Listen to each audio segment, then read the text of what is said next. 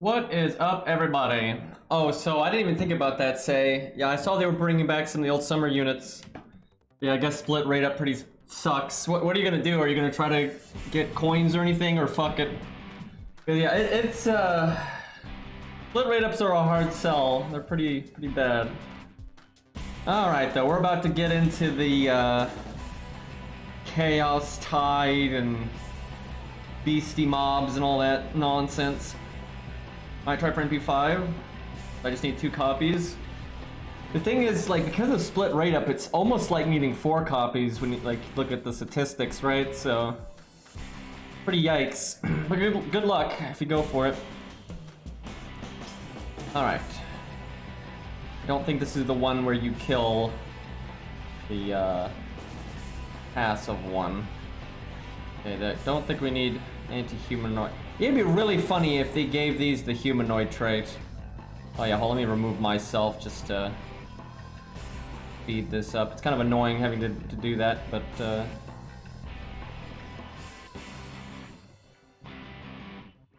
alright, let's see here. Yeah, who is the other 4 stars? Acanis? I didn't look. Zashi, thank you for the 13 months, man. I'm moving to Japan for 6 months. That's a pretty big development. In about a week, so I won't be around as much, but you can still get my Prime sub. Thank you, dude. I really appreciate it. Also, I know it's really hard to keep up with Prime subs, so yeah, and what would you say in about a week? Yeah, we'll try to get that roguelike running then before that. But good luck, man. Hope you have a good time. Alright, what are we gonna summon? Why does Cairo have that equipped? There must be some specific reason for that. Well, it's still better than Jason. Sorry to say. Wait, Jason has not been used in a... Like, he's been used for his buffs, but that's about it.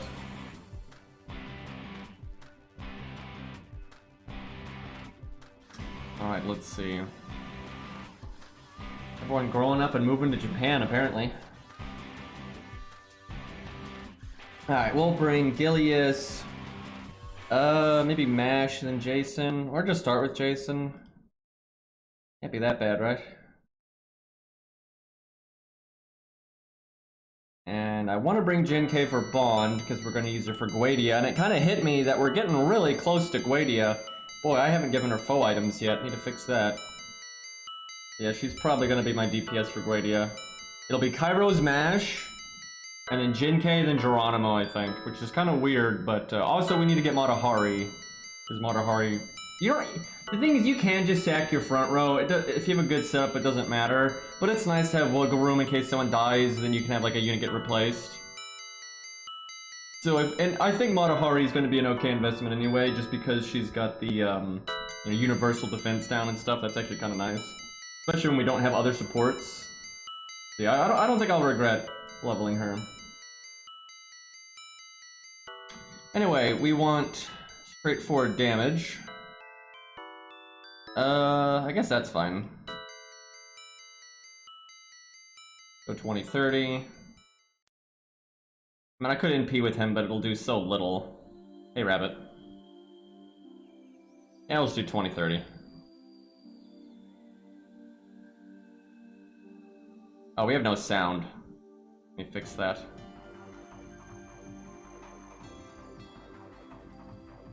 Uh, 20-30 on Mash. Anniversary Blonde, because I want the XP. What is the... Oh yeah, this one is so useless. He didn't even go to that school. Wearing the uniform, what a loser.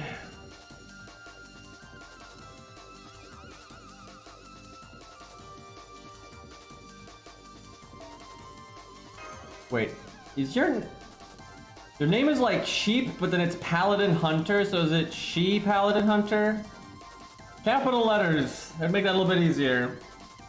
Yeah, my brain reads it as Sheep Paladin Hunter. Oh wait, this is the one. No, this one I think fights back. Yeah, I don't think this is the one that you just did a freebie on. Oh, you know, I think I remember this one. I think this is the one where it like summons the mates. So if you actually one-turn this guy, the stage is way faster. You kill him right away. But yeah, I think he summons buddies. You know what? Let's see if we can get really lucky here. I don't think so. It's just Buster and attack up. I mean, maybe if we triple crit. Let's see what we can do here. 30, 50, 70. No. Man, that'd have been so cool. Oh, maybe he doesn't summon other ones. Am I crazy? Also, he instantly yeeted our buffs. Maybe it's when he dies. Yeah, that'd make more sense for them wanting to fuck with you. That sucks that we just lost all of our buffs like that, but they do that a lot in these coming stages.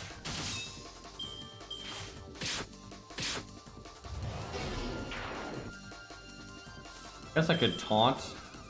I should only do that if I'm wanting to protect other buffs. I want to make sure he does that Buster attack, so I didn't want to one-shot it. Yeah, there it is. Okay. Not quite how I remembered this stage being, but I was at least in the ballpark. Okay, I am going to taunt now and try to protect our NP buff here. Look at that Gilius art chain, so useful, guys. Whose idea was like anything with this unit? Like, he's almost good, that's what's frustrating. He's much closer to being good than Jekyll and Hyde is. Well, he didn't remove the taunt, I'll take that. I don't want to cast anything else though, because it's probably gonna smack me in a moment. Lucky 80% crit, let's go, don't Hans me. Although we don't have our Buster buff, but still. Oh, I'll take 55. If I had my Buster buff, we probably would have killed there. Okay, there's the buff removal. No point in doing the Buster up, because it can get removed, and I don't have a Buster card. We'll do that. That should kill. I think there's probably one more of these. Yep. Oh, hey, we get to attack him.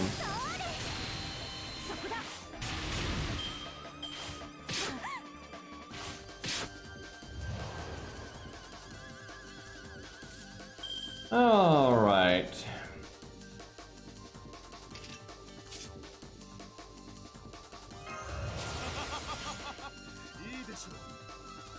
Yeah, this has got lower crit. It's got the Buster up. I don't think I take the higher crit chances.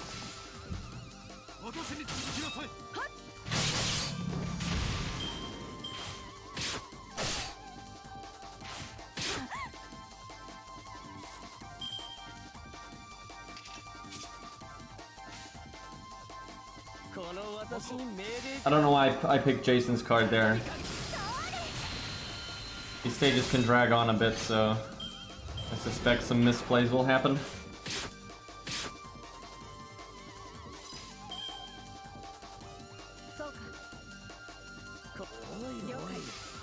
Crit, come on. Work with me. No, okay.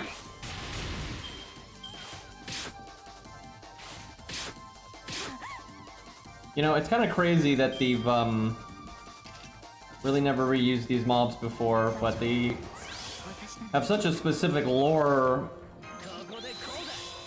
that, like, you can't just slap them. They'll probably eventually reuse them in, like, an event or something, but yeah, it's pretty hard to reuse them without it being BS. I think the only time they reused them was, like, the Enkidu interlude, and that's because it was dealing with Babylonia stuff.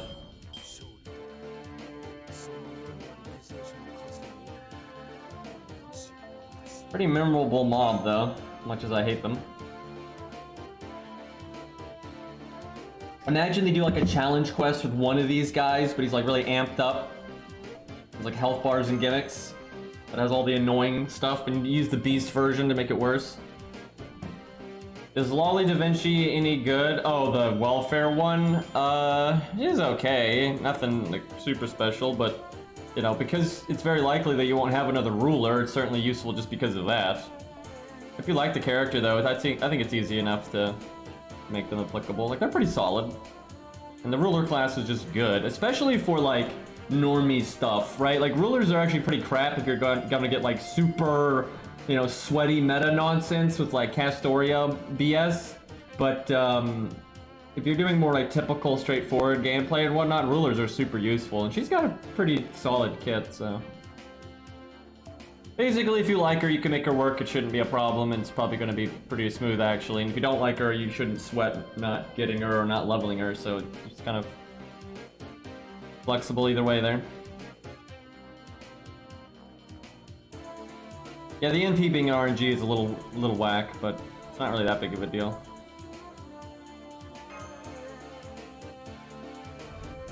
Yeah, they didn't rerun that event, although I'm not gonna really complain because that was not that fun of an event, although I do feel bad for the people that miss out on the loot. And what they need to just do is do proper main interludes. That's what they need to do. That way, the people that don't want to deal with the rerun spam don't have to, right?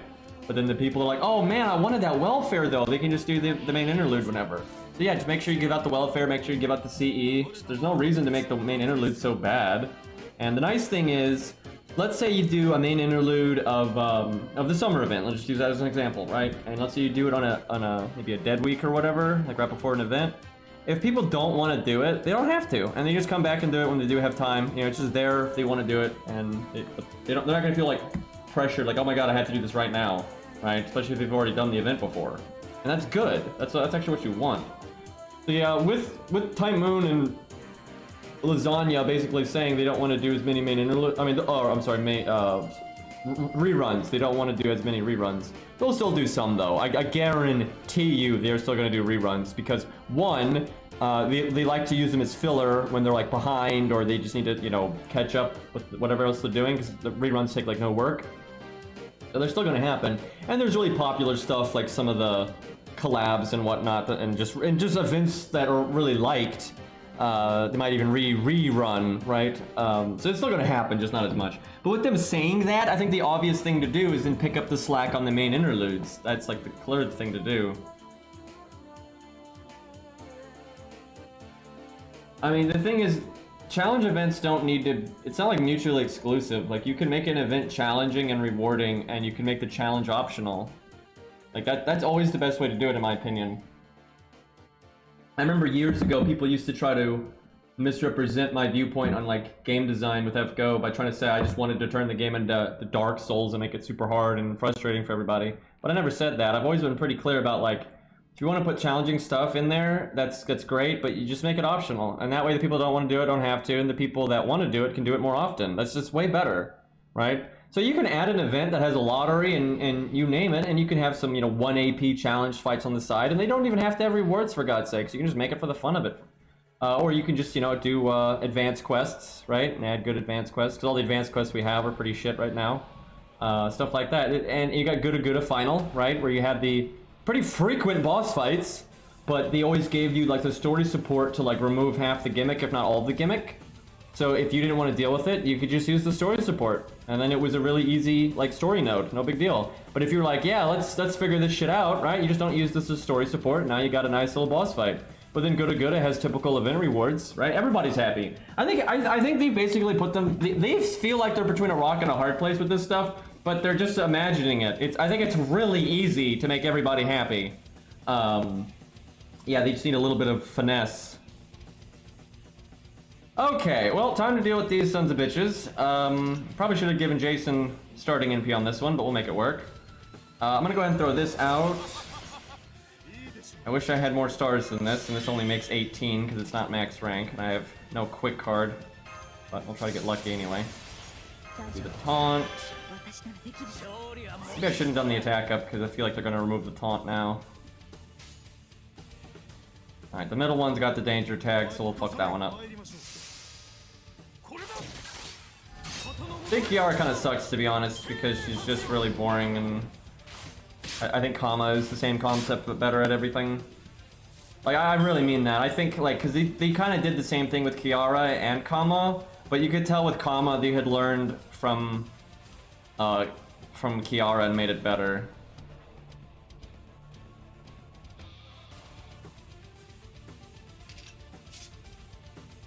Alright, let's see here. They haven't done lotteries though with challenge stuff in a while. They kind of started separating that.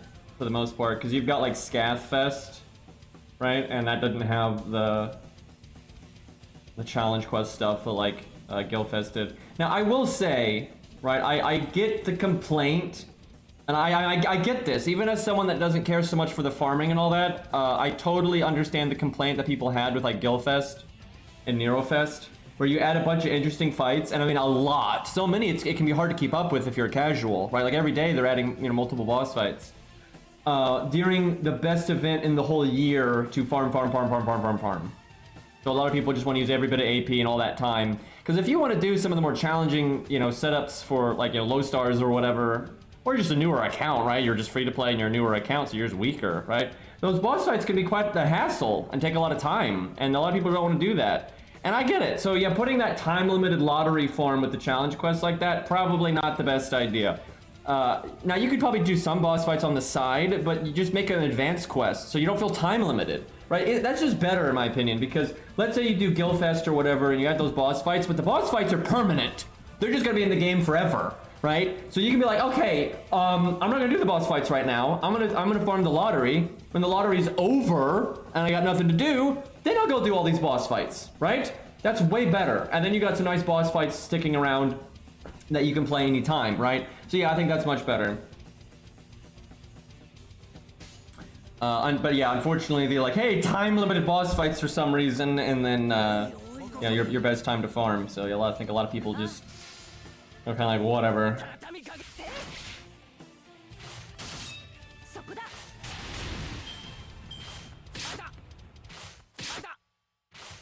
So with Tesla Fest, you know, I mainly played that on my main account, and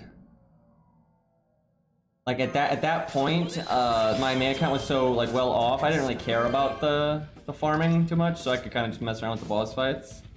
But yeah, kind of same-o with that. And again, the Tesla boss fights you could just make permanent. You know, I don't see why not.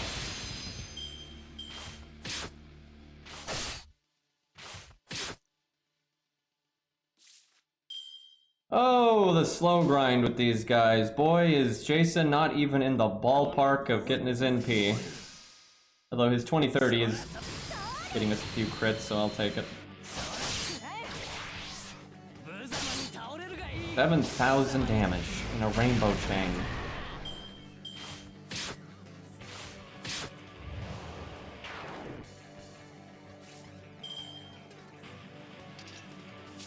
But like, I think what maybe the person was referring to isn't necessarily Tesla Fest, Nerofest. It's just any kind of event that was just more aimed at the gameplay, right? Like Edmund, the Edmund event, right? And I would like to see more events like that, because those, first off, if you don't do them, it's not that big of a deal, but the reward was from the boss fights, and you didn't have to farm, right? You did like one boss and you got a big, you know, chunk of matches from being the boss, right? And then you didn't have any tedious stuff to do. So like, that's kind of nice. So I think doing that every once in a while. And just new stuff, right? Just do things that are interesting instead of just the same-o all the time. Okay, we're about to get absolutely blasted here. I might be able to kill this guy. So they only do 2 NPs. Let's see here. I'll do Buster Chain, 44k. Yep, I agree. They kind of used Grail Fronts for like that very gameplay focused style event, and they even said that was like the idea of it, so they could make events that they didn't need Type Moon for to do like writing. But they're just not very good. Like, they're just not very good. This is the problem I have with Grail Front, is they're less fun than just like core gameplay, right? That's kind of where that interview did. That was kind of silly, because they basically said they wanted Grail Fronts to be where like Time Moon didn't need to be involved, and like the gameplay people with the dev team could just kind of make what they wanted, right? So it's just kind of a generic, you know, Grail War. That's the whole point. But like, you could have done that and still used the regular gameplay, because Grail Front gameplay just isn't very fun, right? It's very simplistic. The game is not designed around it. Like fighting an actual boss, like in Tesla Fest or Fluffy, even though Fluffy's kind of overstated for free to play, but you know, it is what it is. But anyway, that kind of gameplay is more interesting than Grail Front, right? And now they say Grail Front's not fleshed out, which I agree with, and they're gonna try to like fix it, but That just kind of seems like a lost cause to me. But I guess we'll see.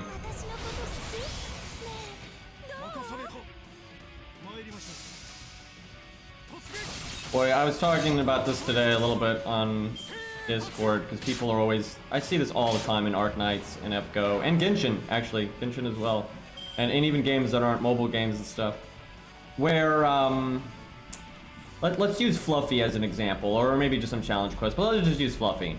So, Fluffy is kind of well known for being kind of a bitch, right, in terms of, like, difficulty. Especially for free-to-play, you know, not like super established accounts, or, you know, just free-to-play, you know, not whaling and stuff. Just, you know, huge stat check, right? A lot of, and even though there's skill required to beat it, yeah, the stat requirement is much higher than normal, right? Like, that's just there's a very large stat element to it. And because of that, the more simplistic your setup, like the more free-to-play it is, or the more low-star it is, or just like the lower your skill ranks, all those kinds of things, it's going to introduce more and more RNG into it, because you're going to be cutting it closer and closer, right, to being, like, for it to be reasonable, right? And I see this a lot. I see this in, like, Arknights from time to time. They generally do well with that, though, but, like, Arknights sometimes, you know, Genshin, FGO, whatever, they'll put out a boss fight or content or a challenge mode or whatever, and then people will say, oh, it's totally reasonable because this guy on YouTube beat it with, you know, all low stars or whatever.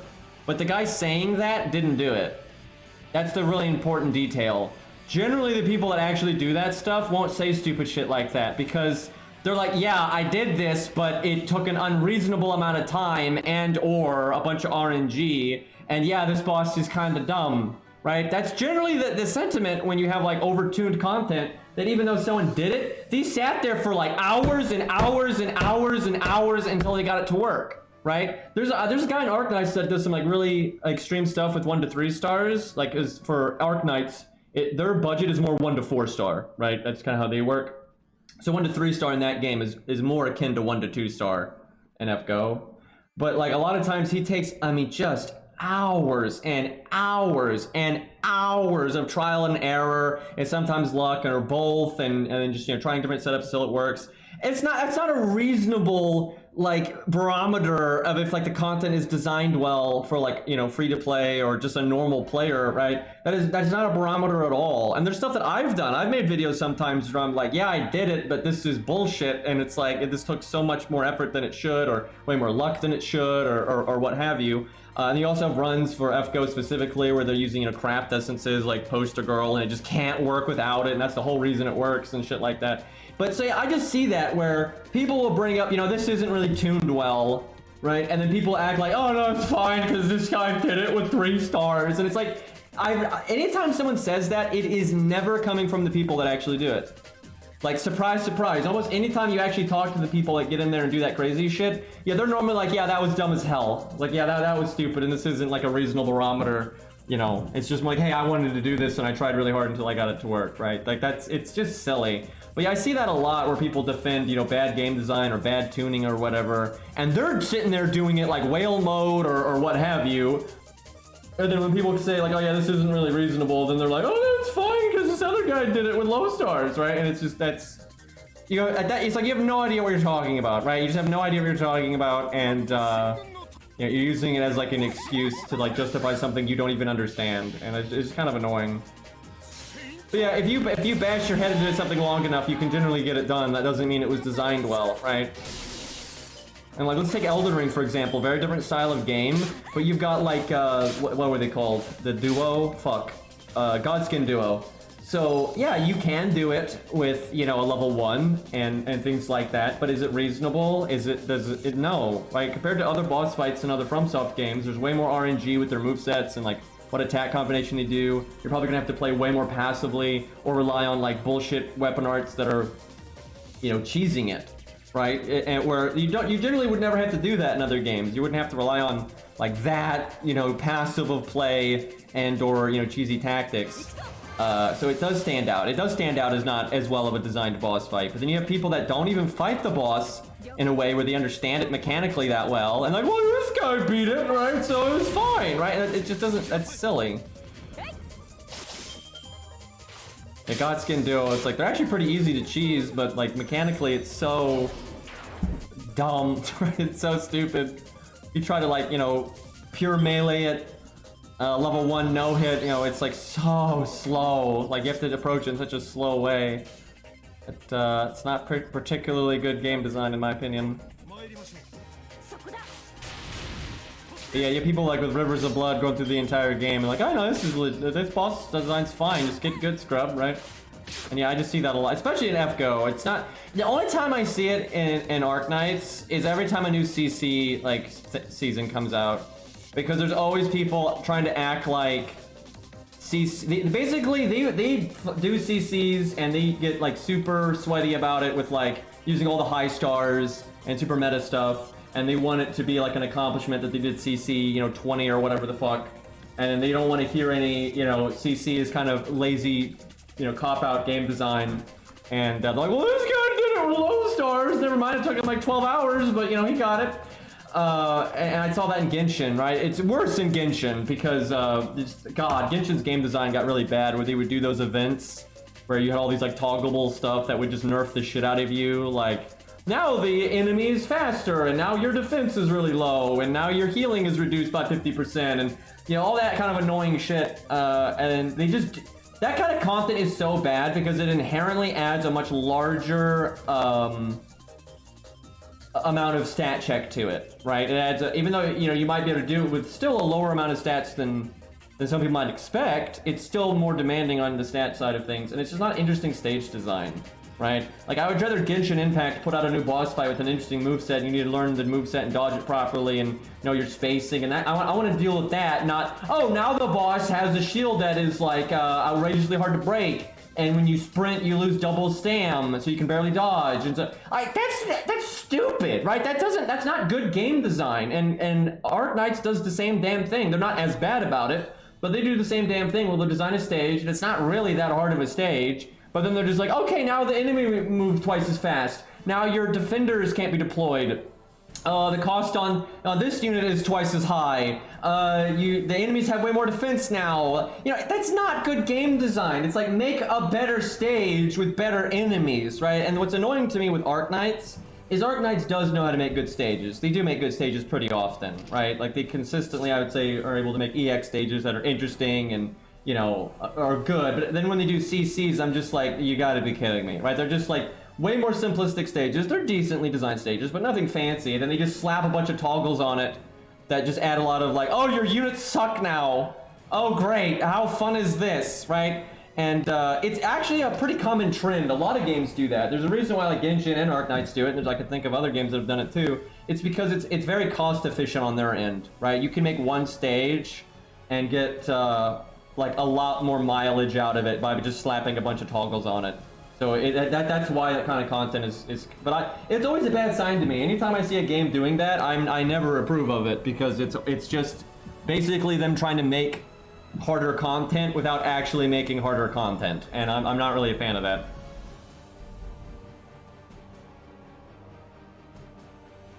See, the thing is, Elden Ring's not really doing that though, because like there's a huge difference between let's see, this might be a strange parallel between Elden Ring, but like a fighting game, right? So fighting games, not always, especially in the more modern era, this may not be as much of a thing, but it still is. But so some fighting games, you'll have a variety of characters, a variety of like difficulty in like playing them, right? Like how hard it is to master them and to use their abilities and whatnot. And so if you're like maybe new to a fighting game, you probably aren't gonna play one of the characters that has like more complicated inputs and their combos are really difficult to understand and stuff. You're probably not going to do that. Maybe you do because you want to, and you want to, you know, get in to the hard stuff right away. But most people are probably going to, you know, when they're getting newer to a fighting game, they're going to be more likely to pick something easier, you know, and more straightforward. And Elden Ring's pretty similar to that, right? You can take an approach where you're going to be like, you know what, I'm not going to level up a bunch or what have you.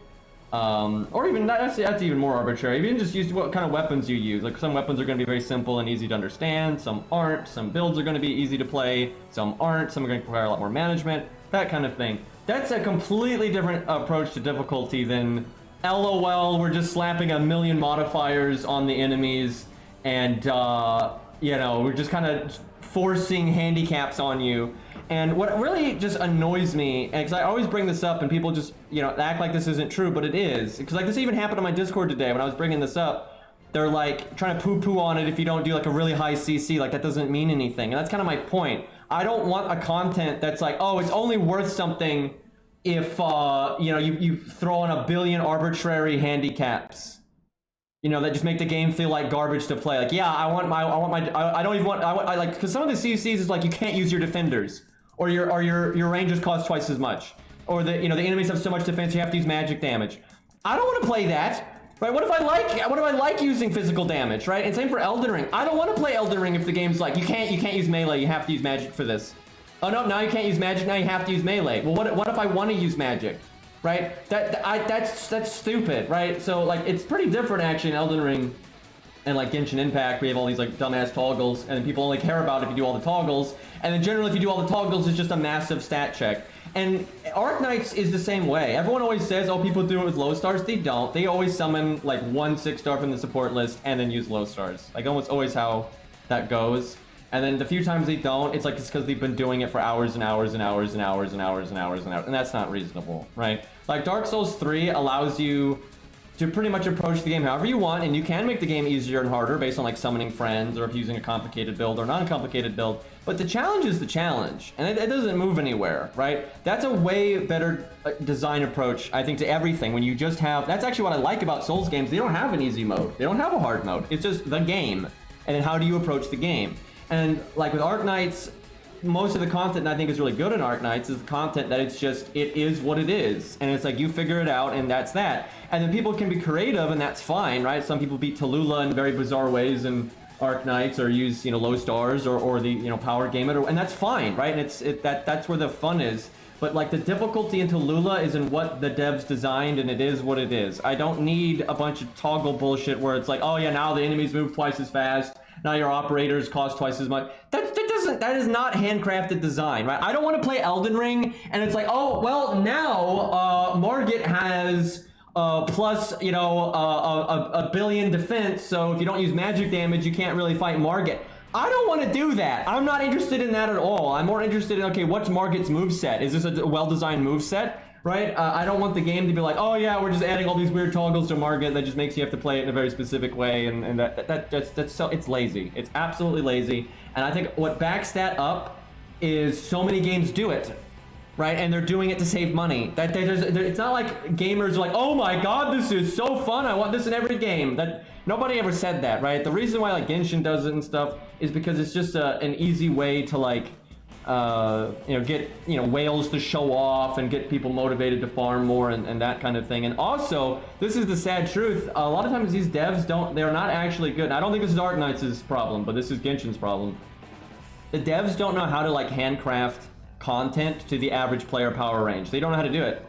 They don't know how to do it. Because like in Genshin, if you're like farm, right, and you just got like super min-maxed units, even if you're free to play, but you've just farmed and farmed and farmed and farmed, and you've theory crafted and gotten like the best gear on all your characters and stuff, that your team, not in terms of your skill, not in your ability to dodge good and understand movesets and all that, but the raw numbers that your team can pump out on both survivability and damage and stuff is so high that the average content that would be reasonably scaled to like a normie, you can kill in like a second.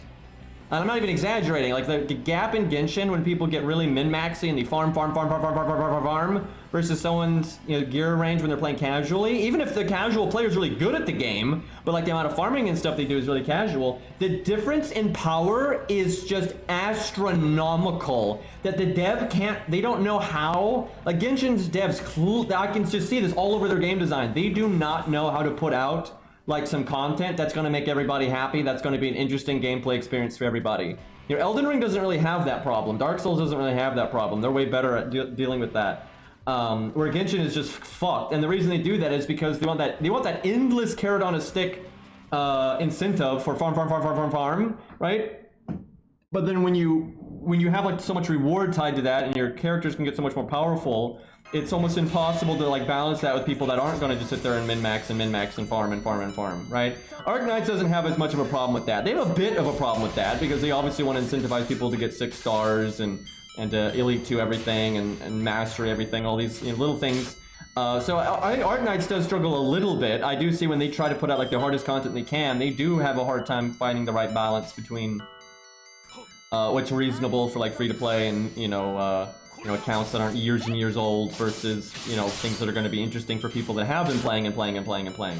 Now I think Arknights has found a much better balance to that than Genshin has. But actually, I'll give this to FGO. FGO is actually way better than both of them. I'm always saying Arknights is way better than FGO at a lot of stuff. But if there is something I can give FGO, it's definitely this. FGO does a way better job with their stat lines for enemies and stuff. They have found a pretty good middle ground between free-to-play and whales, and the game doesn't just keep ramping up and making you farm and farm and farm and farm. You don't have gear to farm, right? You get your characters to the max level and 10 to 10 their skills, you're pretty much done, right? And that's not like an endless grind. It isn't, right? It's a set thing that you can meet. And like when you get to Lost Belt 3 and on or whatever, the enemies aren't really getting any higher or lower stats.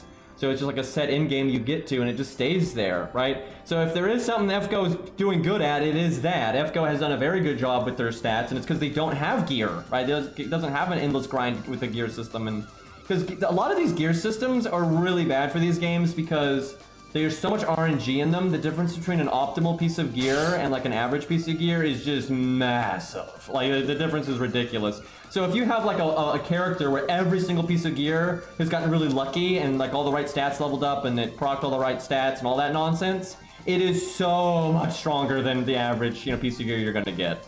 And that just makes a huge stat gap difference between like someone that grinds non-stop versus someone that doesn't, right? And Genshin has that problem, and a lot of these mobile games have that problem. Epic 7 has that problem. Arknights has mostly avoided that, but Arknights I do not think does as good of a job with like the stat line for in-game as FGO does. I do not think they do. That's one thing that I absolutely think FGO is better at. Now, unfortunately, FGO doesn't make any of their in-game replayable, so that doesn't matter as much. But yeah, when you look at the stat line of the average challenge quest, the main story, big boy boss fights and stuff like that, they have a pretty consistent stat line that you can make it to that stat line on an account pretty reasonably. And once you're there, you're there. You don't have to keep farming. But so yeah, FGO definitely wins at that. Now, if they could just make that content replayable, that would be great. But yeah, FGO, if they ever add like a gear system, it's gonna be fucked. It's kind of sad because a lot of older video games, and I mean much older video games, they did gear very differently than a lot of modern games do, and it was actually good. Gear systems are not inherently bad, but I can't think of a gear system that was added though in the last 10 years that was good. The gear systems the way they're used in video games now is fundamentally different than how they were used like a really long time ago. And not to sound like a hipster, but it just is what it is. They've used gear as this like endless treadmill mechanic. That's not what it was like in a lot of older games, and that because of that, that's why the gear systems are so shitty. And they're just like RNG stats, top of RNG stats, and it's not about like beating a certain boss. Yeah, okay, that's a good example. Elden Ring gear is pretty good. I would agree with that. That is more like old school stuff. It's a lot of like side grades and choices based on your build and stuff. It's not like this linear progression thing, and you're not like proccing stats when you beat a boss, so then you have to beat it again until the right stats proc, right? So yeah, that actually is a good example. I don't know why I didn't think of that, but that is a good example. But that's rare, right? Like Elden Ring, Dark Souls, Demon Souls, those kinds of games, that kind of gear is almost unheard of now. That used to be pretty common back in the olden days. But in recent games, not just mobile games, I mean, you look at most loot shooters and stuff like that, it's all RNG, linear progression, like you get level 10 loot, and level 20 loot, level 30 loot, and all that kind of shit. Yeah, that's pretty standard now, so I think that's bad. Well, really, a really easy way to go into detail about what good gear design, I would say, is like Dark Souls, right? Where it's more about meaningful, you beat a certain enemy and you get a certain piece of loot, and it's not like, oh, did it proc this? Did it happen to get strength, or is it a useless stat? Right? You don't worry about that. The boss just drops this piece of loot, and then you beat the boss and you have that piece of gear, and like that piece of gear is not necessarily like just better than everything, but it's like maybe it's good if you're this kind of build, and it's good if you're wanting this kind of option. It's like side grades and things that are designed for a certain kind of a character. and that kind of thing. And you can have some rare stuff like the final boss dropping like a hell of a, you know, a good long sword or whatever. That's fine. But yeah, it's not about like, oh, I've been grinding this node over and over again, and the gear keeps procking flat stats, and I want percent stats, but I'm not getting the percent stats. And then now that I'm a higher level, instead of doing this process for level 70 gear, now I'm doing it for level 80 gear, right? That kind of linear like gear progression, I think, is generally bad. Now there's exceptions, right? Like some MMOs back in the day, I thought actually did linear gear progression pretty well, I would say. And you have maybe an indie game here and there that does fine. But generally, that kind of linear style where you got, okay, these enemies drop level 10 loot, then you just generically get farther in the game and you level up. Now they drop level 20 loot. And then that loot can proc this stat or that stat, and it might be, you know, when you level up the gear, it might, you know, level up the right stat or the wrong stat along the way, and it's just like, that shit is just there to make you grind, and also, you're just getting a numerical advantage as you progress, right? Where, like, a lot of gear in, like, Dark Souls, for example, because I think Dark Souls is a bit better about this than Elden Ring, to be honest.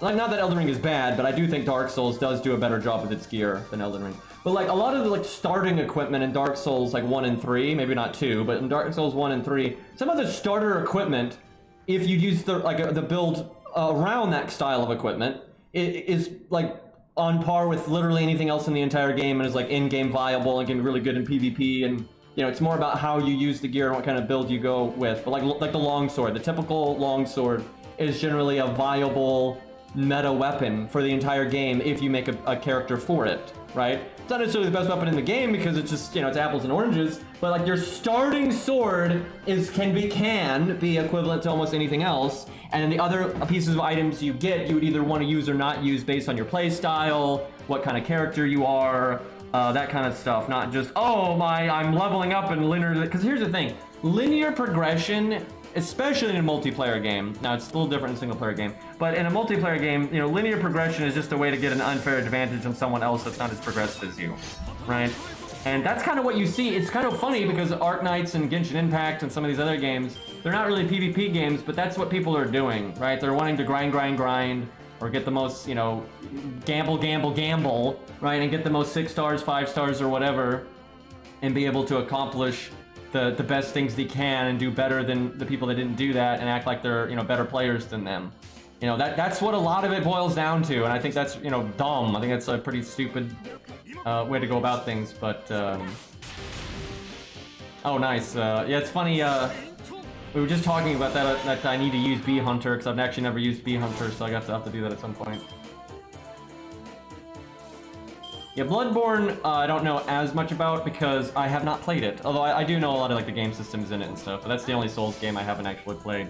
But hopefully it'll come to PC someday and I can rectify that.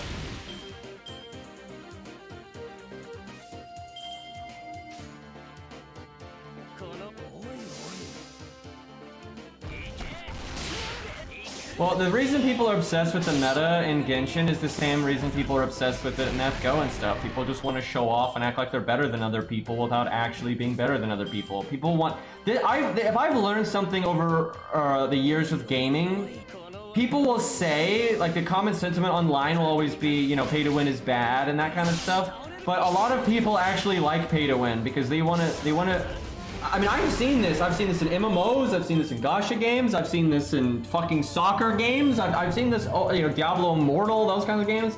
I see this everywhere where what people a lot of times actually want is they want to feel elite, be it through, you know, a fighting game or a mobile game, whatever it is, but they want to feel like elite, they want to feel better than other people, they want to feel special.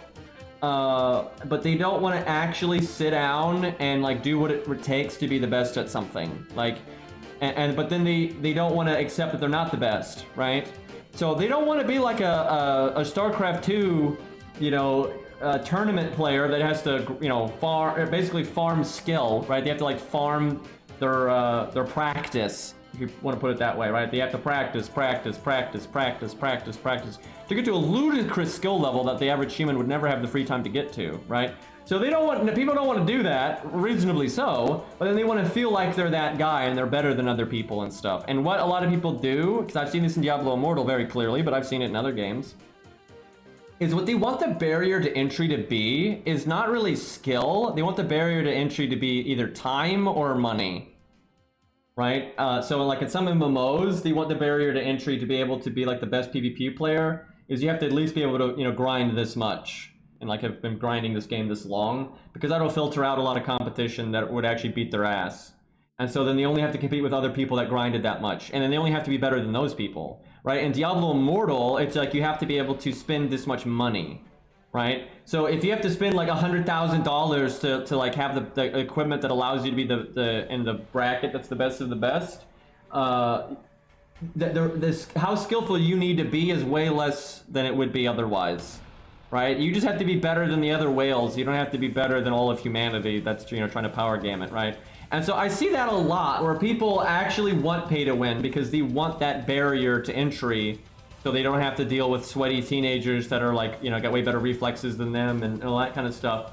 It's very common, and I see that with gacha games where the people want to feel like they're special and they want to be able to buy their way to fame, right? And because I'm not going to name names, but there are some people in the FGO community that are only like, they only have recognition because they spend a bunch of money. They don't actually do anything that's special. They don't, right? And the reason that they get like a, you know, social media hype is just because they spend a lot of money, right? And that they know that. They want to jump the line like that. They want to be able to be somebody in a community without having to do something, you know, that takes a huge time commitment or be very skillful or what have you. And that's very common for humans, actually. A lot of humans want that. They want to be able to skip the line through this means or that means.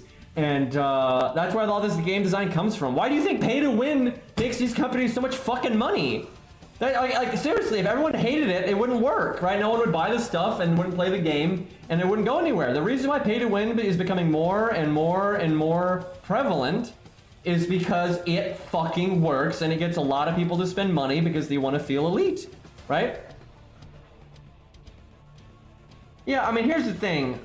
Like, I'm getting older, right? I'm not as good at some video games as I used to be, right? And so, like, sweaty teenagers are gonna beat my ass and, like, you know, if it's like a reaction-based game now, right? Like, there's just, you know, I can keep up to some extent and if it's the right genre, because I have, you know, like, knowledge and stuff, but you know, if there's like a teenager or someone that's going to take a fighting game or whatever really, really seriously, now that I'm older, I'm not going to be able to compete with that. I can compete with a teenager that sucks, sure, or that's just average or maybe a little bit above average.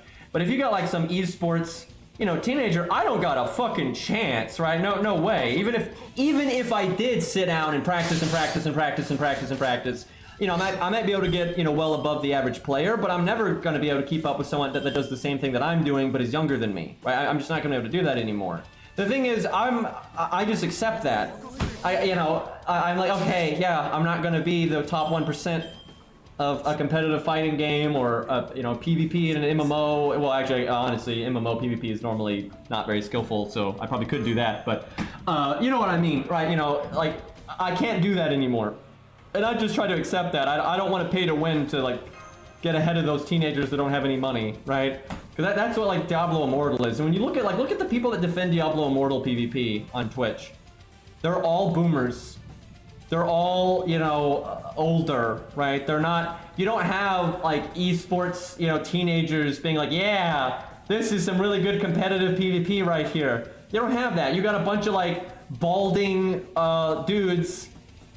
You know, wanting to have their, you know, elite circle and act like they're the top of the food chain because you have to spend like $100,000 to actually do it, which obviously most teenagers can't do. So, yeah, just accept it with grace.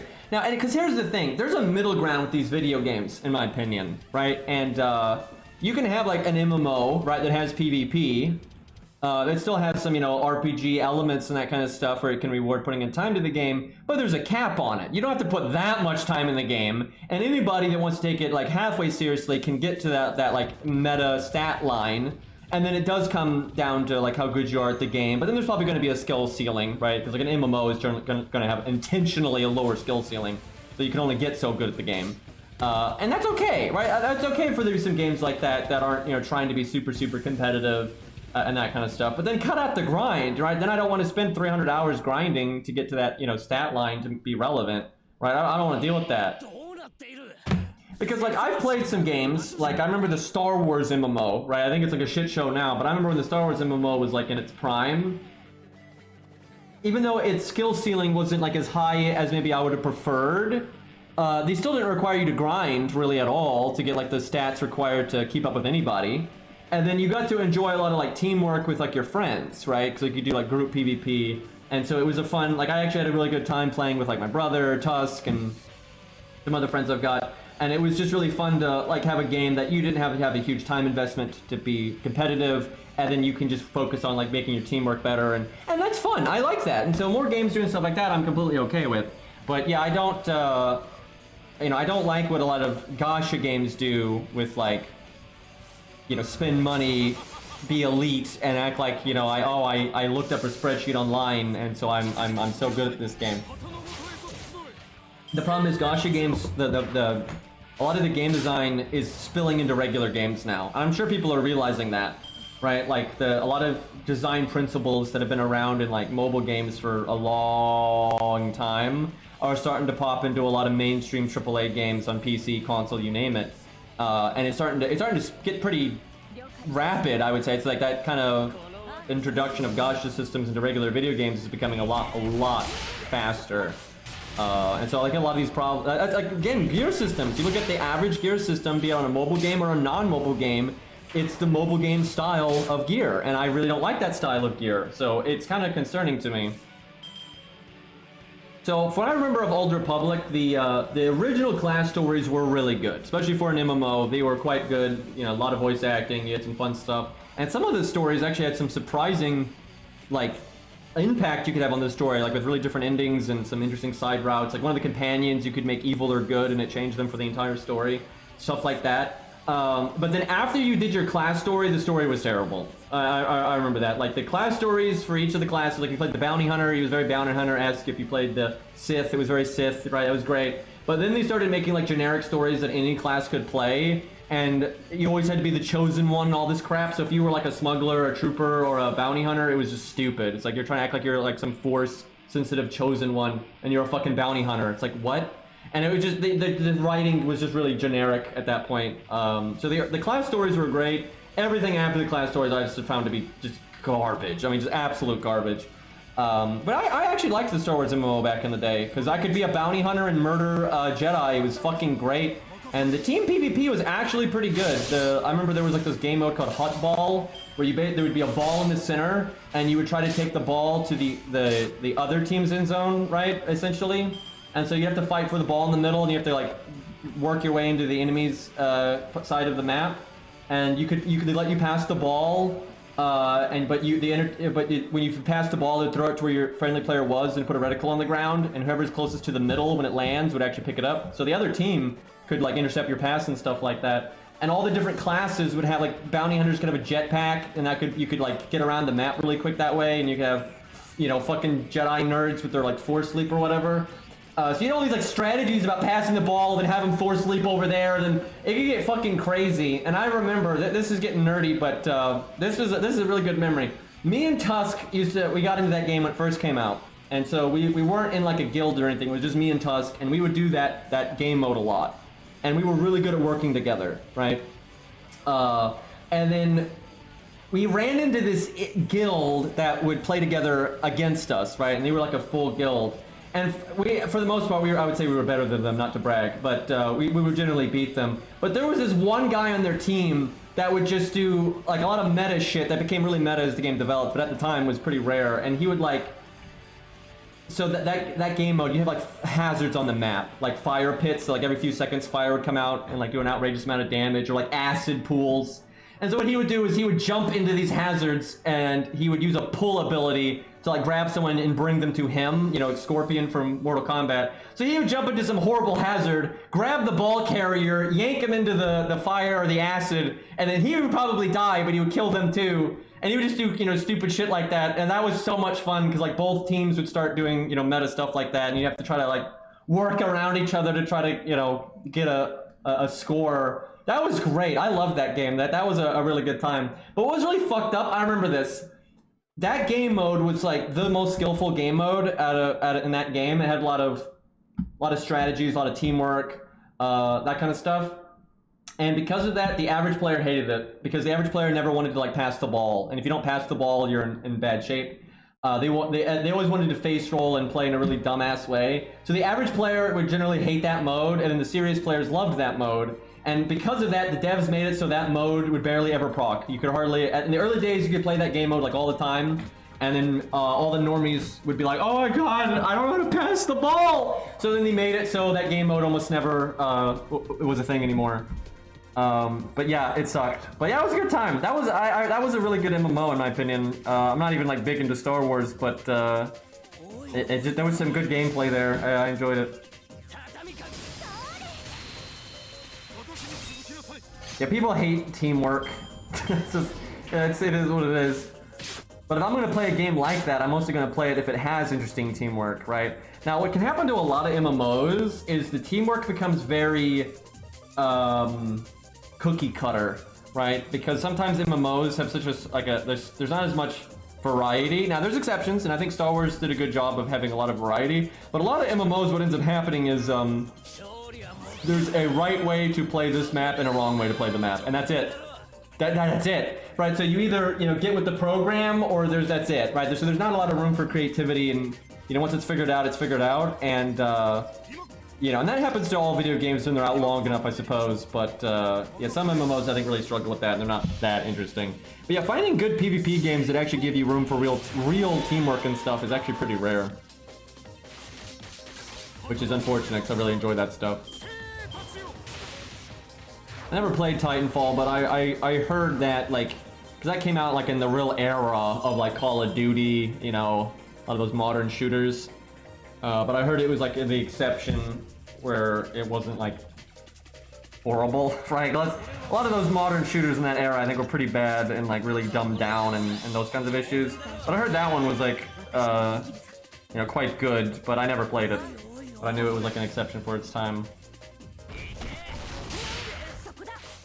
There's still 5 of these guys, and Gilius is almost dead. That's not ideal.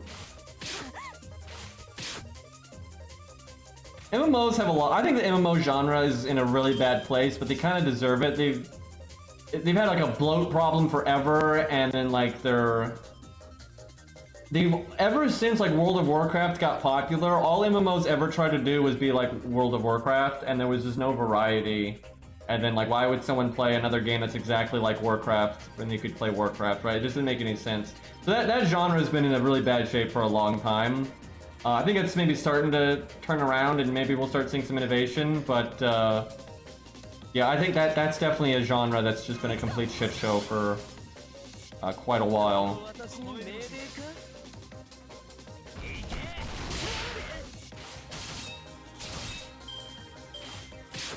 Oh yeah, it is right. Riot is making an MMO. They definitely have the budget where they could do whatever the fuck they wanted. But here's the thing, I've seen this really clearly because I gotta be honest, most people that want to play an MMO are not the up-and-coming generations. They just want to play different stuff entirely, which is totally fine.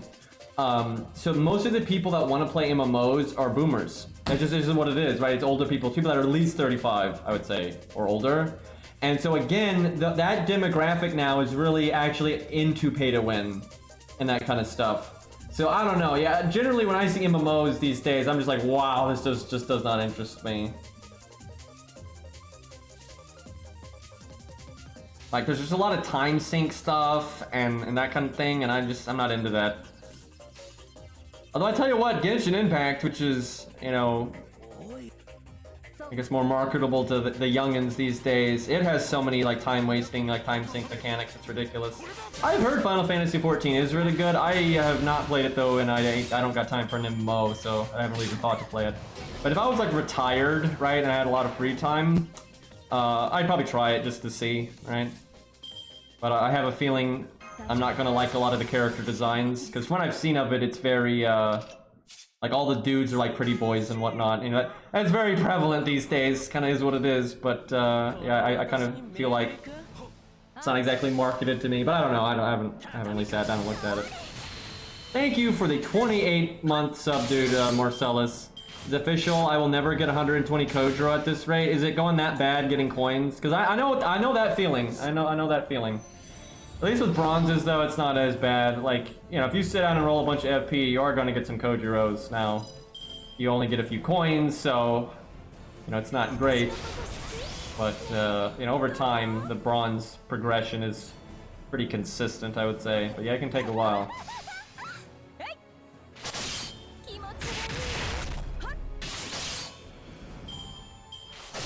I think a lot of MMOs focus too much on though, like, just being overly convoluted with systems and just wasting your time, and they don't make just good fundamentally fun core gameplay and that kind of stuff.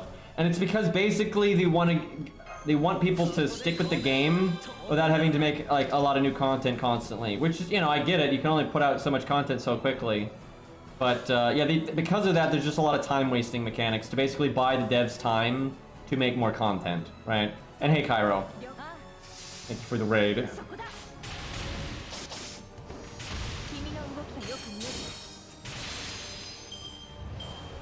I'd say that's been definitely a sour spot for me though in a lot of video games coming out these days, especially the Asian ones.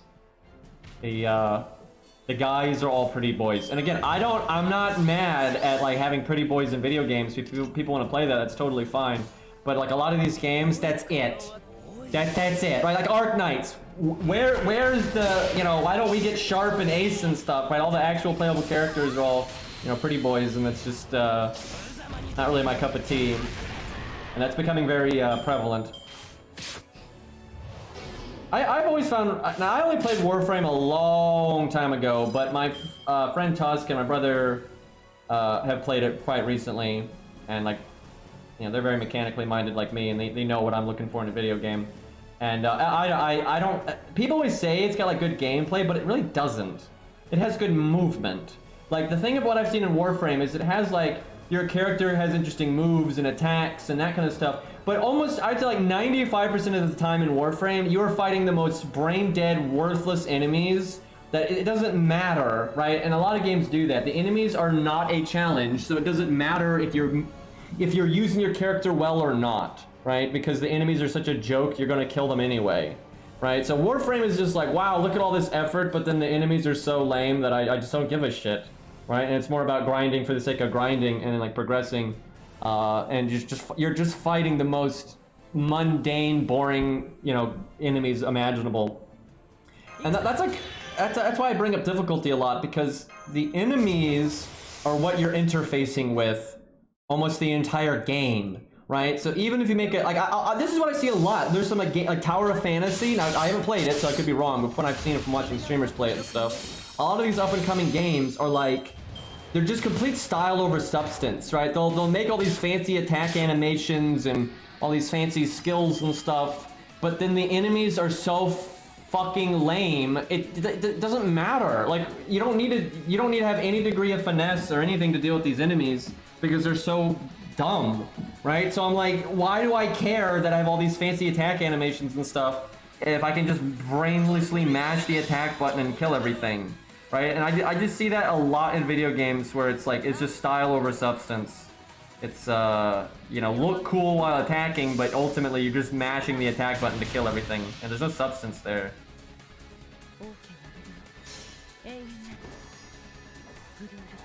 How do you feel okay, so DMC, right, so don't ask me how do you feel about DMC regarding that. DMC, in a way, is similar to that. Now, the enemies I would say are worthless. There are some enemies in Devil May Cry that actually are pretty nasty, and you do need to, like, at least respect, like, a gimmick they have, right? Depends on the game, though. I think DMC 3 is the best about the enemy design. But ultimately, your character is so powerful in DMC that it's generally pretty easy to let the baddies have it. There's a few bosses and stuff, though, that are quite tricky, I would say. Again, depending on the game.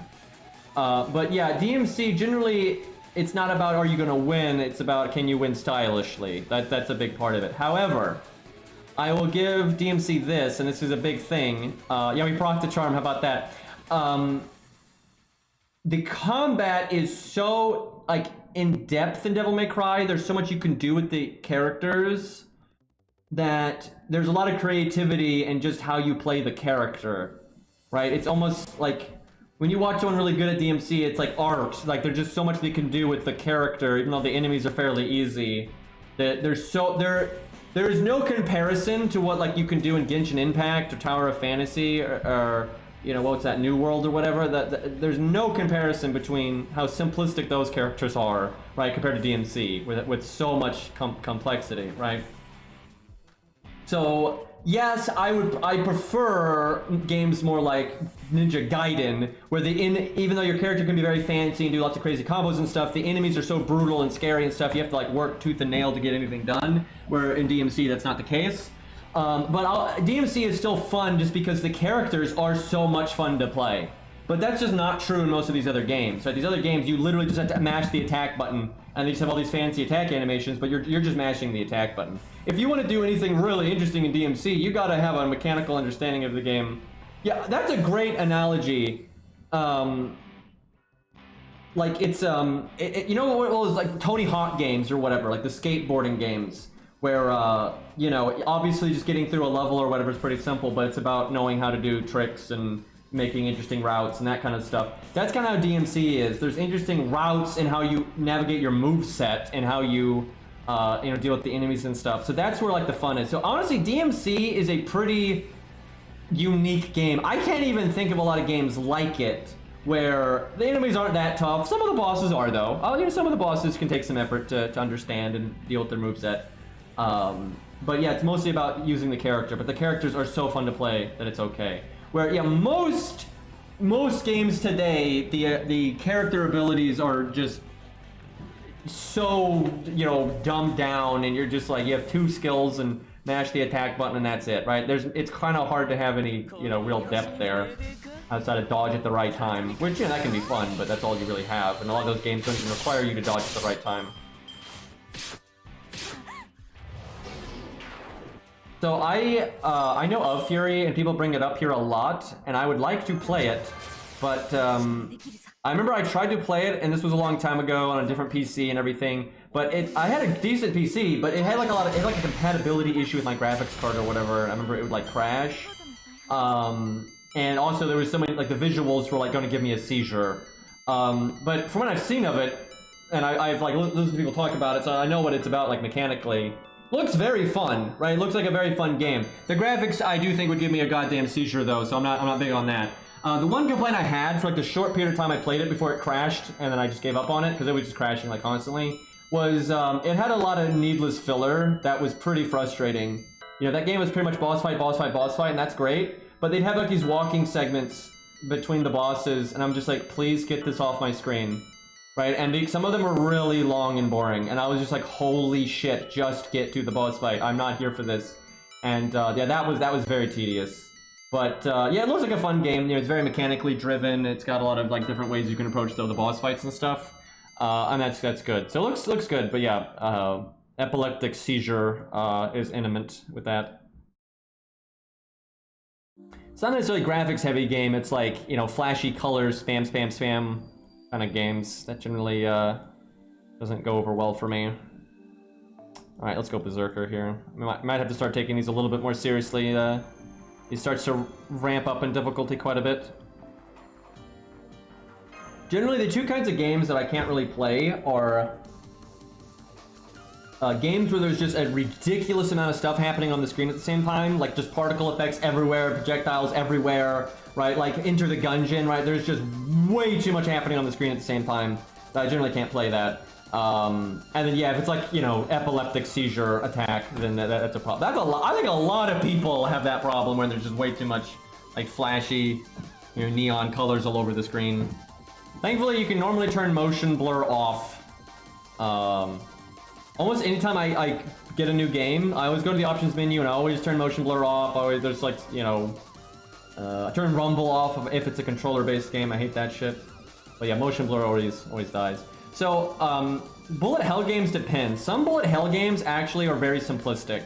Like, all the projectiles are the same color, the map's not moving around, so it's just your character, ship, whatever, and then, like, a bunch of, you know, projectiles. And that can actually not be too bad, but it depends. Some bullet hell games, they're just like, there's all these different enemies moving around with, you know, this one's shooting purple stuff, this one's shooting regular bullets, this one's shooting magic, this one's making a fire spinny move, right? This enemy's big, this enemy's small, right? The screen is really zoomed out, your character's tiny, right? There's like all these, you know, background particle effects, like Enter the Gungeon, right? You have all this different nonsense on the screen at the same time. that's just too much, right? That's just too much stuff.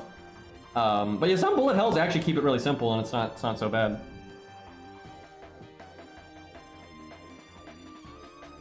I mean, Arash and Spartacus are always good for farming. They're not necessarily the best options you could ever have. They're some of the best options for low stars, right? But you might have some high rarity stuff that's going to have like better self battery skills, so you could bring more farming CEs or whatever.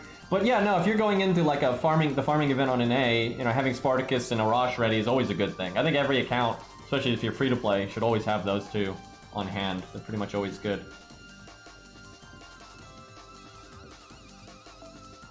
Like, you can have a degree of motion blur, like if you're trying to indicate speed and stuff, but there's actually a lot of effects and stuff that can give the feeling of speed, right, in a game. You don't have to use motion blur. But yeah, racing games, you're normally not like turning on a dime, right? You normally have like curves and that kind of stuff. So the issue with motion blur is actually way less of an issue there anyway. You're not like drastically changing like what's around. You're not like spinning. Like you might like spin the camera in a third-person game or something like that. You're not gonna really do that in a racing game. Yeah, if you're just now starting to play, right? Like if you're like a week-old account, then yeah, Spartacus Arash, you'd be hard-pressed to find a better farmer than that at the beginning of the game, so. And honestly, in the long run, they're amazing. The only time that they're a little bit less good is lottery events, just because you might want to use the craft essences. The thing is, I don't remember that event super well. Does anyone remember if the farming craft essence has starting NP? Because if the event CE has starting NP on it, then Spartacus and Arash are very, very good. If it doesn't, they're not as good, right? Because they'll have a harder time getting their NPs. Now, they're still better than a lot of other nonsense out there for low stars, because most of the other low stars don't even have their own batteries. So, I mean, like, they're the best option that you got. So at least some self-NP charge is better than none. It's a gut CE? Okay, that makes sense. Oh, Mordred. Yeah, Mordred's really good. But yeah, if you're a new account, you don't gotta stress, you know, 3 turning the nose. You just want to beat them. So yeah, Spartacus Arash are great picks. So yeah, if you got like a Mordred, you can use Spartacus Arash. That's a pretty good starting lineup.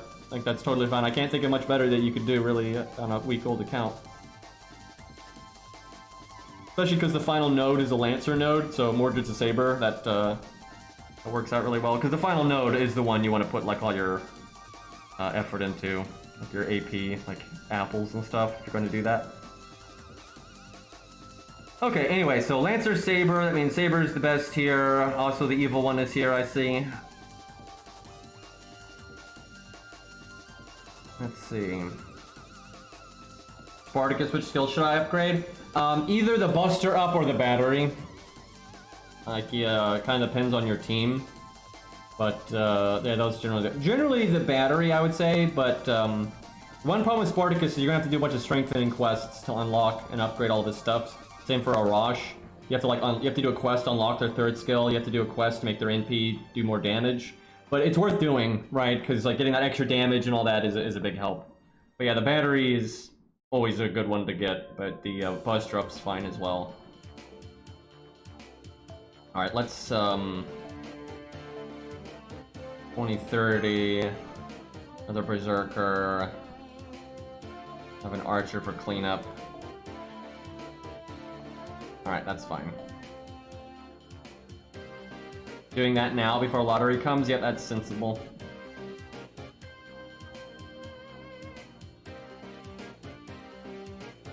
But yeah, it's always good to get more battery. Just get your MP faster. That's always a good thing.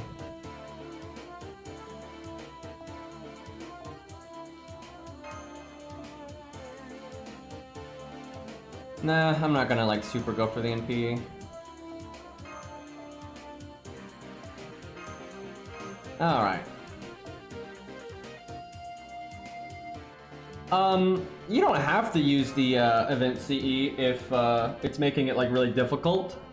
But the more of it you can bring, the better. But if it's causing you like a lot of grief, you could just put it on like the 3 units in your back row, so you have some kind of bonus.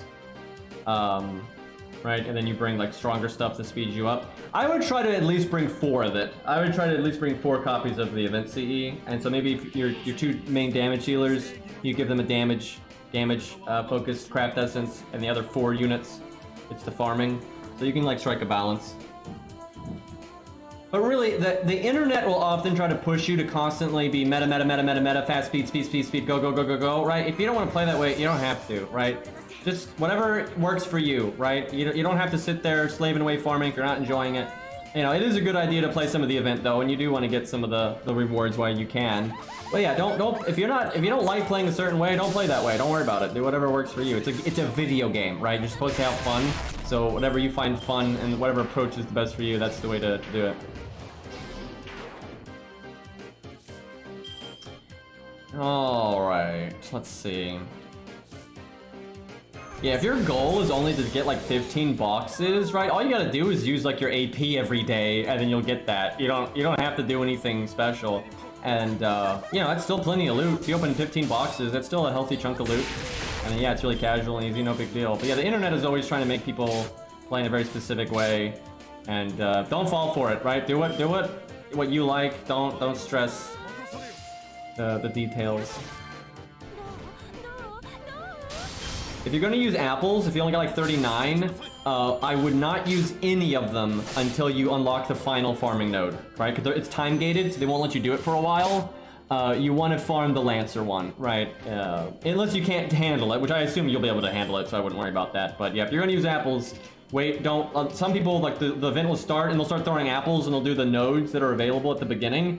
And those nodes at the beginning are not as good, right? So yeah, I would avoid using your apples until the good stuff is available.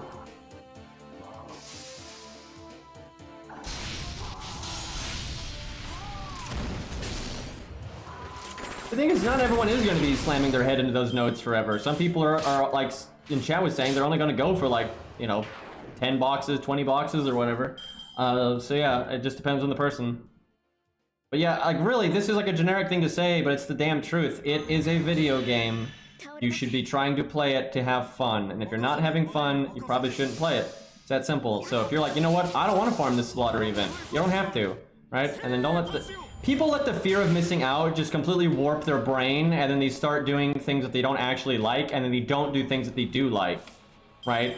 So it's stupid, right? So just, you know, remember, it's a video game, right? That's very important. And so yeah, try to focus on what you actually have fun doing. And if that means you want to take a break, right? It's not a big deal. I'm probably just going to do the event for the skin and SQ. I mean, yeah, fair enough, right?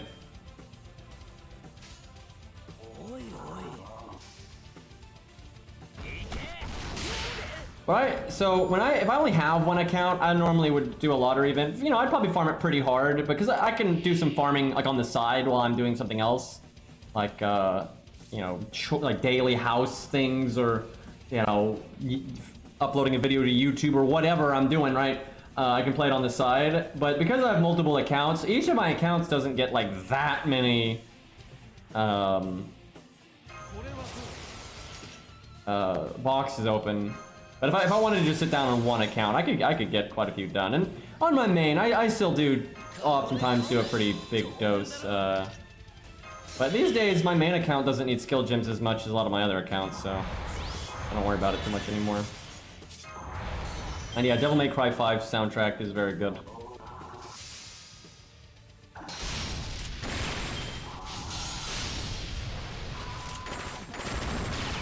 Yeah, you really, especially as a free-to-play, because this is really relevant. A free-to-play person, you're going to get new units, of course, but you're not going to get them at as fast as a rate as like whales and stuff. So the amount of like gems you need per year is a lot less. The amount of QP you need per year is a lot less, right? So as a free-to-play, you can get to the point where you've leveled up all the 1 to 3 stars. You know, you've leveled up all the golds you really care about. And so you only have to get new mats for the occasional new unit that you get. Because early on in an account's life, you have a billion units to level up because you have all the free-to-play units, right?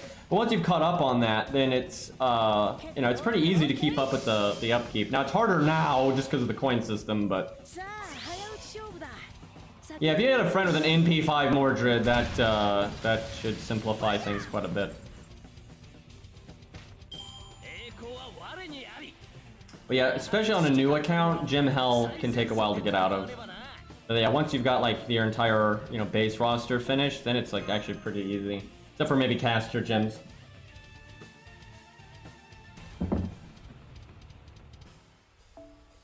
He's having a bad day. How likely is it to pull Artorial Lily? Well, she's an inevitability because she's an FP summon and she's more common than Angra by a pretty good amount. She's rare enough though that it's kind of random. If you're actively doing your daily FP summon and that kind of stuff, you're pretty likely to get like Artorial Lily within a month, I would say. And you could get it in the first week, right? But you could get bad luck and it could take longer. But you're destined to get her eventually. She's absolutely not as rare as Angra. And even Angra you're going to get eventually, but that could like take a year, right? Where with Lily, it's generally not going to take that long. Okay, so sabers are good again. No, wait, no berserker. Although our sabers suck. That's like the problem, but they'll do that anyway. I think we'll stick with that, and then yeah, I'll keep him in the back, even though there's Lancers. The final enemy is probably a Berserker, so yeah, Angra is just so rare that it's incredibly random when you're actually going to get him. This might actually be Masashi now that I think about it, and boy did I bring a bad team for that. Now this is not, if it is her, this is definitely not the main fight with her, but good try, Drek. I actually didn't even think you were going in that direction because it was weird that Cairo slotted that. And on these accounts, you know, it's a more reasonable question. That's the first time someone said that it, like, I almost entertained it as an actual question, but I remembered, I got caught once today. It was actually off stream. This is I don't even think this should count, but, you know, I don't think I get to decide. But I was pinging people in the Arc Knights channel, and I was going to ping Cap'n, right? And his name starts with CA. So I typed in @CA, right? And then the list of all the people come up. And Cap'n was number 2 on the list, and my brain saw it as number 1. So you just click enter, right? You don't need like click the 1. So I thought I had Cap'n at the top. So I just, you know, I did this as a pretty quick motion. I did @CA, saw Cap'n, sent the message, and then I realized it pinged that guy, because he was actually at the very top of the list. And he counted that as me saying it, which is nonsense because that's text, but anyway, get fricked, loser. But yeah, and it was funny too because he picked up on it so fast, like he found out like so quickly. But yeah, that was the first time that's happened in a while. You can't always win, and like sometimes actually I need to ping the guy for, you know, this reason or that reason, so I don't even know how I'm going to approach that. I guess I have to DM him if I need to talk to him, because then I don't have to, you know, do the text won't pop up that I'm saying his name, so he's always there. Indeed, he's got spies, because even when he's not there, somebody's gonna report it. Like I remember Lost did that. Caught in 4K. Okay, so we're probably gonna lose this because yeah, I didn't bring a team for this at all, but we'll see. Maybe Gilius is going to impress me. I wish this was rank 10. Also, I wish this was hand number 2, not hand number 1. Oh, that's why Cairo gave him that CE. It's because of Corrupted Ushi. That's why. And not necessarily this fight, but just in general. But yeah, I think that's why Cairo equipped that. I was wondering about that. You know what? I'm gonna do the Buster up. I'll take a 90% crit. And I'll do the second skill too. Please don't buff remove me. At least not before Corrupted Ushi takes her turn. She goes last. That's an abnormal turn order. The middle unit doesn't normally go last, but sometimes they customize it and they like manipulate the turn order like that, and they do it for like a gimmick or whatever.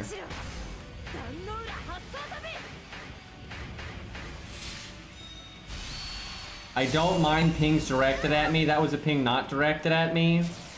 So that makes the difference. Reply to Kana's CE with alerts on. Yeah, I guess that is what. I just fucking said it. Oh my god. That's so. Oh my god. I haven't said it in person in so long, dude. Oh, you gotta be kidding me. Now I'm just embarrassed. Oh my god. Yep, there it is. Okay, there it is. I'm actually surprised at that. I've gotten pretty good at not saying it. I just kind of fucking I like how he gifted white flags, because that's yeah, I just kind of autopiloted what he said, you know, just reading it. Okay. All right, no, okay, I got God on that one. I can't wiggle out of that one. That was pretty legit. You did this to yourself. Yeah. Nice gifted sub you got there. White flags. How did you get that?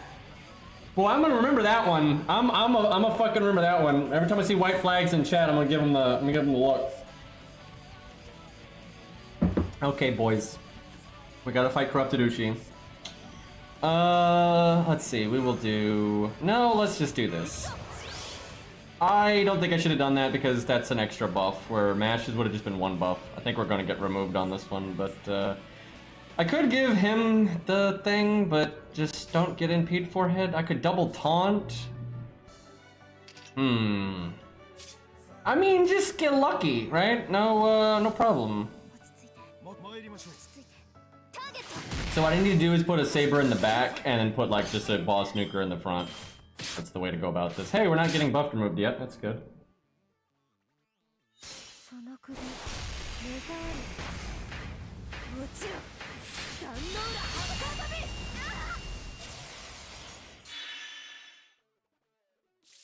I mean, people have tried that before. So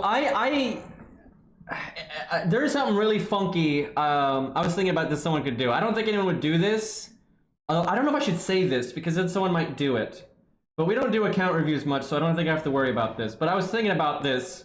This would be like next level strategy. And I'm gonna have to be like very wary of this now because I'm saying it. I'm actually like really on the like iffy if I should actually say this or not. But so when I would do account reviews, people would normally have like a picture, right, at the intro of it, where they'll say stuff, right, you know, kind of introduce the account or whatever, right? And so what someone could do is you make the first letter of like each word in like each line, right, spell out, you know, the forbidden text, right? So like the first word would start with or the first line would start with C, right? And the second line, you know, so on and so forth. And what you would do is for the second picture, because you know I scroll through the pictures, right? The second picture, you then highlight it, right? You just show the same picture again, and you put like, you know, like a red circle around the first letter in, you know, each line, and that's just clearly, because I wouldn't notice it. There's no way I would notice that as I was reading it. And as you get to the second picture and you see the line, right? That would just be like, oh, you motherfucker, right? But I don't think I would fall. I don't know if I could actually be on such guard that I would actually look every time I'm reading an account review now. So I don't know if I'd fall for that now or not. I don't know why I'm giving you guys ideas though. But that would have probably worked if someone had done that. But it might be too late now because you know, I just said it. So yeah, write that down. But yeah, you can do some sneaky shit like that. Like that's like tactics right there. Okay, do I give him the invulnerability or do I just let him die here? I think I let him die there and then I give it to Gilius. Although I don't know if Gilius does enough damage for any of this to be worth it. First off, there's a lot of like logistics problems with account reviews that I don't think people realize. And it's like, 'cause so many people are just gonna send in like the same thing. And then like, I don't really, you know, Ari's busy, right? And Ari is what made that process really easy because she really got that what like needs to happen on the back end to make it work, right? Like with making sure I don't see spoilers and then like putting it in a format where, you know, it's going to be presentable. And then like, I knew I could trust Ari to make sure no one was going to send in like, you know, a picture of a penis or some stupid crap like that, right? So it's a lot more difficult now because Ari's too busy to deal with that kind of stuff. And then also you just have a lot of issues with like, you know, people sending in stuff that's like very similar and it gets repetitive and that kind of stuff. But like we'll still do them occasionally, and like right now I can do them on an occasion if it's like a trusted person. Like I did one for Say because, you know, I trust Say not to, you know, break terms of service for Twitch.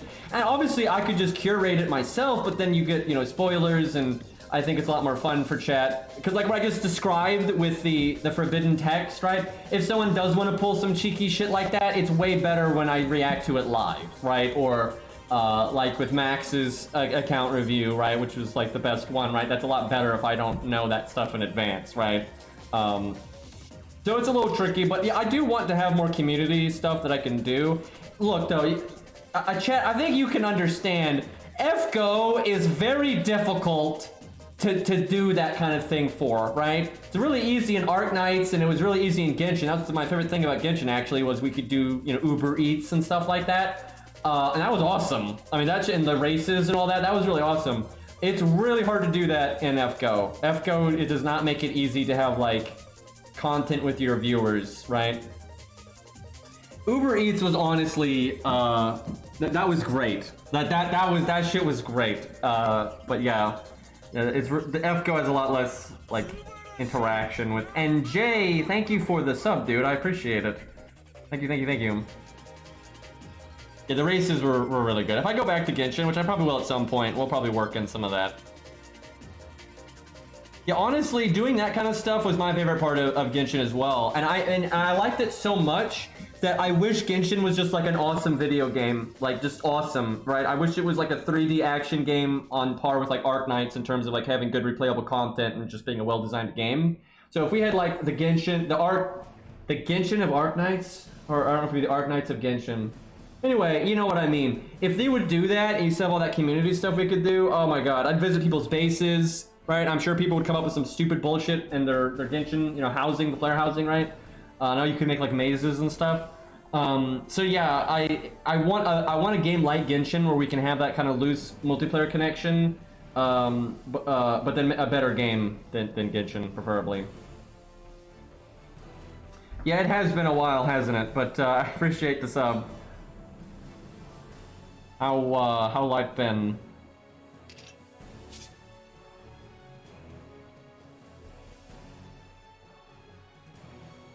Five, 4, 0. Yeah, I remember that. I remember that. Some Monty Python there. Yeah, the best we got in FGO is chat. Yeah, the chat versus. I should do that more. That is the problem with chat versus. It's all encompassing, and it's like, you know, some people in chat don't like it, and it just like completely, you know, dictates the stream, right? And like chat is full of nonsense. Now, obviously, that thing I introduced, like that plugin, which still works, right, where the chat can like click on the screen, that cuts down on a lot of the nonsense. But wow, you're about to move to Japan too.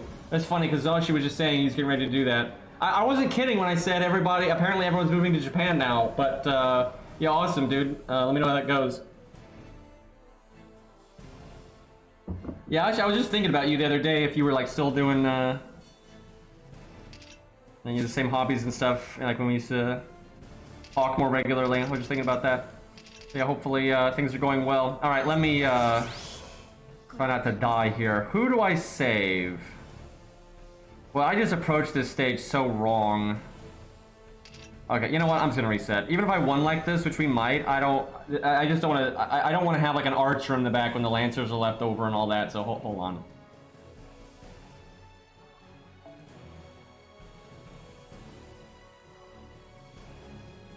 Okay. So Dion is fine. That was actually very good. So probably Gilius in the back. Who's my best boss killer?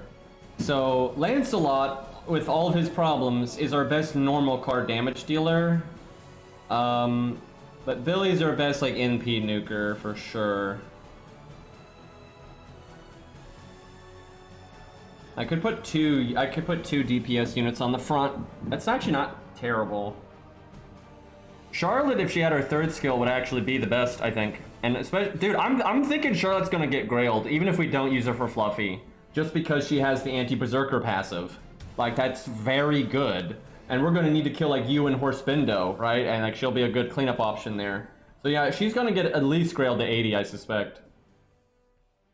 Because a lot of the other anti-berserker units are banned, or they're just not good for that kind of thing, so... but yeah, her stats are atrocious, so she'd have to get grailed. Hey, Mythic. Let's see... Charlotte buff waiting room. I know, right, dude? Like, she's an absolute mess. It'll help this account a lot if she does get buffed as well. Anyway, so what do we want to do to smack the boss? So, he's quick. Don't have much in the way of quick support. Honestly, Kid Gill's not terrible just to make some stars and... What's his NP rank? I like how I'm looking at... He's not FO'd, but I didn't want to wait for the cycle. Okay, he's NP 5. Oh my god, he's level 60 and not FO'd, so only has 6k attack. Okay, hold on. Let me at least level him to 70. We've got plenty of XP sitting around.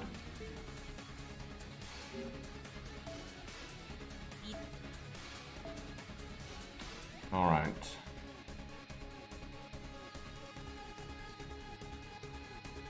Where's Kid Gill? There he is.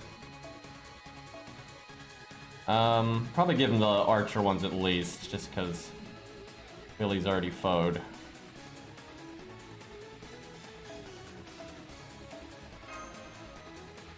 It's nice being able to take 3 stars to the level cap now. Being stuck at level 60 was kind of miserable. Man, he'd have almost 9,000 attack if we had given him foe items. Could give him these, but I think we're going to want to save those. Although I tell you what, I'm going to give him to Lancelot because I know Lancelot's going to get used a lot on this account. So when we beat Babylonia, Lancelot can go to his max level. That'll be nice.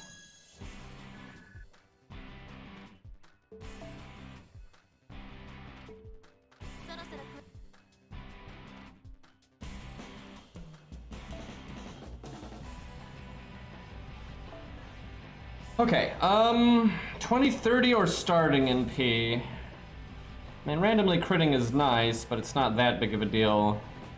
Like, thing is, there's Lancers. Do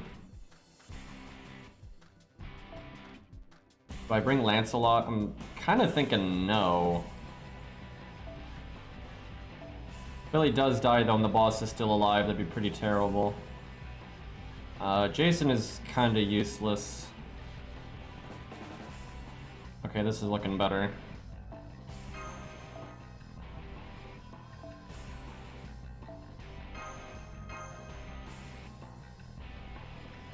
Probably going to Grail Lancelot too. Probably to 90. Just 2 Grails. That's pretty good value. And hell, once they buff Lancelot, this account might actually be kind of good-ish. I mean, the account's never going to be good when it has so few units available and there's no Hans, there's no David, no Ku, right? Those things are always going to make the account kind of shit, but... Yeah, I agree that when they add new units, if they think it is if like power range wise, they should just have an upgraded NP, they should just come with it. And they did that with our Toria altar essentially, so... Yeah, I don't get the need for that anymore. Now, some units, it's like, oh, okay, they're so good that they don't need an upgraded NP. That's fine, right? Like, you can do a balancing act. That's what it should be. It should be a balance thing. It's just like, it's okay if your 3rd skill is more vanilla, if your 2nd skill is abnormally good, right? That's fine. So yeah, they should have done that from the beginning. It was just balanced. Like, does it make sense for this unit to have an upgraded NP, right? Because it's okay for different... I think it's completely okay for, like, Gilgamesh's NP to hit harder than... you know, whoever the fuck else archer, right? Like, it's okay for that to be part of a unit. It's like, oh, this unit hits abnormally hard with an NP, or this unit just kind of hits average, right? That's fine. That gives you interesting, you know, gameplay design and options and stuff, where they don't really do it that way anymore. And everyone just wants everyone to hit super hard all the time. Okay. So, no quick card. I don't think I want an NP here. Now, if I charm her, she can't NP, but that's bad use of my invulnerability, so I think I will hold on to it. The thing is, I want to cast it, though, to get the stars per turn, but... kind of tough. Everyone's gotta hit hard, loop, have battery, have survival, have you kill, like, everyone... It's just boring when it gets... And they removed my buffs immediately, where last time they didn't do it at all. Fantastic. RNG. What are you gonna do? They hit Dion anyway, you big, stupid dum-dum. So the team, they hit her. Okay, she's not charmable, or we just missed it because I don't think it's rank 10. Imagine these two guys though. They're like, yeah, look, we're setting her up. We're removing the taunt so she can, you know, NP the DPS, and then she NPs the taunt unit anyway, right? Like, just imagine from their perspective how stupid that is. How did the deck shuffle in this shitty of a way? Like, all of Billy's stuff is in the last hand here. So I've gained 0 NP.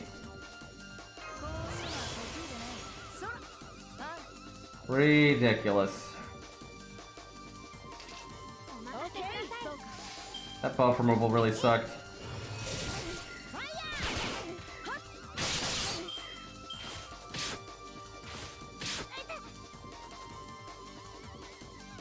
Please don't hit Kid Gill. You can hit anybody but Kid Gill. Okay, fine.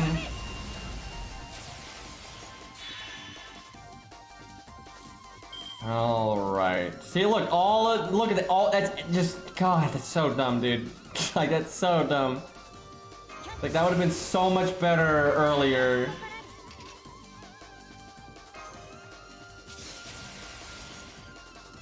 Honestly, we have to reset. I mean, that's just... I mean, that's ridiculous. Like, that could not have gone any worse. The deck shuffled in the worst way possible, and they removed Dion's taunt immediately. Like, that was so dumb.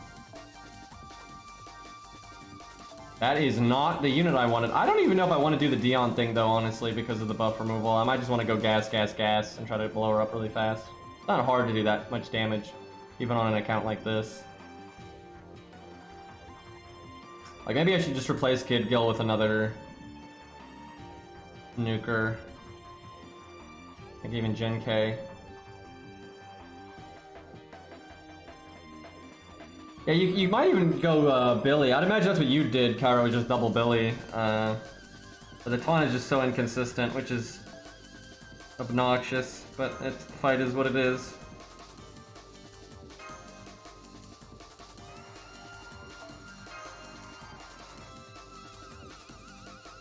I mean, they already buffed Kid Gill twice.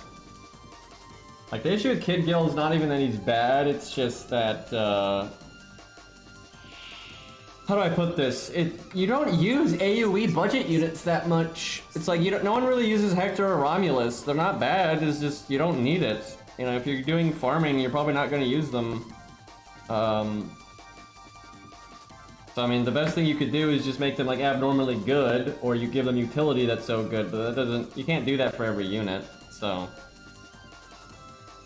But, I mean, you could just give them, you know, a Buster Up, or, you know, a battery. He actually is a unit that deserves a battery, in my opinion. Like, it's... A lot of units don't deserve batteries, and they made it so common that it just sounds dumb to give anyone a battery, but, like, Kid Gill is supposed to be, like, bursty, right? Because he's got a high attack stat, low health, no hard survival, upgraded NP, attack up, you know, abnormally good NP with the effects and stuff. So he should be about, like, rushing his NP, big AoE bomb, nice effect, but then, you know, he doesn't have a lot after that. Because he has no survivability. His health stat is tiny, right? So unless you're protecting him, he's gonna die. But so out of all the units out there that deserve a battery, I think he does deserve a battery. Like, a bunch of other units out there just do not deserve batteries, but I think he does. And that's really the only thing I can think of that makes any sense. In, like, the current state of the game. Okay, let's see if Billy can get his fucking NP now. Swear words, by the way.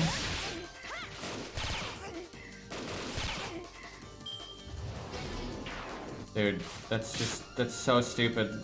Like how the first time I did this, I went 3 turns and they never did buff removal, and now they're just doing it as the very first action. So yeah, he's not worth it. We just need to go gas, gas, gas.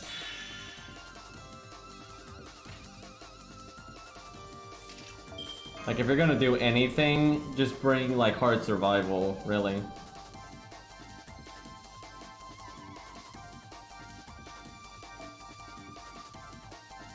Okay, Can we get like K-scope or something? I just need to like hit it very hard. I mean, 50% is gonna be a little slow because we're not at 10, but I don't want to sit here waiting. Let's see. You know, a legit strategy here is, I guess, to kill the Lancers right away, just so you don't have to deal with that shit, but it's not that hard to kill Ushi, so...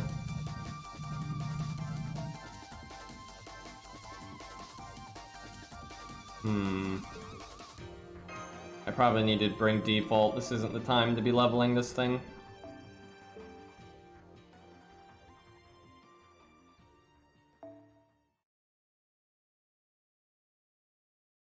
Even if we could use foreigners, which we absolutely cannot, but even if we could, there's no way we would have any. And that's... most players never have a foreigner, so... And like when this boss was made, foreigner didn't even exist, so it's like, it's just not designed with that in mind. Anyway,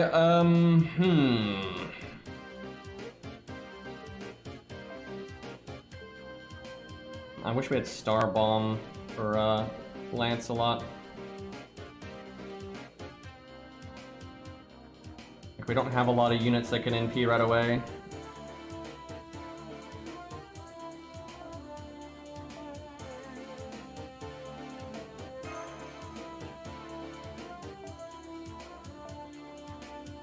I'm switching this because, you know what? He's now without the Star Bomb, he's not worth.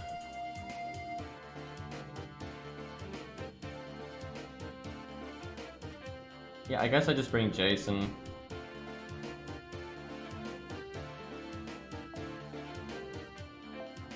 Okay.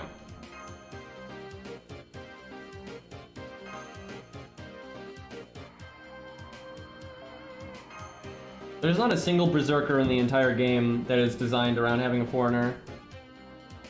And rightfully so, because that's the whole problem with foreigner though, because if you have a foreigner, the bosses that are Berserkers are just so much easier than they're supposed to be.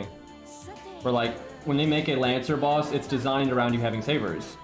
So it's fine, right? But Berserkers are not made that way, because most people don't have foreigners, so they can't be made that way. But that's inherently bad game design. Even Fluffy's not. Like, as you know, fucked up as Fluffy is, he is absolutely not designed with foreigners in mind.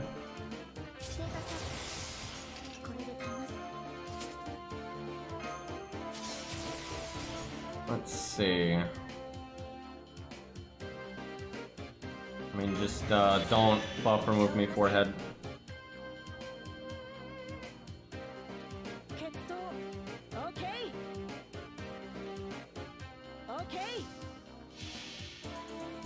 That's not true. People always say that about Gaijuna. That's completely wrong. I don't even know why this is so complicated for people. It's like, I always see this when people talk about foreigners. They're like, oh, it doesn't matter because the boss can still one-shot you. It's bullshit. Because like, the thing is, it's not like, every time, dude, every fucking time. But anyway, it's not like you're playing in a vacuum, right? Like with Gaijuna, yes, it is possible that he can one-shot a foreigner, although it is much harder. Hi, Vol. Yeah, actually, I said it twice, but let's not get into that. Anyway, Gaijuna can one-shot a foreigner like he can one-shot or one turn. I don't think he actually can one-shot a foreigner, but he can one-turn a foreigner if you like double busters or, you know, double buster crits or whatever. Or even like art crits, you know, stuff like that. The thing is, he's way less likely to one-shot a foreigner, and you have other units, right? So for example, let's say you have Yang, right? And you use Mash or something, you do the defense buff. Now he's really not killing the foreigner, right? If you give like Mash's defense buff to Billy, it doesn't matter. Billy is still gonna fucking die. Like, massively so. Where if you have a foreigner and a defense buff, then they're overwhelmingly likely to gonna live. And even if they only live an extra like 2 turns, that's so much more value than you're going to get out of a regular DPS. Yeah, people say that about like every Berserker fight. They're like, oh, you still kill a foreigner. It's like, that's not... Like, people say that about Fluffy. It's like, it's not... You're not supposed to be fighting Fluffy without using survival skills, right? And the thing is, you're basically getting a free, you know, like 50% defense buff, essentially, when you're using a foreigner. That obviously makes it a hell of a lot easier. Now, like with God Juna, you still have to worry about the buff removal and the timing with the EMP and all that kind of stuff, so you still have to deal with the mechanic, you know. But you absolutely can survive against God Juna with the Foreigner. And it's just so weird that people act like you can't when people do it all of the time.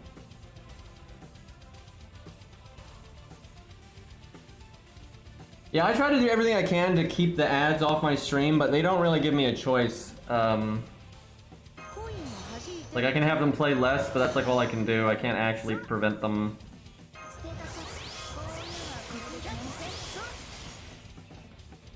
Alright, I guess we just quick chain here.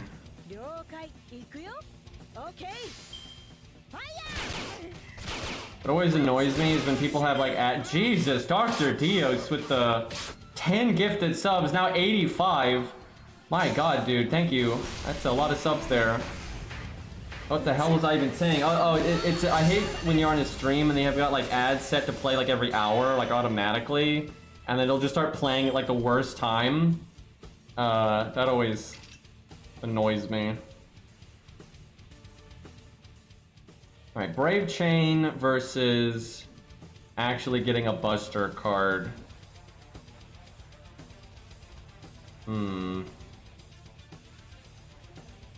I guess the Buster, because then we Rainbow. Like, the extra attack's not that good. Yeah, seriously, dude, Dr. Dios, thank you. Dr. Dios and like Zert and stuff, they're always gifting me subs. And then there's this one guy that, you know, somehow my brain has blocked out what his name is. But I get this feeling he's given me a lot of subs, but for some reason I seem to resent that to some extent. I don't know what happened there, but it seems to be like a mental block there. Okay, well that's it for Ushi. Thankfully the next time you fight her, you don't have to deal with buff removal. Although obviously there's, you know, another problem, but we'll cross that bridge when we get there. Yeah, who could that be? Playing Glass is still here.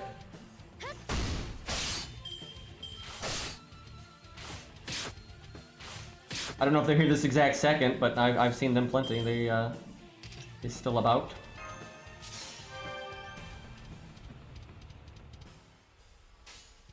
Alright, not much point in rainbow chaining, but I don't have anything else I can do. I just need my units to die at this point, really, because it's just Lancers, so... Actually, you know what? Quick chain. Take some stars.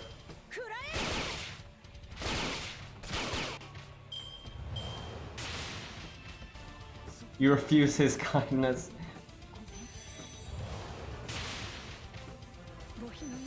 I will say, some of his videos actually are quite entertaining. In their own corrupted, fucked up way. Now, if Mash can live one turn, that would be quite nice. I think we Rainbow because Jason's not getting his NP anyway. Let's be honest here. Baby heal.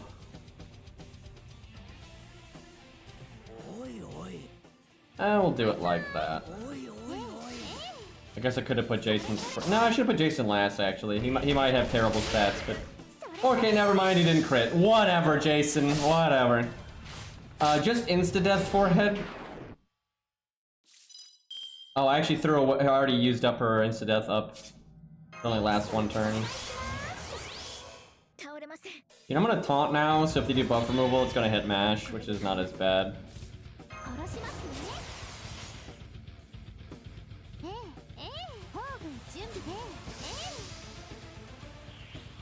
Ungrateful streamer, yep, I'm a brat.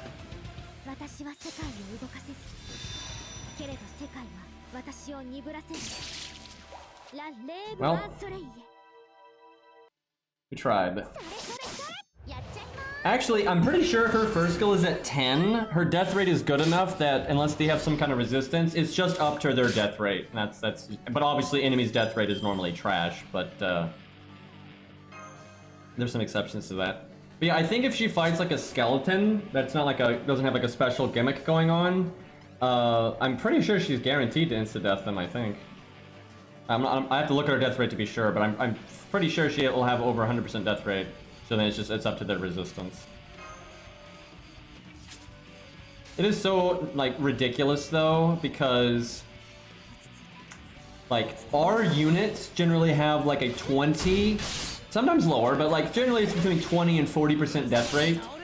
So if the enemy procs, and let's say the enemy proc rate is 50, 60%, right, then it goes to your death rate. And so our death rate's high enough that, it's not going to happen often, but it's going to happen a sizable chunk of the time, where the enemies normally have a death rate of like not even a percent. And it's just like, how is this fair? And the answer is it's not. It's not fair. But yeah, instant death is not exactly the best thought out mechanic. And some enemies don't even have a death rate. That's pretty rare though. Most enemies do have a death rate, it's just unbelievably low. Actually, BB can be insta-death, but it's not common. But like, the King of Son fight, she could be insta-death there. Because not only is it just, there are a slight chance for it to happen, but King of Son's got his debuff and all that.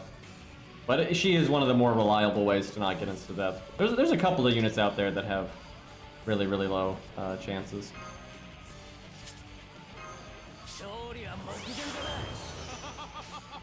Alright, I guess I'll Rainbow Chain.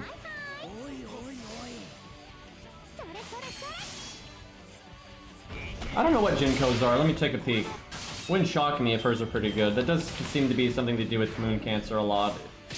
Just give them low death rate. Yeah, her death rate, Gen codes, is 0.7. So even if you have death rate up on you, you're still very unlikely to get death rate, or death. I mean, it can happen, but... And then BB, I know it's like a comparably small number. Yeah, she's 0.6, so they're basically the same.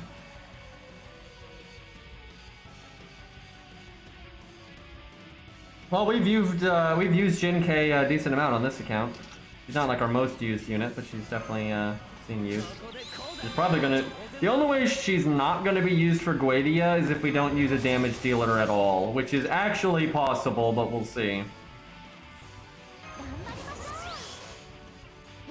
Like, we might end up just going 3, semi-survival units and just do that. But my goal is to summon Kairo's Mash, use Jin K, and then, like, Geronimo. That's my plan. Now, that might not work and we'll have to take it slower, but, I think it has a decent chance of working.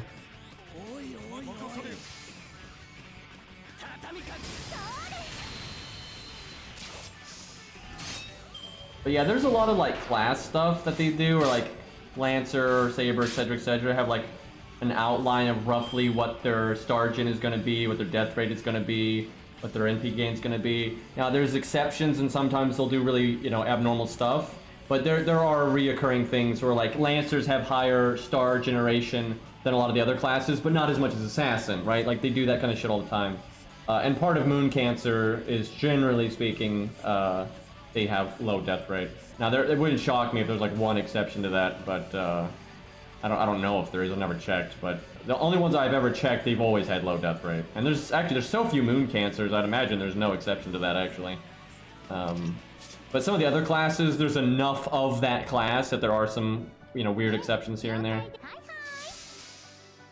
Like Rider has a really high star absorb. So does Archer, but not as high as Rider, stuff like that.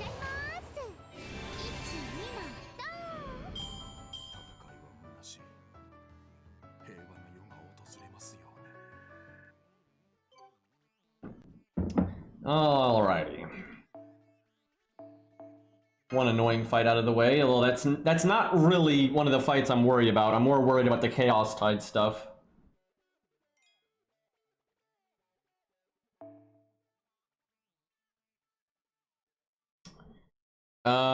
What on earth is this stage going to be?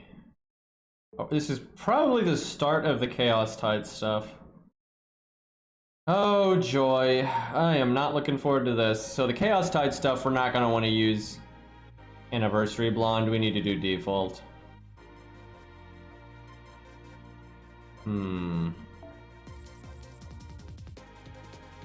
What do we want to go with?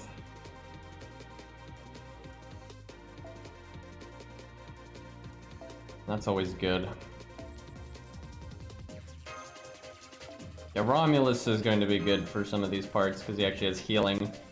We might actually level his skills when we actually get to Corrupted Ushi, but we'll see. But yeah, he's been my plan for Corrupted Ushi. We got him foed and all that. Actually, I really should level his skills anyway, because... I mean, what other Lancer am I gonna give Lancer gems to? Baldy? Like, are you kidding me? Let me look at some stuff. We don't have that many Lancer gems, though. Copium emote. Feels bad! He might get buffed someday. I thought he might have gotten buffed during the last set, but that did not happen. Have I done his buff quest for his first skill? Because it makes his heal bigger. Okay, so leveling his first skill gives you more debuff resistance, which is fine, but it makes the heal bigger. Does not get a lot of extra heal per point though. And then the second skill, obviously the proc chance stays the same, but everything gets bigger. But any of it can miss. Well, actually the heal can't miss, but it doesn't get a lot per rank either. I think we go with the second skill anyway though.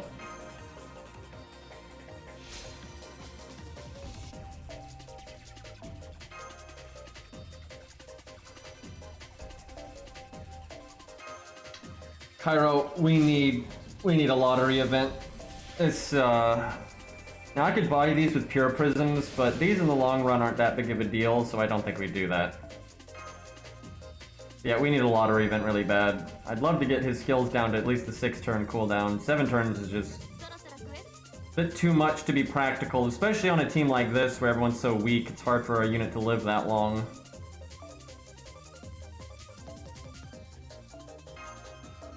Now, the Earthquake mechanic I don't think happens right away. Dude, I want her third passive, but we don't have enough coins. I bet you I can get the coins if I use all my FP, though. I'm sitting on like almost 200,000, so I need to do that.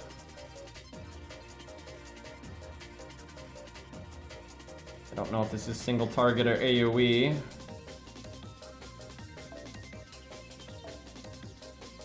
Smash you, smash you.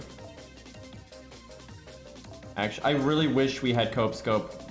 I'm sure you've experienced that, Cairo, because like, you know, Jufu, Mash, or whatever, sometimes you want to give them K-Scope, you also want them to live. So, the extra health would be nice.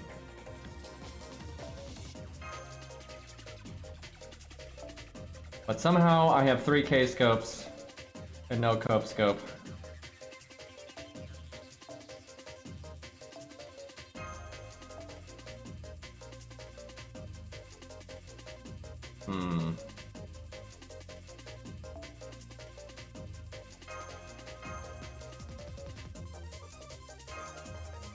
Yeah, K-Scope's good. I'm not gonna complain.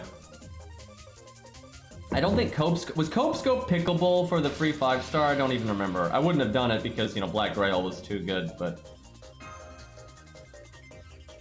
No? Yeah, I kind of figure. They should have, though. In case someone did want the HP. Or was like one off from limit breaking it, right? Because I'm sure you'd rather have a limit broken Cope Scope than... Well, I don't know, maybe not, because you got the 20% passive now. The Super Scope is not like as disproportionately good. Like Super Scope used to be so much better than K-Scope. But if you have your 20% passive, it's not as big of a deal anymore. I did not think it was this fight. Now, this is still not the super hard one, but I did not bring a good team for this, so we're probably going to lose, but we'll do our best here.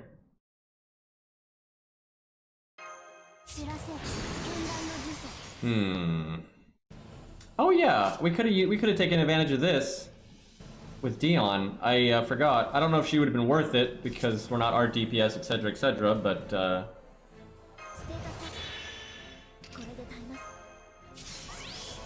let's see. I'll just do this for the gain rate.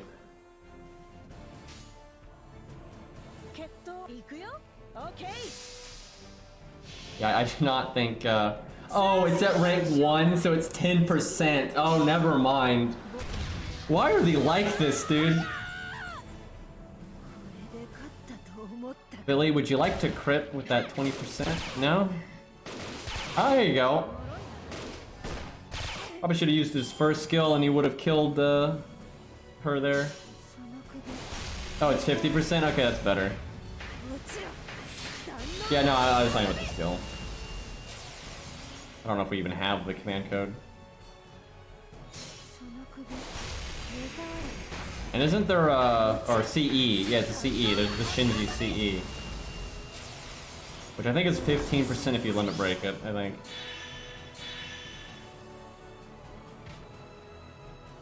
Okay, there's 5 of these.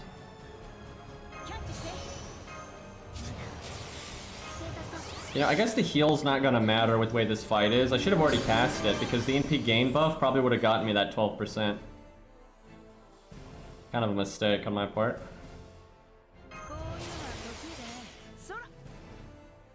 Come on, Jufu.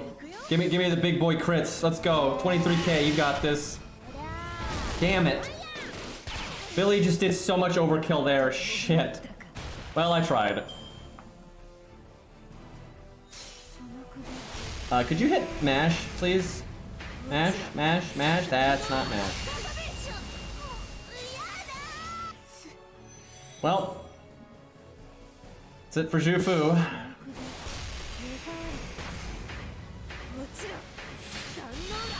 So just... Okay, well she's still alive, so I guess that's fine.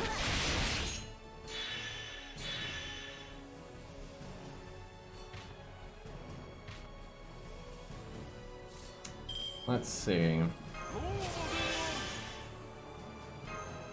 You know what, the heal just doesn't matter, so just throw that out. Chat, I have faith. He's got this, right?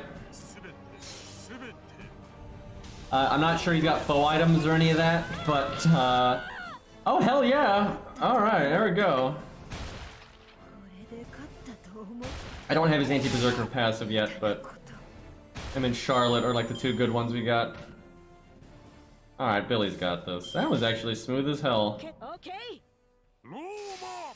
Yeah, Romulus just got massive value right there.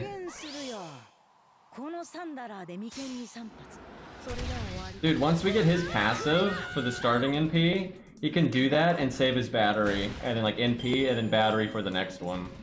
And that's more likely for the heal to be synced up where you want it that way as well. Romulus is going to see so much use later on. Like right now we don't use him a lot, but I'm telling you, once he's 10-10-10, got his anti-berserker, his starting NP passive and all that, I think we're just going to use him constantly. He's going to be like super staple. This victory is brought to you by Rome, indeed. As are all other victories. Especially in Lost Belt 5. Can they give Romulus an upgraded NP, please? Like, lore-wise, it's tied with Excalibur, so could we, like, you know, beef that up a little bit?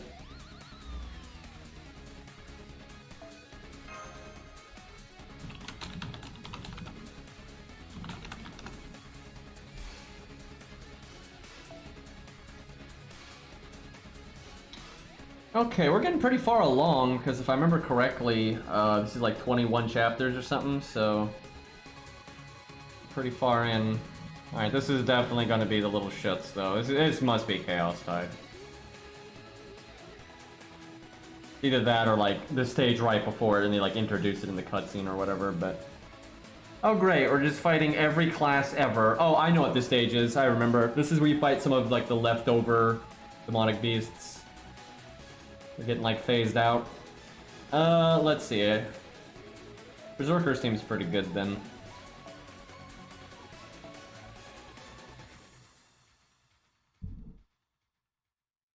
I mean, Romulus has a good third skill.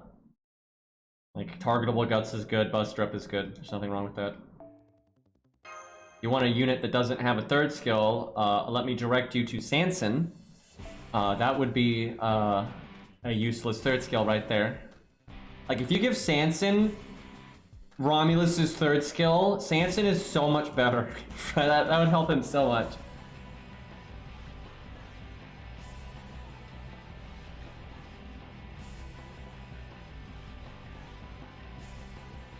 Like, I mean, you're just wrong. You're objectively wrong. Like, one turn guts is fine because you might be like, oh, we're gonna get NP'd this turn. So you guts it, because you know it's gonna activate that turn. That's objectively useful. and then Buster Up is good because you might do like NP, which is Buster, and now your NP does 30% more damage, and you might even BBB, and you can have Attack Up and Buster Up. Like, I don't know what the hell you're on about. Like, Romulus's third skill is totally fine. It's not the best third skill in the entire game, sure, but Guts is good, Buster Up is good. There's no problem here. Again, if you want a non-third skill, look at Sanson. That is a non-third skill. Also, you've got Geronimo with a quick up for 1 turn when he has 1 quick card and it's not an NP. Like, that is so much worse. Like, at least Romulus gets a reliable, you know, damage up for his NP. And hell, like, if anything, I'd say Romulus's third skill is actually quite good because it's targetable. You know, right? You can have him just, you might need, okay, I need an AoE Lancer, but the enemy units for what I need the Lancer for aren't that tough, so I don't need him to use the Buster Up on himself. But in the next wave, I need like big boy damage for this final wave. And I know people have used him that way, and I know I've used him that way, right? You do like his battery skill, get his NP right away, clear an easy trash wave, then your final unit is like on the final wave needing big damage. You give them the Buster Up, right? And they hopefully have their own, you know, damage up skills. Like, seriously, Romulus is great. Like, the only issue with Romulus is that, you know, the RNG is just kind of annoying. And then his NP could definitely use a little bit more oomph, because Buster unupgraded is a bad combo generally. But he's got Attack Up and Buster Up to offset that, so it's not too bad. The thing is, it is still kind of bad, though, because his competition has, a lot of times, an upgraded Buster NP, and then they have damage up skills, too, right? So that's kind of why it'd be nice if he could get an NP buff. But I tell you what this account needs is that command code that gives us buff success chance. I'll take an 80% over a 60%, even though it is a cursed number. Yeah, but the only 2 units that come to mind that have like third skills that are just absolutely useless is definitely Sanson and Geronimo. That shit is just garbage. Like Geronimo with his 1 quick card. Oh man.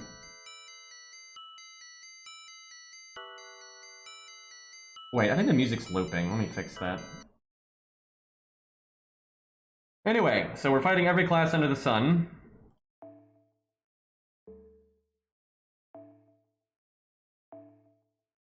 Go mash. I assume the Lancers are going to be at the end, but they don't always do it that way. There's Riders here. There's no casters, so I'll bring an Assassin. Maybe even like that. Yeah, it's fine.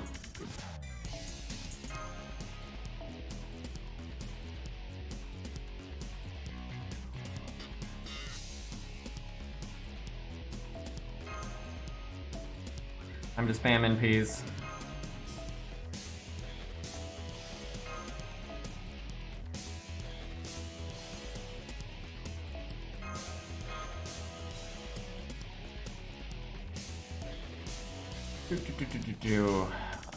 You know, on this stage, maybe we could get away with this, but let's not. I can't believe we've had so few animation updates in this last year, though. That's so messed up. I really hope they fix that. I don't think they'd get rid of his Praise the Sun pose. That's... like, I think everybody'd be pissed if they did that, so I don't see that happening.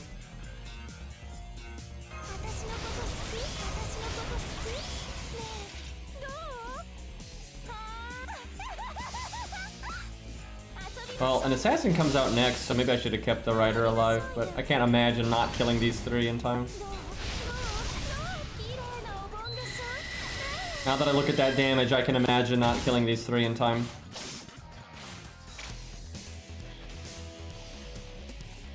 Let me at least kill one of these before I throw out an NP, see what we're dealing with.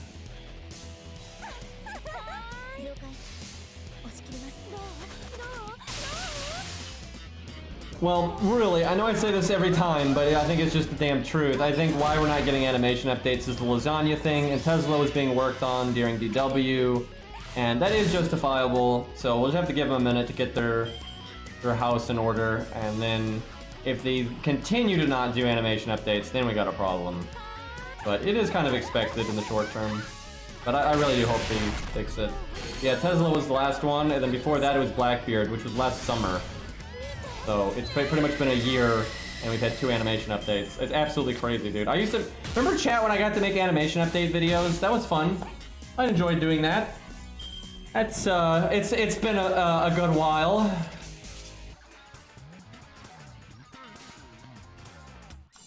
We'll Buster Chain here. No, yeah.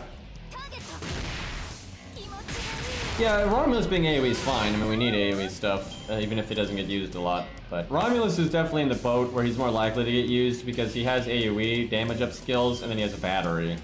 So he, you know, he's kind of in there with a Rosh and Spartacus for Lancer. Now, he's not quite at that level because his battery's not that good. 10% can make a difference, and he doesn't have an upgraded NP, etc., etc. But if they do upgrade his NP, and now that he's got the starting NP passive, he can actually be like quite a good farming unit these days. And if you do need AoE for a challenge quest or whatever, he's a good option. Alright.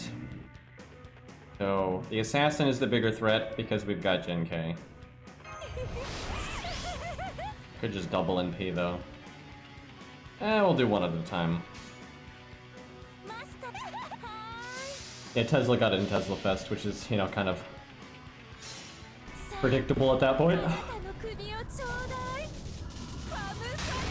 We've done Ushi round 1 and round 2. Round 3 is not for a while.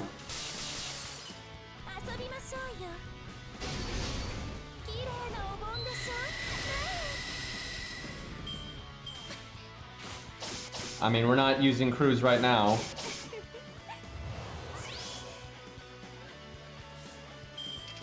Because, you know, F-Go. I don't know if that was actually worth doing, but,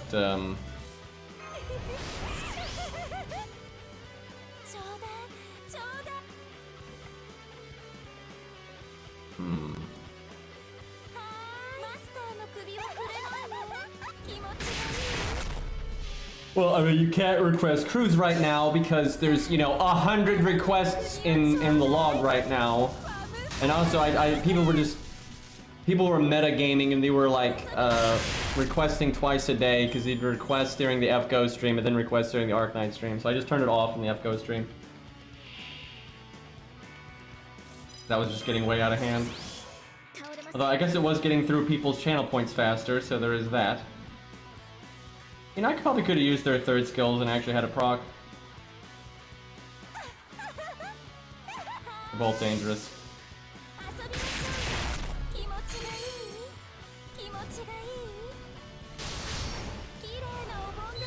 Double dipping, yep.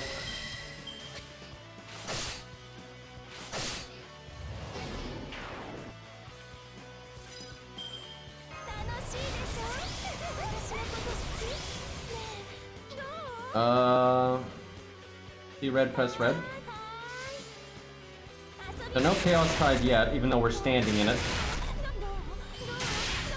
But I think it's like Tiamat walking, making like waves is what it is, essentially.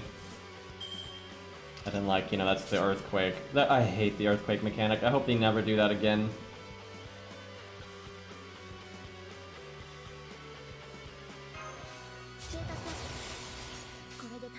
I don't even know why I'm bothering. Just get the sabers out. I'd like to add some more channel point stuff that's F-Go related, but I can't really think of anything that works, so I'm probably just gonna make like a soundboard and, you know, let people interact with the stream that way. It could be fun anyway. I just gotta get it set up. That's a good way to give people some fun with channel points. Okay, Gen K kinda late to the party here. But you know what? We're just gonna fire everything anyway. Buster Chain is probably better, especially because this Salami has the attack up. But we'll do it like this.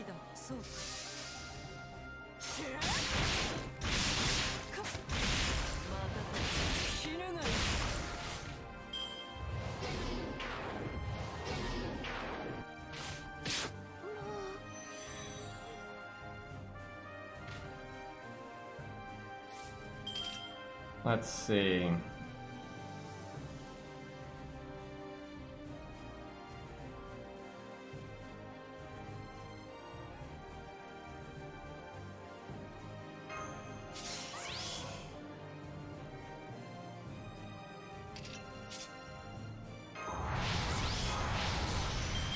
Not the best turn to go for the crits, but I don't want no one else that would actually do it, so... Okay, can Gen K do 4K with an art card? Absolutely not. Just absolutely not. So I wanted to rainbow chain. Well, I can rainbow chain this. This is wonky as hell, but because it leaves that one alive when it's got its NP, but it's fine. Yeah, every once in a while, Moobot just has enough of our shit.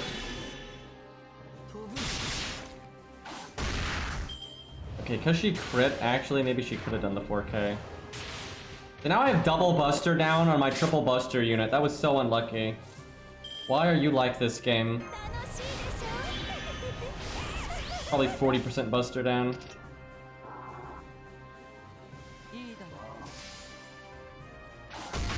Are you...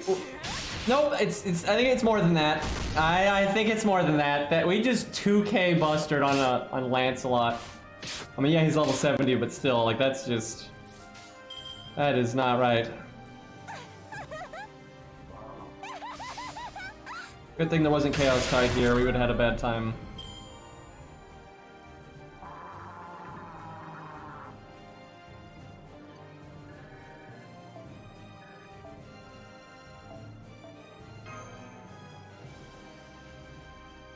Those are probably 40% Buster downs or something.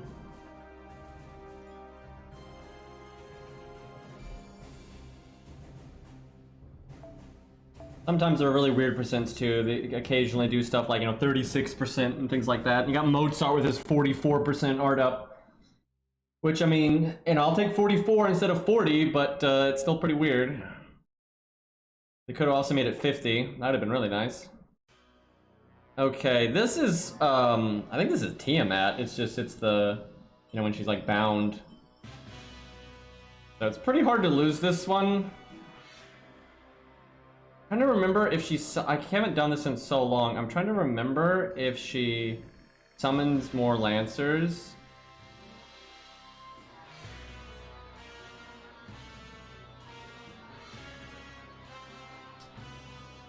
I don't think so, but it's still better to kill her because of the debuff spam. So, he has debuff clear, and he's one of the only units we have with it. But he's also terrible, so I'm not sure that's really going to matter. Jufu has slight debuff clear, but not like a lot. It's one of the latest debuffs.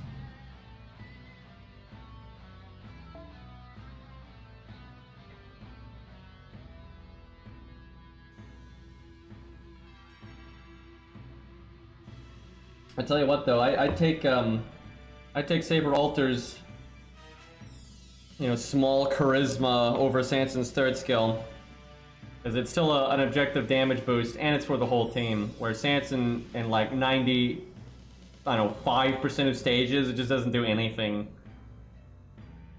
And then even when it does, it's like Sanson's such a bad damage dealer. Like, who cares? And if their enemy's human, they're probably like not Rider. Or they're a trash mob, like pirates, which, I mean, who cares? Yeah, it's just so bad. Okay, so... Definitely save a Lancer in the back. That's right, I remember that other mobs get debuffed as well. So there's Sanson, but... Oh, we're gonna be here for a while. We could double Jufu! And do just absolutely no damage whatsoever, but it helps with the debuffs, I suppose. There is Sanson, but if his skill's not at 10, it's like the cooldown is so long, it won't do much. Okay, we'll definitely bring Atlas.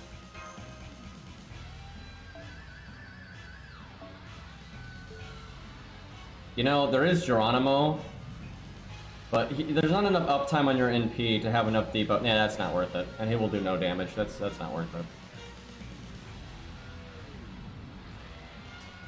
Huh. He has debuff immunity, but she doesn't do that much damage. You gotta do like, I don't know, 400k, 500k or something like that.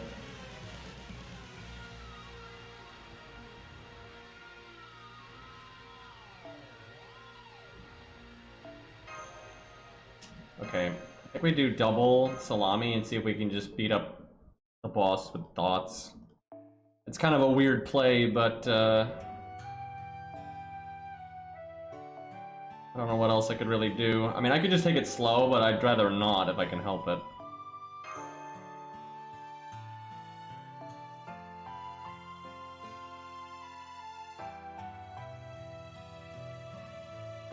Anti-evil is not good. That is completely wrong. Anti-evil is so garbage. Anti-evil is only good when it is accompanied by, you know, something else. Like if you have an NP that's already good, and on the NP it's like does bonus damage to evil, that's fine, right? Like Luvia. But when you have a skill that does literally nothing but anti-evil, that is fucking horrible. Because one, there are obviously way more enemies in the game that aren't evil than are, so you're not going to get that much mileage out of it. And then two, Sanson's not even a damage dealer, and he doesn't. If he gave if Sanson gave the entire team 60% damage to evil, okay, now we're getting somewhere. Because then, yes, you're not going to bring him often, but when you do fight evil, which you'll fight often enough, you can slap him on the team, like how Boudica, if you're fighting Romans, she now can give the Roman thing to her teammates, right? So then that's not so bad, but it's so fucking useless because just on its own, it's just anti-evil, nothing else. So it doesn't do anything most of the time, and then when it does do something, it's not impactful enough to make up for like the skill. I mean, think about it. Look at what you actually get out of most skills in FGO. It's generally going to be like on average, it's going to be way more mileage than what you're ever going to get out of such a niche skill like that. Let alone when it's on a unit like Sanson, that it's a terrible damage dealer, right? His first skill is still absolutely terrible. It's just slightly better than his third skill because his third skill is just, I mean, it's just like it's probably the worst skill in the entire game. The only thing I can think of that's worse is like Jekyll form, you know, attack up or crit up or something, or his stun, right? That's pretty terrible. But even that though, like if you do happen to stun, it's still better than using your anti-human against something that's not human, because almost nothing is human, so.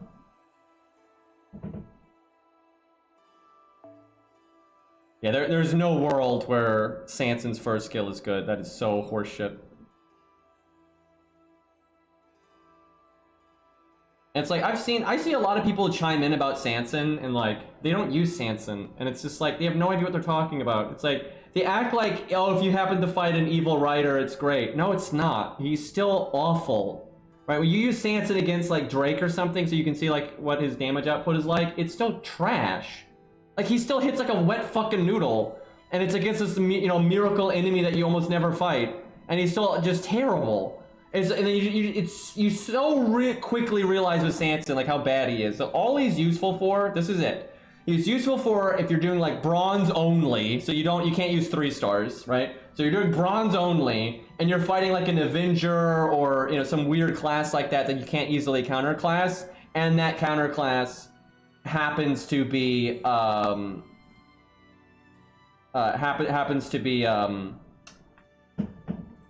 evil, right? That's it. Also, I just timed out someone by mistake. Whoops. That's friendly fire right there.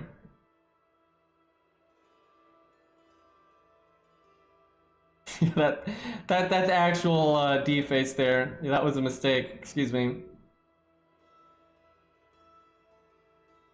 Now I know you can untime out someone, but I actually forgot the command, so I have to look this up.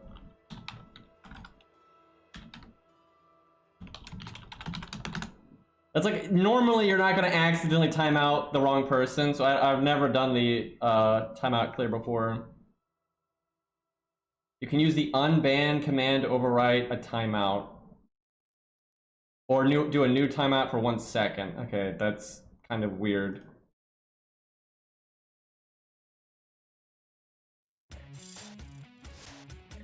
That's what I get. I have like my chat up in a way where like ban, timeout, delete, all that is like right next to everyone's names, so it's kind of easy to misclick there.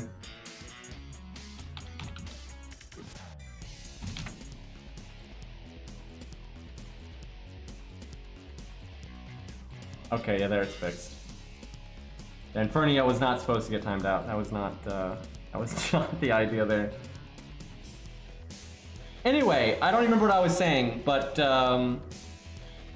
right, Tiamat, debuffs are coming. Hey, at least I didn't accidentally ban them. Well, that's probably easier to fix, to be honest. What's good here? Because Billy just need to do damage and then just have sabers at the end. Alright, this might be a bad idea because they just might die too soon, but we'll see. If they can get the dots going, it'll be fine. For once, I wish I had Billy's passive so I could NP with K-Scope and not use his second skill.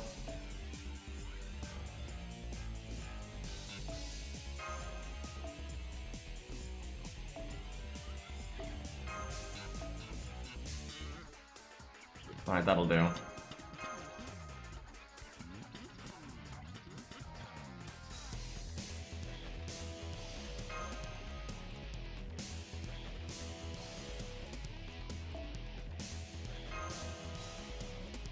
I mean, as a most niches aren't good though, on their own. They're good when they're being accompanied by something else. Now there's some exceptions, because some niches are incredibly wide-ranging. But like, if all you have is anti-evil, or anti-good, or anti-chaotic, that's bad. That doesn't matter if it's evil specifically. If all a skill does is just anti-niche, it's fucking bad, right? Like, that's completely universal. Unless it's something that's like just crazy broad, like, you know, maybe anti-servant, right? Because like that's a lot of fucking stuff. But we've never done that on a skill. But yeah, generally if it's just anti-niche, it sucks. I don't think there's any exceptions to that. Because like if Arthur's anti-super large was just anti-super large, it would suck. But you know, it has another effect, so it's not so bad. And then you got like Martha, where she's got 3 niches in one, right? She's got anti-divine, anti-demon, and I think anti-undead. Maybe it's not undead, but that's so many things in one place, and that's not so bad. But again, that's because it's a bunch of stuff in one spot. But yeah, anything that's just one anti thing is oh, that's right, she does have anti-servant. That's right. Okay, I'd like them to NP together because then you can get more, like, overcharge, but... Well, we can wait a turn at least, because we have one turn of anti-debuff. Could cast this preemptively. I could cast... No, don't do that. Alright, we'll just do this. So hopefully, the middle Salami will get attacked, and then get her NP that way, and if not, I can give her the battery.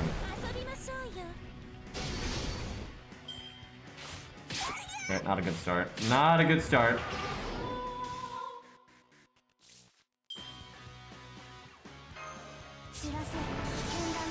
Now, I could just cast this because she's probably gonna die soon, but it doesn't do anything because just doing it to herself is meaningless.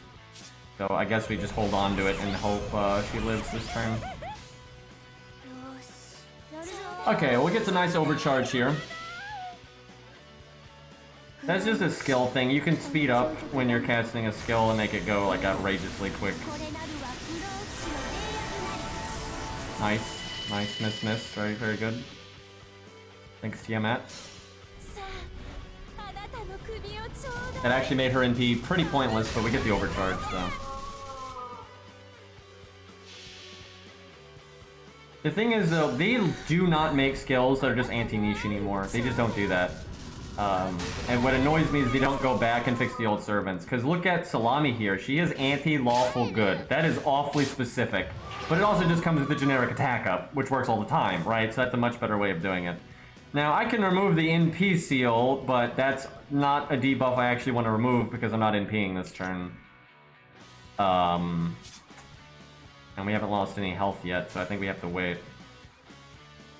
Unfortunate.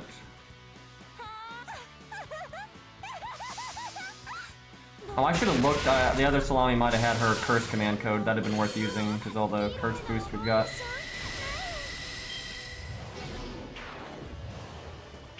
Okay, now we're getting somewhere. And now I'm skill sealed so I can't cast it. Okay, fantastic. Yeah, there's a curse.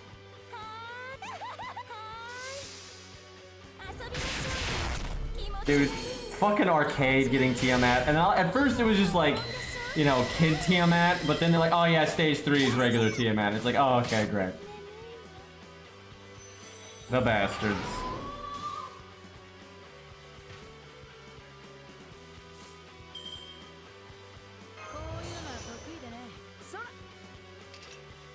Please don't kill Billy immediately, because he doesn't actually have his NP. I wish the deck had shuffled so I could get a curse again. The curse damage is doing quite a bit of work, though.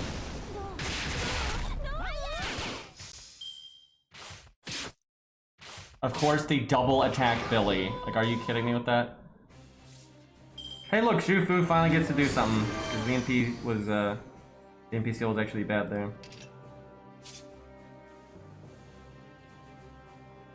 Alright, I don't really care if he gets NP'd.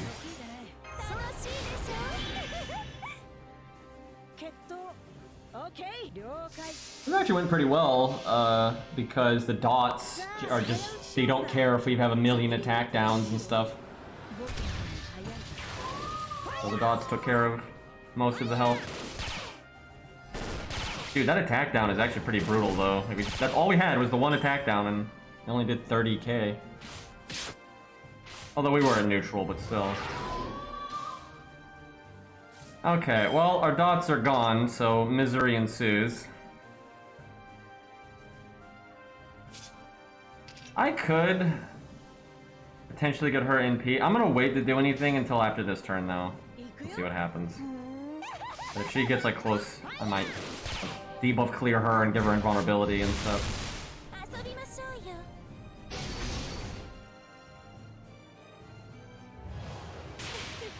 Well, that is that. I cannot believe they do that much damage when they have double NP down and attack down. They must give them like an abnormally big NP multiplier to make sure that their NPs are dangerous.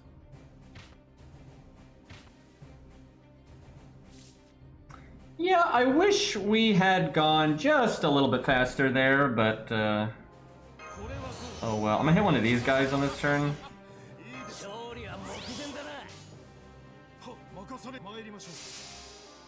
Take advantage of those defense downs and stuff.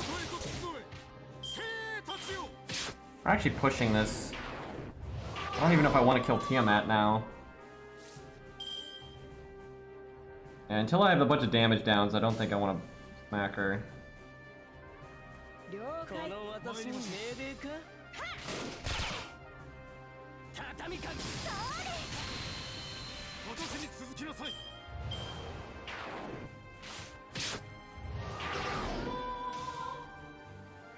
Man, I wish Salami had gotten that last NP off because I could just be letting the dot take her down, because it's still going to take a while to kill her like this. Okay, we lost our Buster up because this game.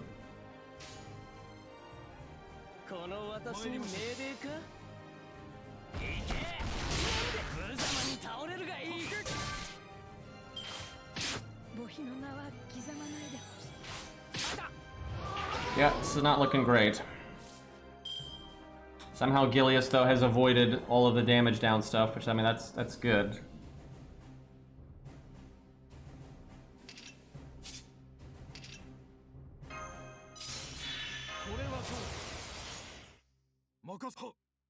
Come on, Buster crit, let's go.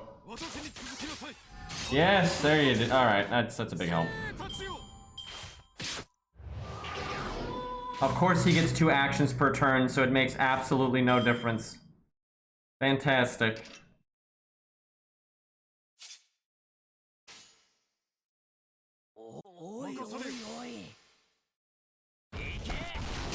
Maybe I should have been attacking these Lancers from the start. Just because, like, Tiamat cannot kill you. That was pretty nice. What I should have done was dotted Tiamat up and then started attacking the Lancers that whole time. That's what I should have done. Because the Salamis would have fucked one of these guys up.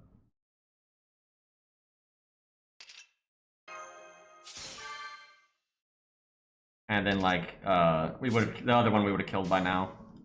Yeah, that's what I should have done. Just let the dots do their thing, and then just deal with the Lancers. I think we might just barely be okay, but we are cutting this pretty close.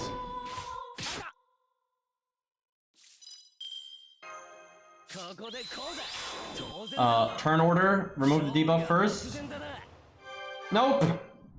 Nope. Some people do it. Some people do it. They got that leap turn order, but not Jason apparently.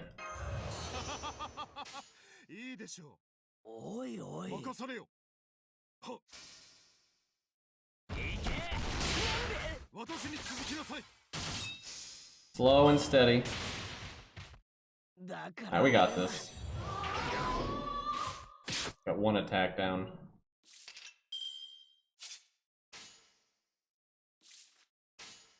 I guess I invulnerability because I'm never gonna need it later. Alright,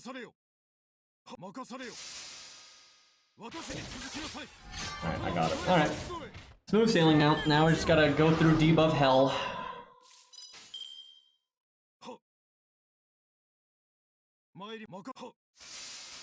Probably not a lot of reason to do Rainbow Chain. Could just do Buster, like Art Buster.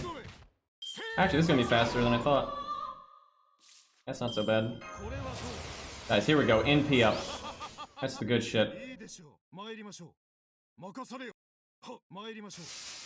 That was actually pretty good, all things considered, for how terrible this account is.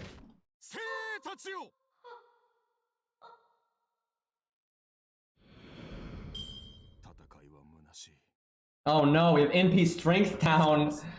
It counteracts our NP strength up. Chat, what do we do?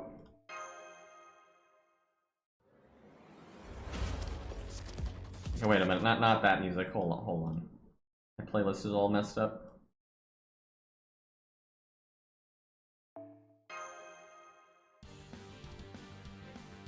Tia Mommy, yep.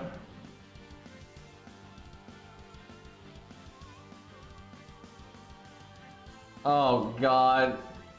It takes longer to get to Chaos Tide than I thought, but I'm pretty sure it's now. There's no way we're not getting Chaos Tided. It starts off okay, like the early versions of it, it's not too much damage.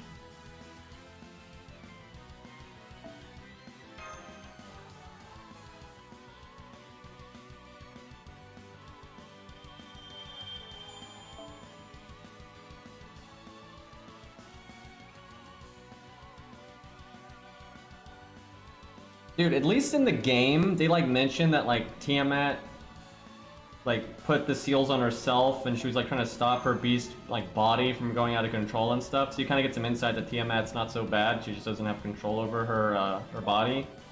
But they cut that from the anime entirely, so it's kind of sucks.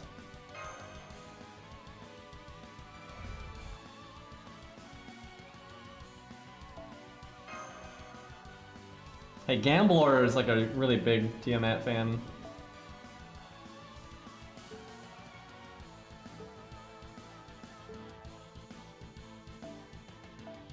Free SQ, how about that?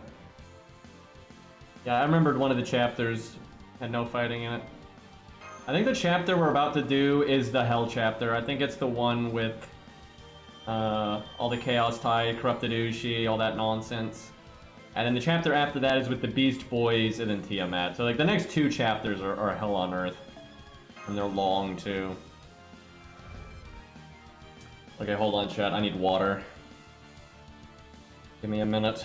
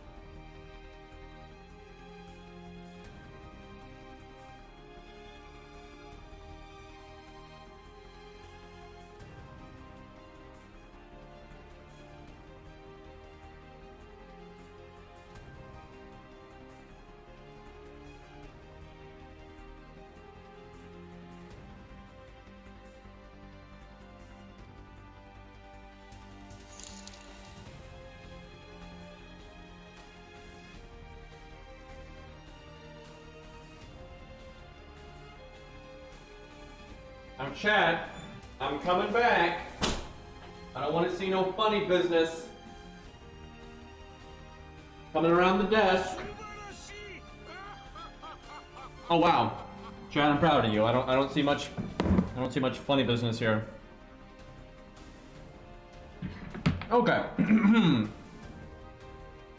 I'm dual wielding peanut butter and jelly sandwiches because I was hungry.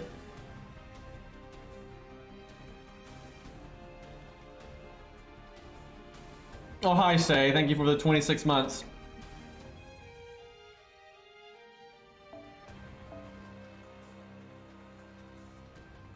Nice Luigi emote.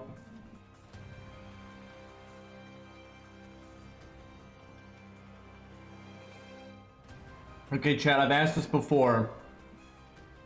Someone gifted you a donation? Fuck, I don't know if I can see that on my dashboard. Damn it. Why you guys gotta do this when I'm AFK?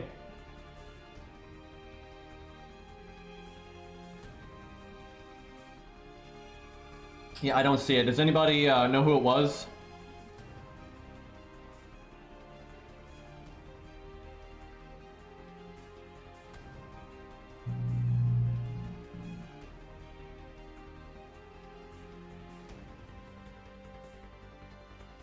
I was not paying attention? Well, damn it. Well, I appreciate the donation. I apologize that I missed it. Alright, what are we doing here? Lancer, Saber. I assume it's Lancers into a big Saber at the end. So,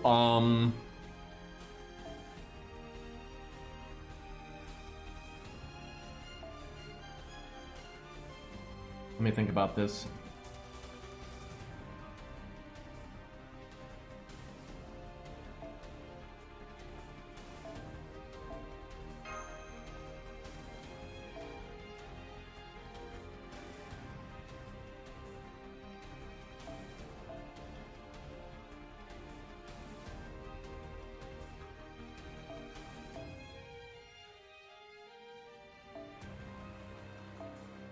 Let's see, Mash or a Berserker?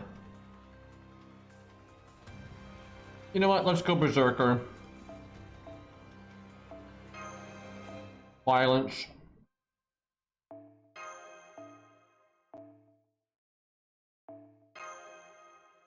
And then what?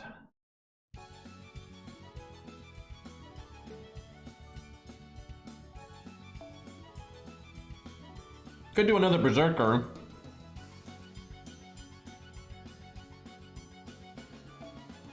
Do that for staying alive.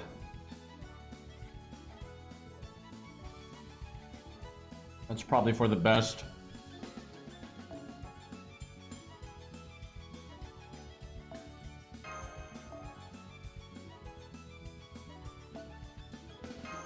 Okay.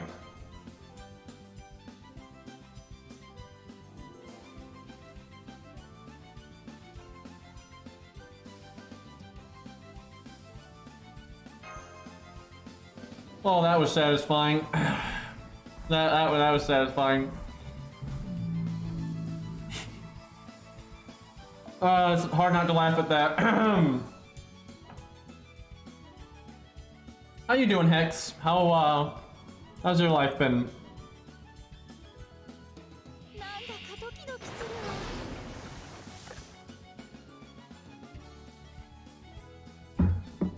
There's a war in chat.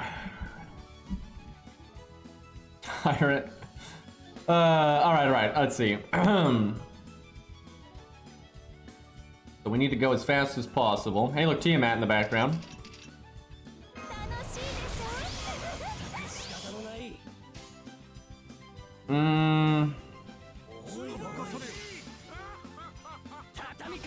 How the hell do you say your name, sir? I feel like there's 3 words here, and I'm not seeing where the words start and end, so we're gonna go with, I don't know, Sin the Tick Diva? I don't even know. Thank you for the sub though. Not saying, shut up, Cairo. Shut up, Cairo. Look, my chat has turned, it's LOL Paimon Royale, You're blind. Trying to get me to say, Canis C. Yeah, that's pretty much chat. That's pretty much chat. Just diva, fair enough. I can handle that. I appreciate the sub though. Thank you, dude. I'm new here. Yeah, I appreciate it. We're just memeing right now, but I really do struggle with names, so that part's real. You deserve it, Sumo. Now wait a minute. No. Wait a minute, chat. Now hold on a second. You know, see, T-Mat's walking away, but you know we'll let that slide. We don't have to go that fast here. Now see, you guys, what you guys do is bring up like nonsense, silly stuff. Play the victim over nothing. You know, try to spread cancer in my chat.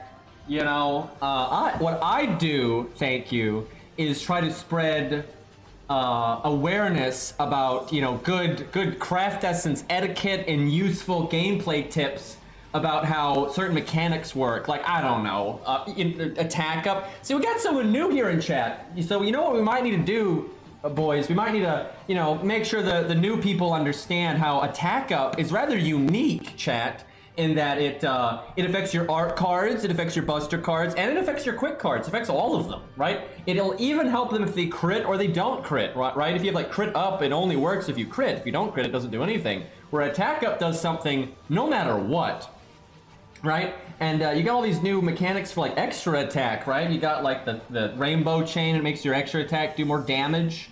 You got the passive. You have the passive from the coin system that makes your extra attack do more damage.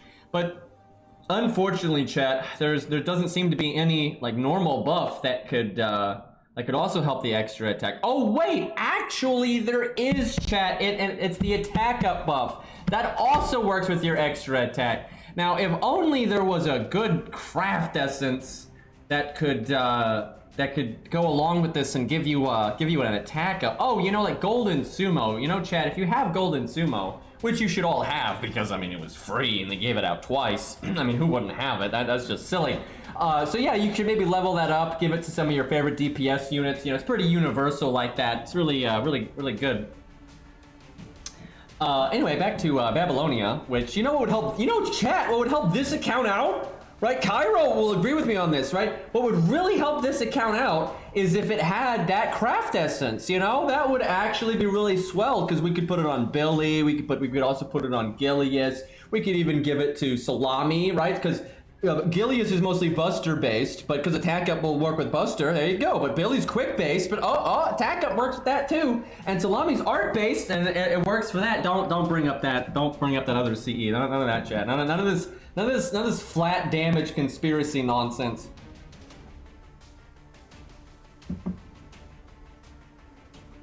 So, you know, Chad, it really would be nice if they would do an event that was like a collage event, and, you know, they brought back Golden Carp and Golden Sumo, and maybe you get to fight the Banani Oni raid boss again, and then you get to fight the raids from the Rider Kentucky event that was like the big the blue, green, and red dude, right? And then Raiko at the end, you know, bring those back, maybe make them a bit harder, give them some break bars or something. That'd be awesome. I mean, dude, that event basically writes itself, right? You literally just bring back that old content and make it a bit harder to keep up with the times and just give out those old rewards again, like they did with the Liz event, you know, kind of a highlight of the past stuff. Just do that. That'd be awesome. I think people would enjoy that. I mean, fuck, you could just rerun those events and just make them harder, and I think people would enjoy them. Some good shit.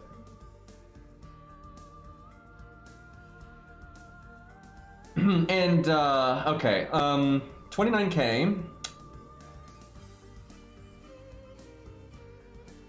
I mean, I want her NP, so I guess we just rainbow chain.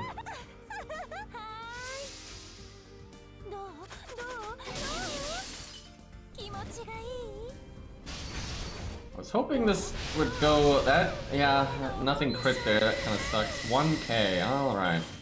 Well, it'll die to the dot eventually. This could be going better. Guess I NP this one.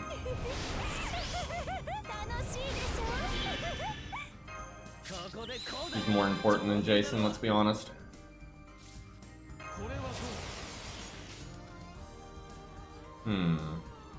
I could kill that one and then... So we... Okay. Hopefully they do 59k between the NP and the Jason card. I don't know if FromSoft would agree to a collab, but if they did, I'm pretty sure Nasu would want blood pouring.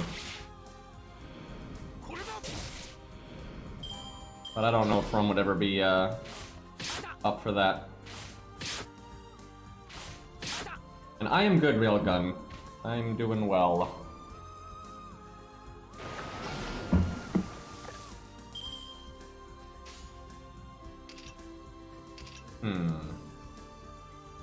I guess Buster Chain's fine.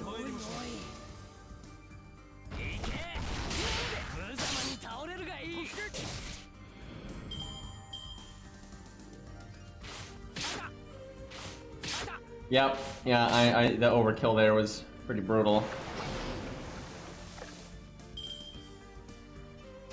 What I've seen, Miyazaki I don't think really likes most mobile games. Now some of them are getting better and their design's getting better and whatnot. But From has never really been big on that kind of thing. But who knows, maybe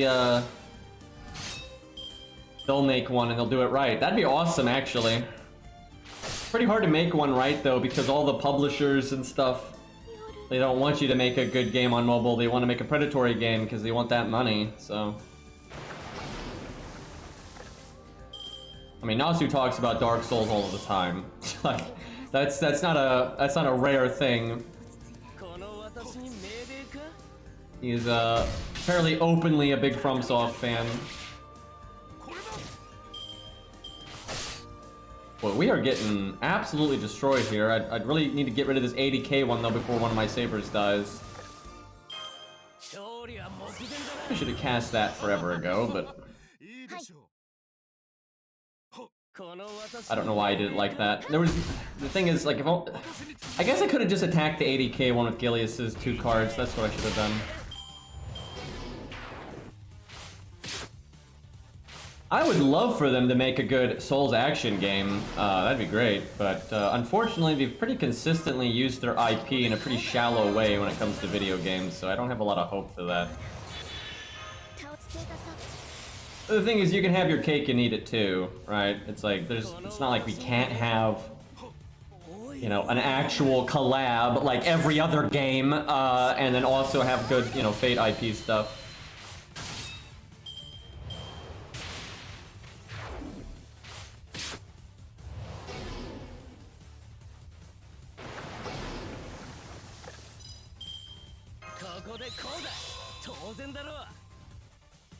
Okay, just rainbow chains for days. I mean, they're working. 40k. Unironically, I think Saber Gilius is better with Saber Chain or Rainbow Chains. It does make it a little bit easier to get some good normal card damage. Okay, well, I might as well NP with him because if he dies, whatever. It doesn't even matter. Could grab that 90% crit, but yeah, sure, why not? Wait a minute, no, I'd have to do it. It's on the art card. There's really no elegant way to do that. It's 50% more damage if I do the Buster first, so just get lucky.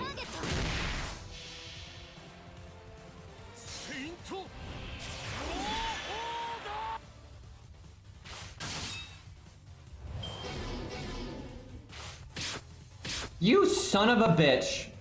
He just had a double hit Gilius like that when next turn he could have potentially done a bunch of damage. What an ass. 96% and we could have rainbow chained. That's painful. I'll go for the crit anyway. It's not like we're gonna have a lot of Starge in here.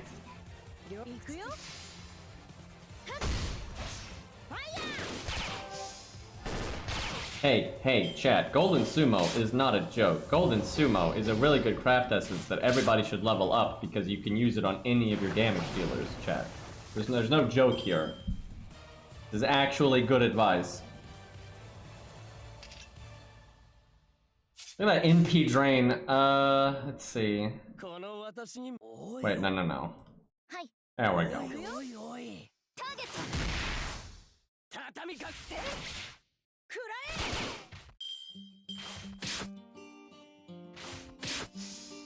Don't you NP drain Billy again. Okay, you did it to Jason. Dude, this Chaos Tide right now is so weak, but that's gonna change. It's only like a few hundred damage right now. If only it stayed that way.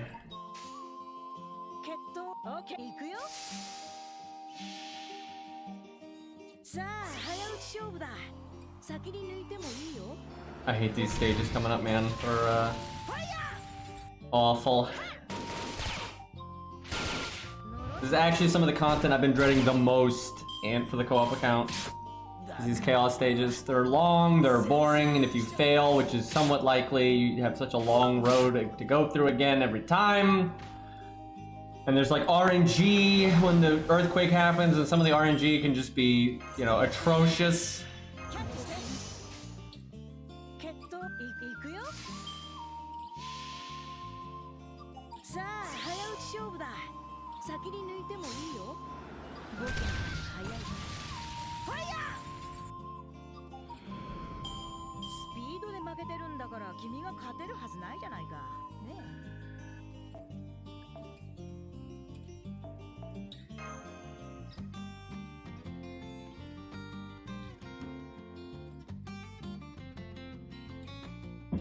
Alright, what's next? So I think, I mean, normally the Saber is last, I remember that. I don't want to do this. Boy, this one's gonna be awkward. Dion's probably good here.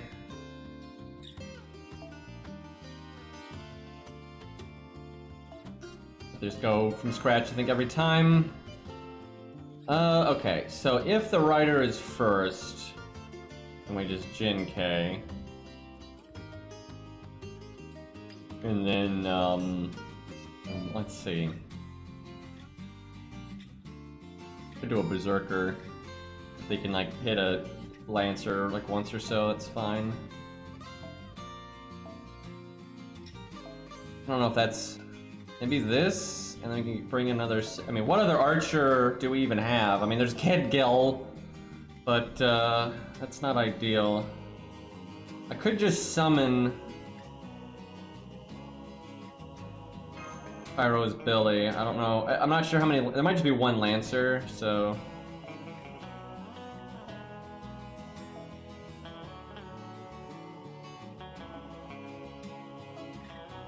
That's another option here.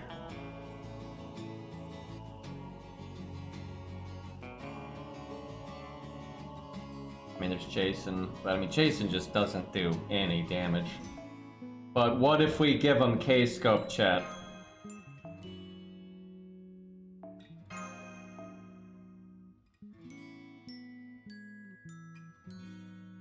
What for Jin K? I mean, I guess just starting NP on everybody. Yep, fuck it.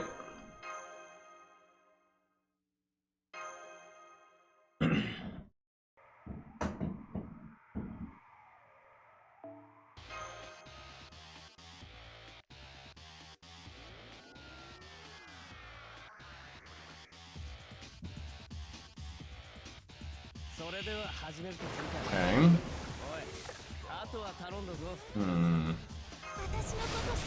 Rainbow Chain looking pretty good.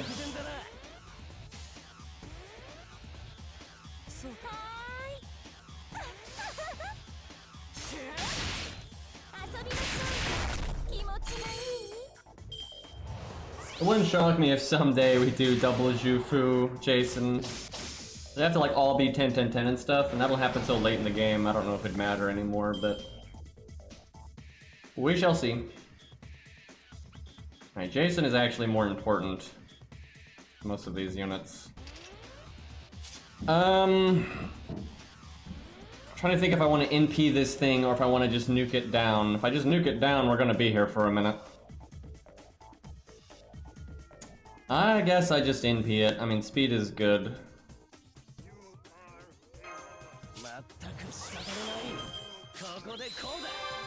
So... Art Chain?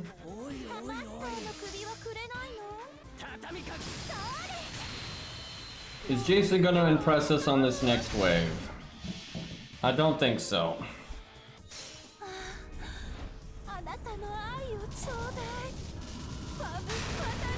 Okay, we got him. No debuffs. Means he's dead.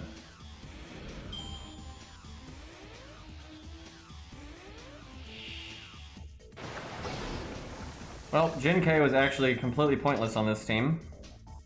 The rider was not as big of a deal as I was thinking.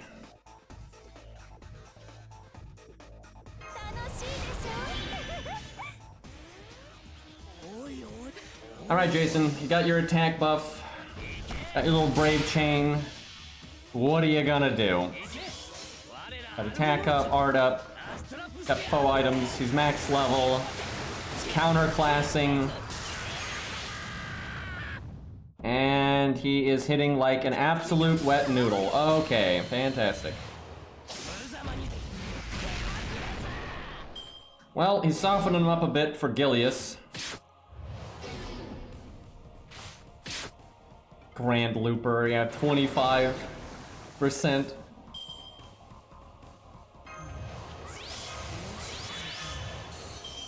I could quick chain, because Gilius is probably going to show up on this turn.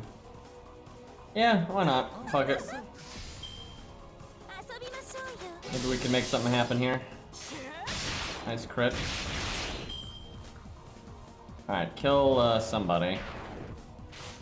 No, that's, no, that's... Well, that did not work out.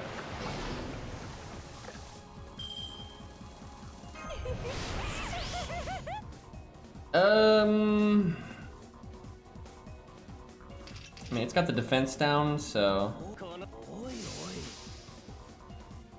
Incredible damage ahead.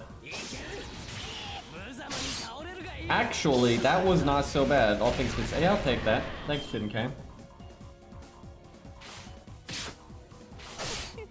I'm sure double Jufu will happen eventually.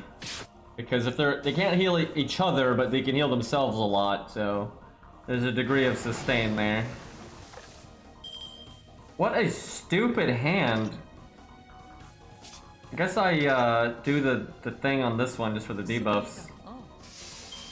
Dude, that sucks because she's gonna die and it's gonna shuffle the deck. Because the good thing about that was it was basically gonna guarantee a good Gilius hand, but yeah, the deck just immediately gets shuffled, so we just got to suffer a bad hand right there for no reason, and that could be bad again.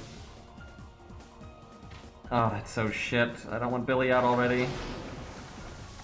Oh no. Alright, let's see. I can heal Jason if I want him to like not die to the Chaos Tide, but...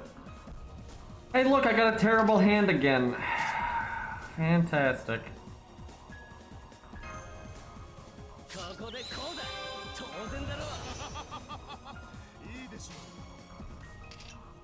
Well, I figure Billy can at least get his NP right here. If he can't do 1k, I'm gonna be concerned.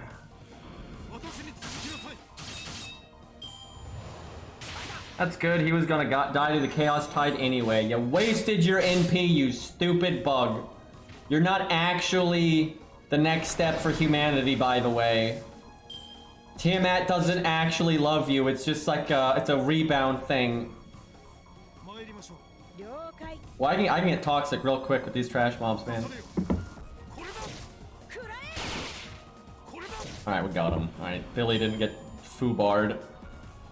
True, but still... I mean, let's be real, guys. Who actually wants to defend these things? I mean, look at this shit. Disgusting. Okay, he can... Rainbow, so maybe we can get lucky here. Oh man, tactics. Oh, it's so good, chat. Get that rank 1 tactics.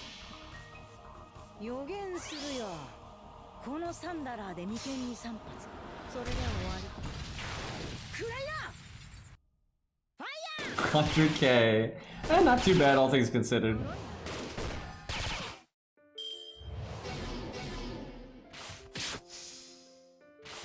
No tactics for the second Billy. How do we go on, chat? Okay, the ending was actually a lot easier than the beginning. Okay, I can't brave chain on this one. Oh, I should have brought default. I don't need debuff clear here. Man, I want an attack up on Billy's second skill. Great. I keep seeing people say like put attack up on his first skill, and that's so dumb. Because it's like really likely for the timing to be awkward, because you're probably not gonna want to use your crit skill on the turn that you're NPing unless it's a really good turn.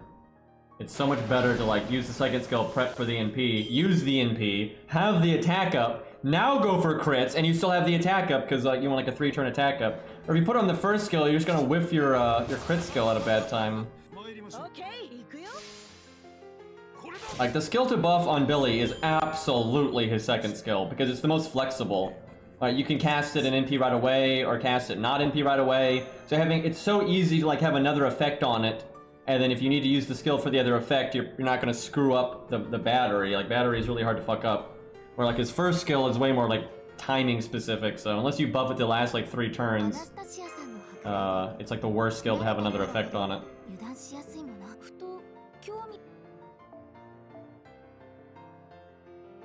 Okay, it's just Saber. I think this is like one big one, and then like later you fight like another big one, and then you fight 2 big ones. But we can just go straight boss nuking on this one, I think. Shouldn't be too bad.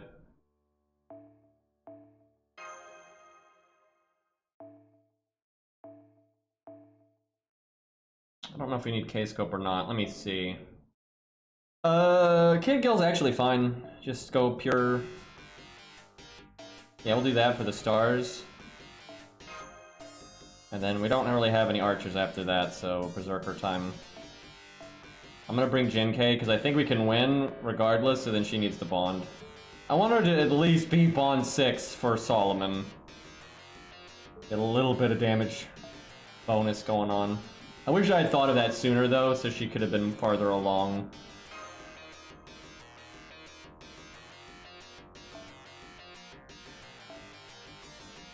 I almost want to go with Star Bomb. Yeah, it's not limit broken yet, but soon. Maybe even tomorrow I might get that. Well, I have to get to 2.5 million. I don't know if I'm doing it that quick. I think we're at like 1 million in the event.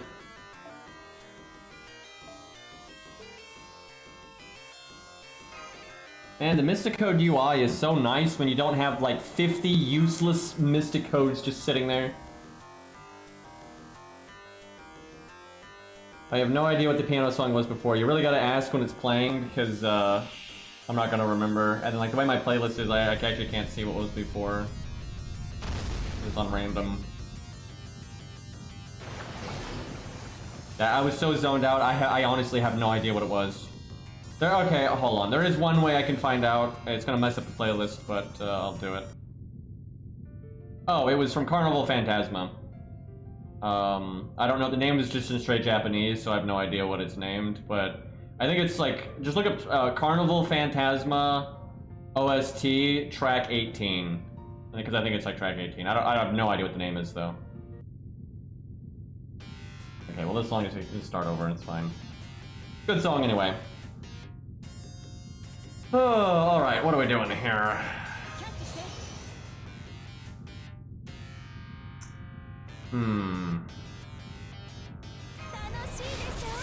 I think we're about to fight Corrupted Ushi because of the background. That scares me.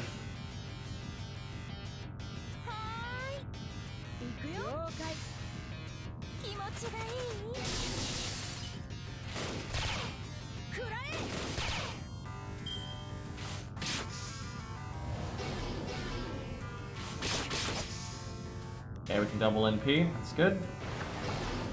He's not gonna get much done here, though. I'm gonna do her first skill for just buff removal bait. Middle Billy can rainbow, so we'll do that and save back Billy's. You know what? I'll do the crit buffs. Might get his buffs removed, but yeah, I'll take a 50% chance. Let's get the damage while we got it.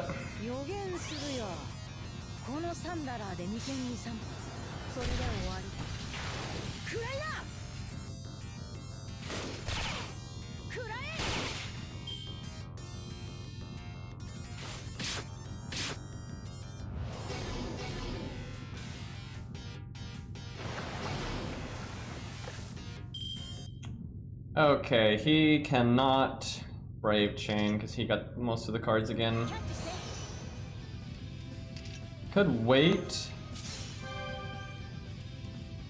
Yeah, I think we wait and just Quick Chain. Okay. I like how he removed Billy's buff so we lose our crit buff, but he didn't do anything to Salami. Wait, why didn't I start with... I thought I did start with Kid Gil in the front. Oh, Earthquake. Yeah, if I say it must be Earthquake. God damn it! I didn't even realize. I was like, wait a minute, I'm supposed to have like charisma from Kid Gil. That was like the strategy here, but never mind.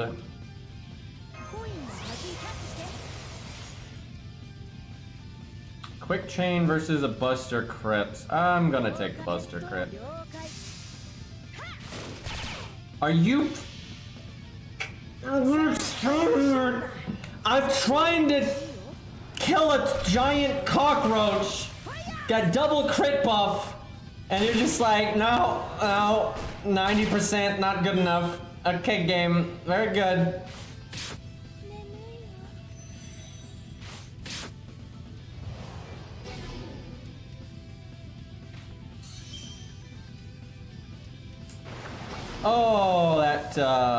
Oh, that rubs me the wrong way. Let's see. Bang, bang, bang. Can you guys stop with that? Yeah, that one crits though. But we're getting picked to death by the Chaos Tide, so Billy's not gonna last too much longer here. I can get one more NP off though. You know, I probably should have evaded MASH and then used her invulnerability on Billy, because 20% batteries pretty significant. Yeah, I don't know why I didn't think of that, because it's like 20% is pretty much enough that we're going to get it for sure, but without it, it's going to be pretty close.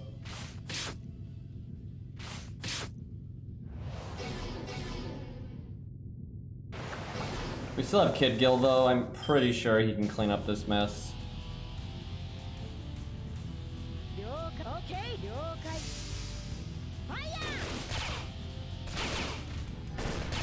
Nice crits. That was fairly underwhelming.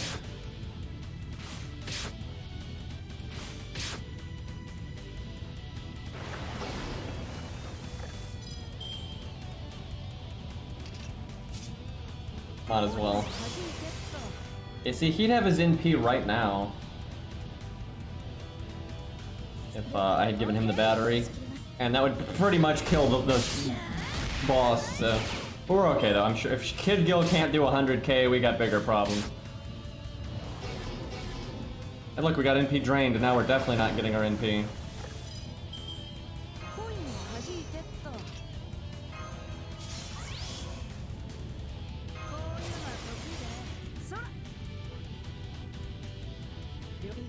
Lucky crit, come on, 20, 20, 40. I mean, one crit, one crit. One crit. Alright, good enough.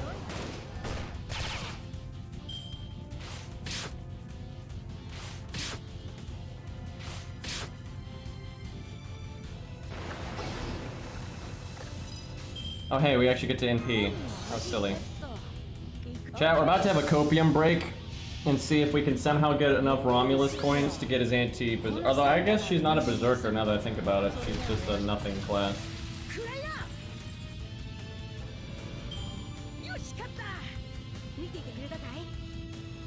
Yeah, there's not much we can do to make the upcoming boss fight any smoother, really.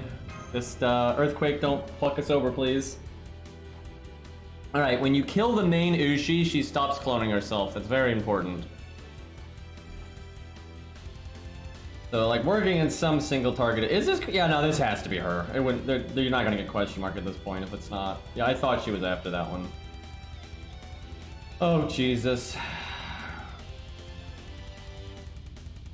I don't remember how much health she has. It's been a while.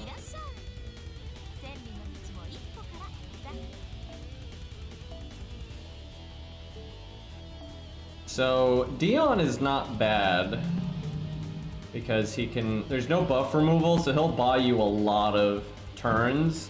But because of the shuffle, you don't know when you're gonna get him, but it's probably still worth putting him on the team somewhere. Now you can actually just bring 3 units and then you've got a set team, but I'm not sure we would have the damage to be able to do that.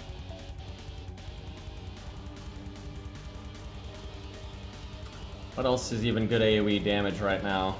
Geronimo does not have his upgraded NP. I mean, there's Booty Lancer. You know, Berserker Lot's not terrible. He doesn't get his Berserker bonus, but his crits would actually be nice, but I don't think it's worth it because of the way Berserker works here.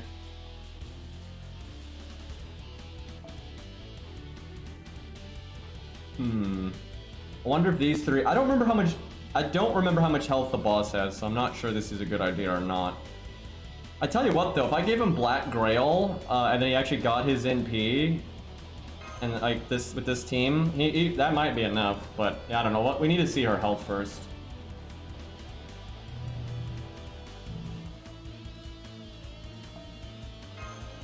Let's see, so what are some like units that are going to be useful no matter what? Billy's actually not terrible. We're winning so far, but that we're about to do one of the more hard... I don't think this is going to be the hardest stage, but it's going to be one of the hardest stages. I think some of the, like the beast trash mobs coming up might be worse. Those get really bad. There's like that one stage before Tiamat. I'm concerned about that one. Yeah, that stage and this stage are going to be the hardest.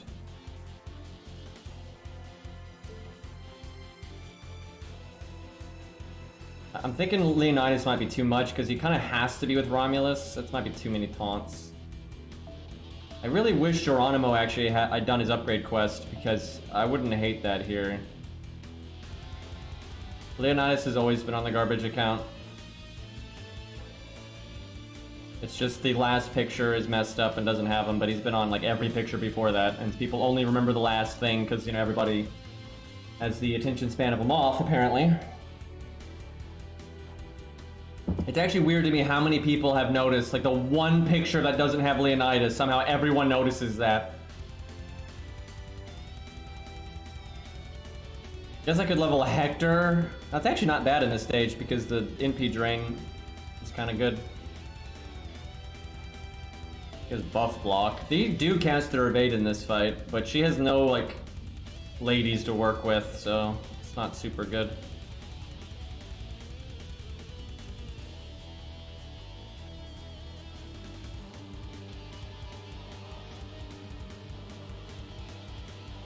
Out of a cold fish? Yeah, very different. Let's see. We have never like removed anyone from the list or anything like that. Like, we've not done that. The only units that have been added are units that didn't exist when the account started. Same issue with him. He'd have to be paired with someone. I do wonder though if I did like Leonidas, Shakespeare, Romulus, no other units, so the shuffle doesn't matter, and then you do like Black Grail. I wonder if that could just kill. We'll get in there and look at the HP and see. I really do not remember how much health they've got.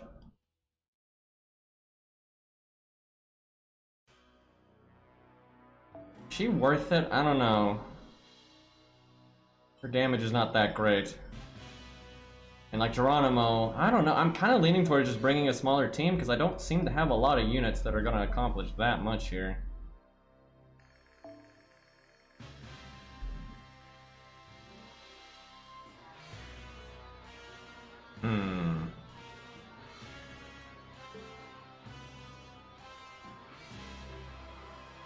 Could bring Kairos Romulus and do double Romulus. Because Dion can buy you a lot of time. The thing is, you have to be using that time for a DPS, otherwise it's useless. I just wish this fight didn't have the Earthquake gimmick, it's just so lame. Such an unnecessary amount of like RNG. I might have the mats to level Hector, but he'd have to do his strengthening quest too. Hector actually, I probably should have done that. Leveling Hector and Romulus would have been really good. Like, especially if the NP together, because Hector can buff them both. Yeah, that would have been pretty swell. I could do this, but that's pretty yikes.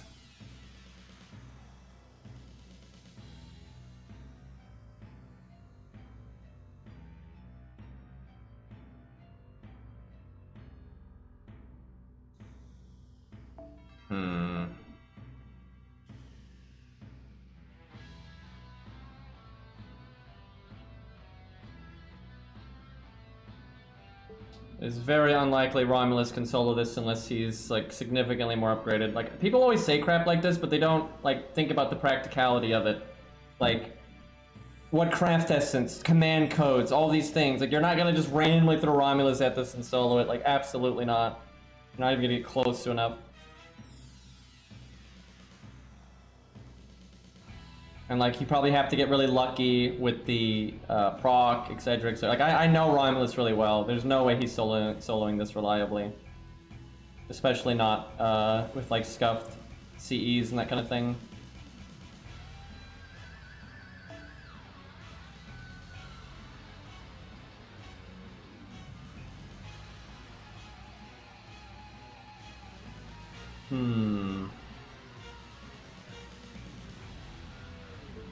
Yeah, the issue is there is literally no one else on the entire account that can do any damage of note. And like, I feel like if I bring units like this, they're just gonna make the earthquake really bad, and it's not worth it. But I could just throw them at the screen and just have everyone NP and see if that's enough. But they're gonna do like 20k, right? They're gonna do crap like that. Could potentially cut MASH.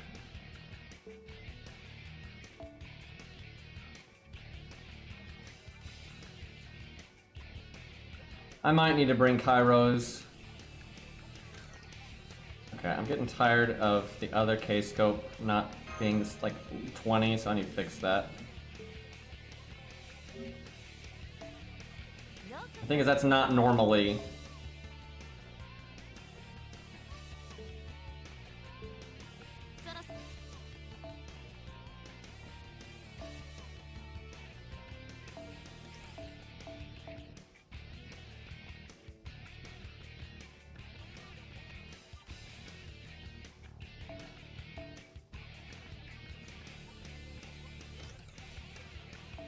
Okay. Nope, that's not 20 yet.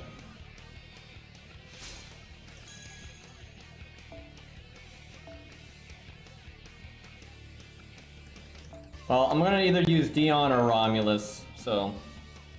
I'll try Dion first, just because it's kind of fun if you can tank a bunch of NPs, but I don't know if he's worth the support slot. Like, Dion is so much better if you have him, and you don't have to summon him. I think summoning him is just, like, almost never worth it.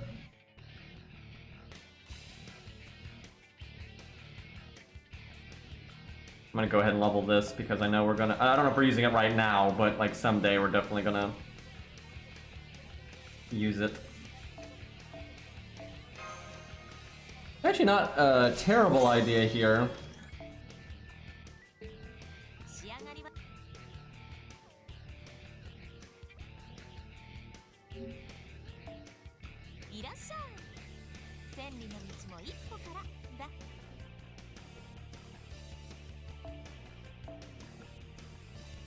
Wait, that's not what I'm looking for.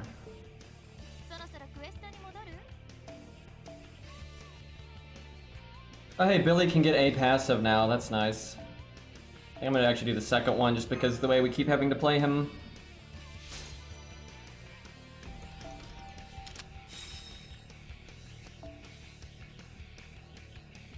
Okay, Romulus... Oh, Romulus does have his anti-berserker one, I didn't realize that. Here it'd be better to have that one, because she's not actually a berserker, she's no class.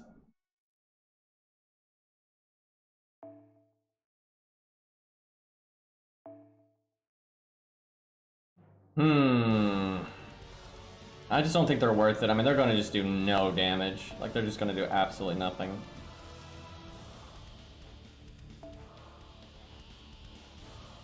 Yeah, what we need is double Romulus and Dion. That's like the way to do it. But we can't do it that way because we don't have Dion. And there's no other AoE unit that's like on par. So I might need to level Hector and do Dion, Romulus, Hector. And the only reason I'm not doing that is because I don't want to level up his do all of his strengthening quests. You know, it takes like an hour to do all that shit because he's got a bunch. You have to do his like upgraded NP and his first skill. And I don't think you have to unlock his third skill, but still, there's just too much time.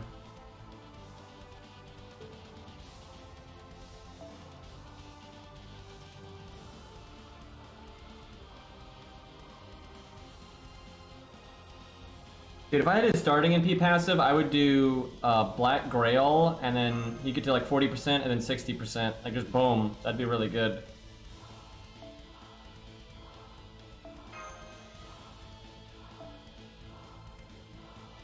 Might do Leonidas. So if the team was like this, it'd be pretty good, but if it ends up being like that, it's really bad. Or if it's like that, and it's incredibly bad. Yeah, I need Hector. I think I need like this. I think this would do it. Well, I know I'm gonna level Hector anyway. Let me look at some of his stuff. I don't want to take an hour and go do his quests. Like I hate that about this game, dude. Like, you have like a unit you want to level to use for content you're at, but then it's like, oh, but I'll have to stop for like an hour and a half to do a bunch of stupid quests. Where if they're like a newer unit, you don't have to do that. Like, you don't have to unlock your third skill and stupid shit like that. Like, that's happened to the co-op account so many times, where I'm like, yeah, I could get this unit, but then they're going to be useless still because I haven't done their strengthening quests. Like, that just should not be a thing.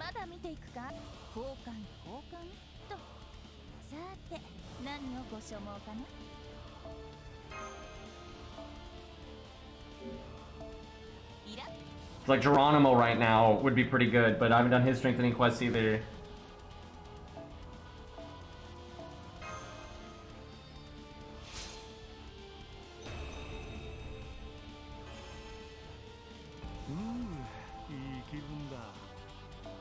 I mean, Geronimo's got an upgraded NP, and he's got a big art up. It's like, he's perfectly fine. I always say this, it's like, Geronimo is so much better than, like, Jekyll and Hyde and, you know, Phantom of the Opera and those pieces of shit. He's not nearly that bad. It's just that, if his first and third skill weren't useless, then he'd just be so much better, because the thing is, Geronimo's NP is very good. Like, it's very, very, very, very good. It's just, you know, the other two skills are so bad that he ultimately is just meh. But like in this situation, he's fine. But Hector would be better. Like, because Hector's gonna have more damage, and Hector's gonna boost Romulus's damage. So like in total, you're doing a lot there.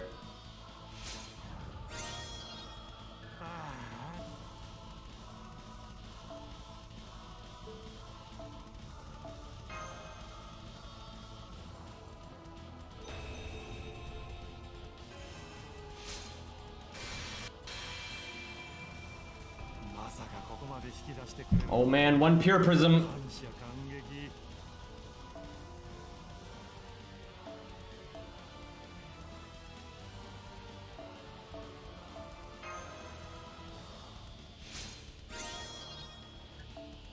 Now, I might not want to buy these because they're not that hard to get, and like, if I beat the stage without them, I don't need them like this second or anything.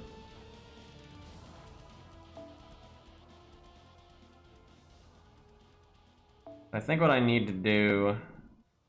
I can pretty much guarantee you what Cairo did was double Romulus and Dion. And that's just blatantly the thing to do, but we can't do that.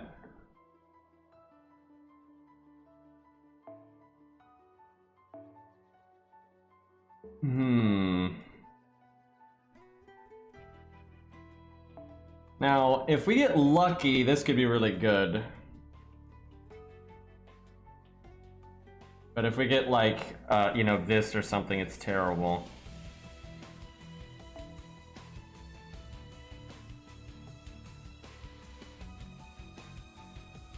Still, I guarantee you, you summoned a DPS that was useful for my account, and then you used Dion. There was like no way you don't use Dion here. Like 2 or 3 turns of just you're completely safe. Like that's huge.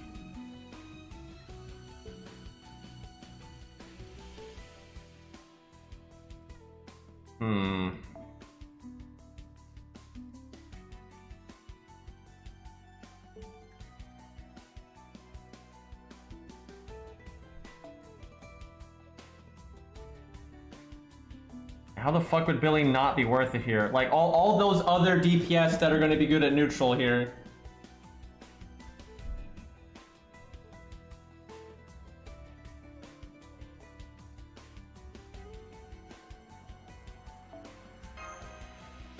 That may not be necessary, we'll see.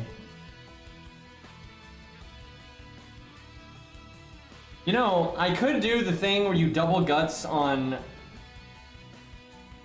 Leonidas to get the attack buff twice. I don't know if that's enough damage though to really matter.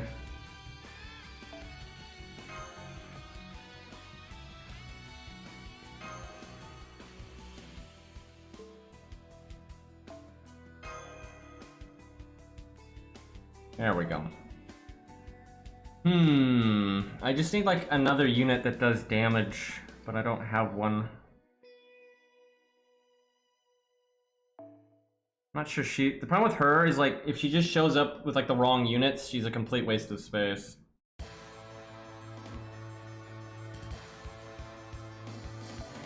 Like, I only want to bring units that they're all like individually good. And, like Leonidas is maybe the one exception to that, but I don't know what else I could even bring.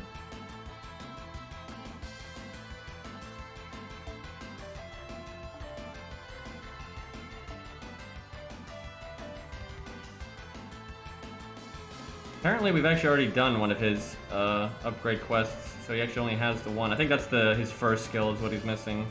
That makes him a lot more worthwhile than... Like, obviously the upgraded first skill is nice, because it's a bit more damage, but... Okay, I think we will upgrade him then. Like, just the NP might be enough to be worth.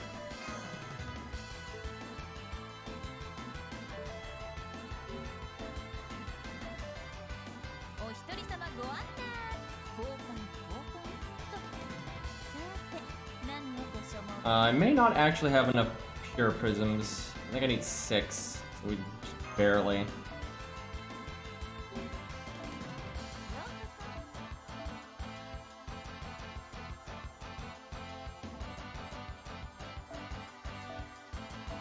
Doesn't have faux items. I still haven't bought the faux items from the event though, but in the long run I don't think Hector's gonna get used too much, so I don't want to like faux him this second. Need to think about Solomon too. I think most of what I'm gonna need for Solomon is already in a pretty good spot though, so I'm not too worried about that. At least for Guadia. I don't know about the Demon Pillars, but...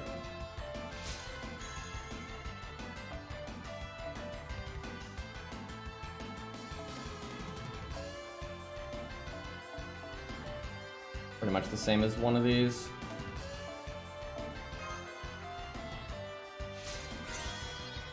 Okay.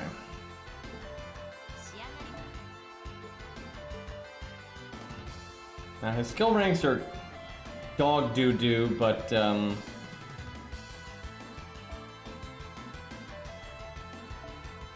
I don't know if I should bring Leonidas because it's just so random if he works with anything, and like he has to be with one of the other Lancers to really shine.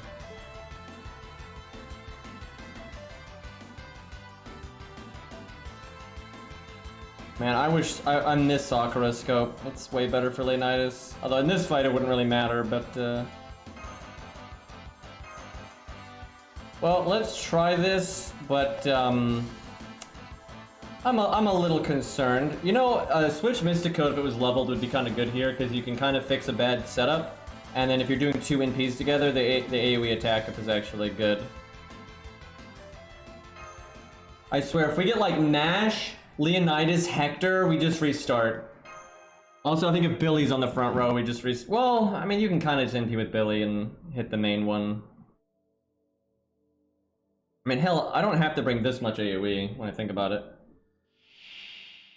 Okay, that's way less health than I was remembering. I mean, it's at class neutral, so I mean, it's still a problem, but... Okay, that is literally like what I just said I didn't want to see. And Hector would be worse. That's, you just reset. Like, that's just useless. Nash, I might cut Nash, I don't know. Like, I just, Leonidas and Mash together just really needs to not happen. Like, anything but that, please.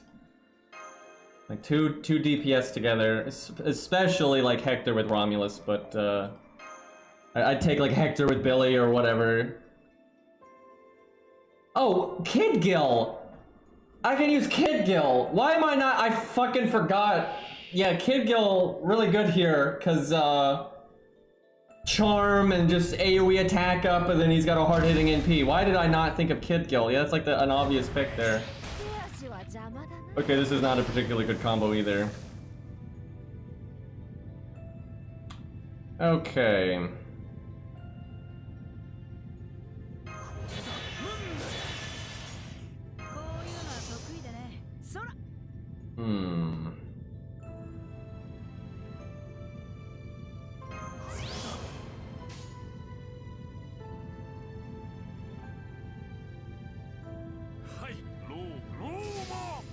Earthquake sucks. It's such a bad mechanic.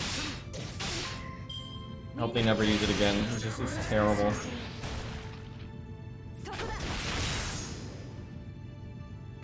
I forgot that they didn't get their NP charge. I've clearly forgotten how this fight works. Okay. Do I want to do this and with the heal, but, you know, RNG.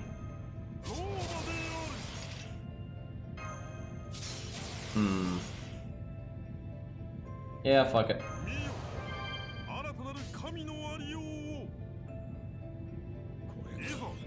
Yep, I don't think I need to bring taunts then. Yeah, I thought they had their NP every turn gimmick, but they don't. This is actually not as bad as I thought it was gonna be.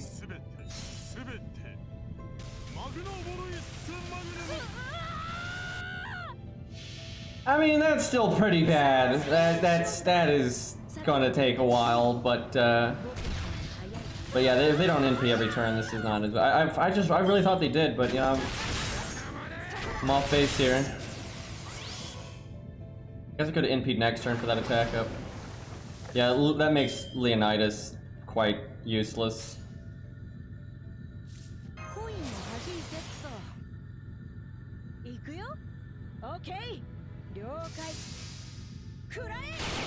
There is no other fight with her.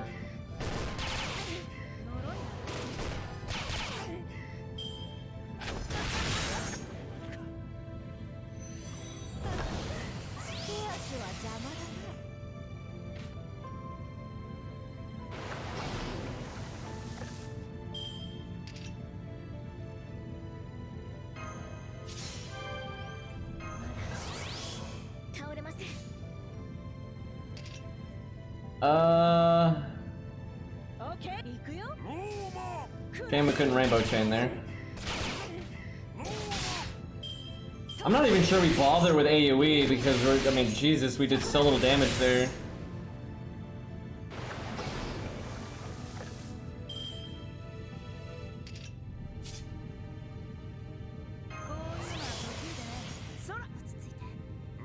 Also, I could have like gone slower and gotten the buff from Leonidas and NP'd later, and then I could have saved my battery skills for the next NP. Yeah, I thought I had to be way more like short-term value, but not so much.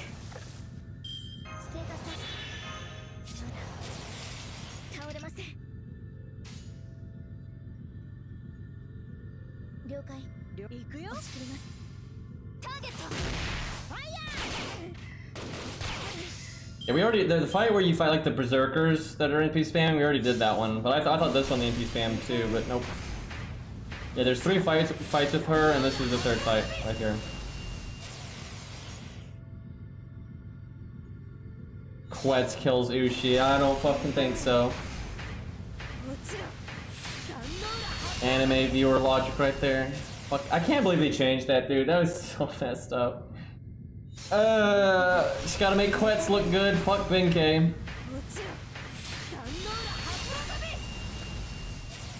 Yeah, the earthquake is so annoying, dude.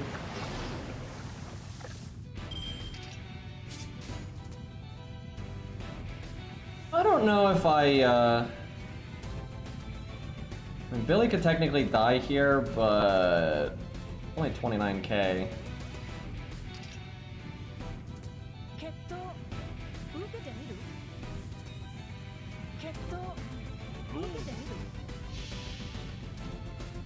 Who the fuck is Benkei, indeed?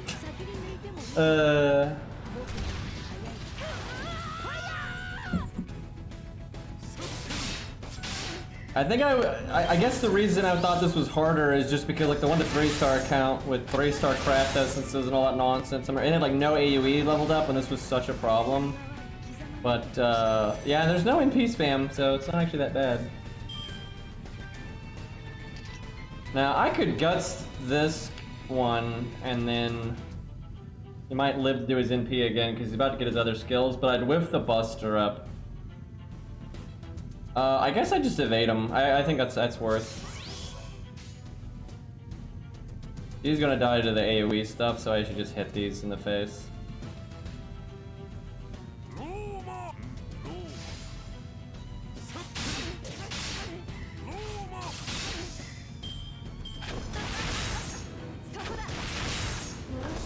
Don't you evade.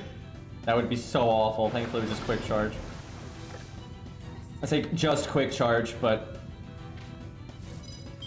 Okay. Attack up, attack up, attack up, attack. There you go.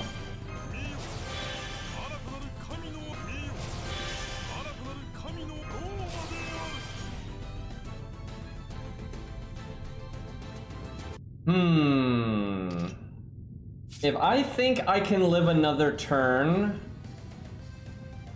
I should wait to NP because I could have the NP up hit all 3 of them.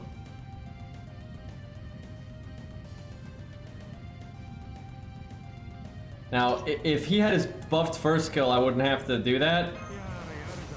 Fuck. Well, just live forehead, right?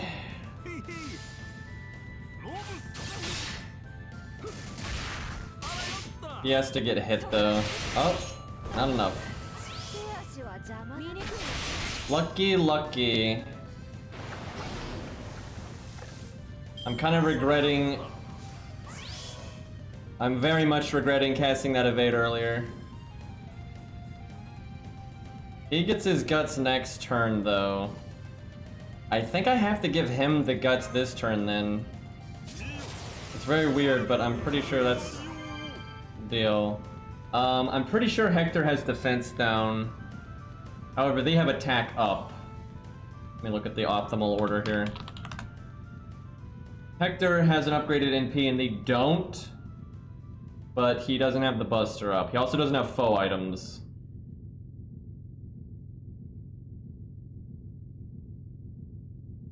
So I think we're gonna lose because of this back Ushi. I don't think we got enough oomph here.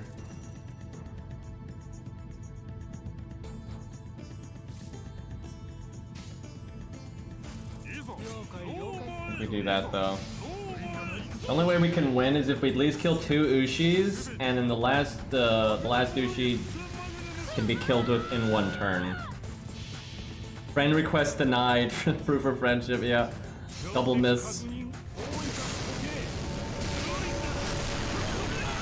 That damage is absolutely pathetic. I think we might want to incorporate some single target, chat. For Kid Gill. That is not good. That is not enough.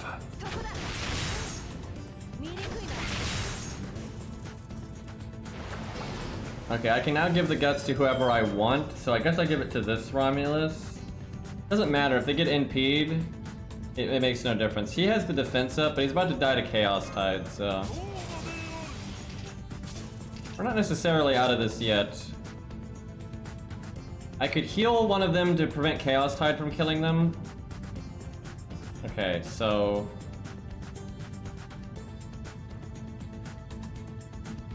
I think we heal this Romulus just to maximize our odds of having like more total damage over a few turns.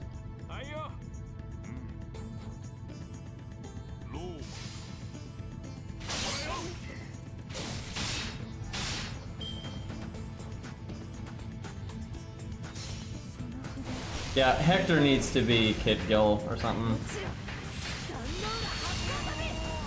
That was the front Romulus, so I wasted my heal, unfortunately, but I had a guess. I mean, what am I gonna do? Well, we picked the wrong target. So if I had saved heal, we might have won here. But yeah, pretty much everything that could have gone wrong there went wrong there. Got the least value out of the heal and the guts possible. Like if I could heal him right here, I think we would have won. Yeah, I knew she was gonna do that. She always does it at low health. And we just died there anyway. That was just bad luck. That was super bad luck at the end. Okay, so we don't need the taunts. That fight is just not what I remembered it to be. Okay, I'm sorry, Hector, but you're probably not worth it. I'm not even sure Kid Gil is worth it, because he's not foed either.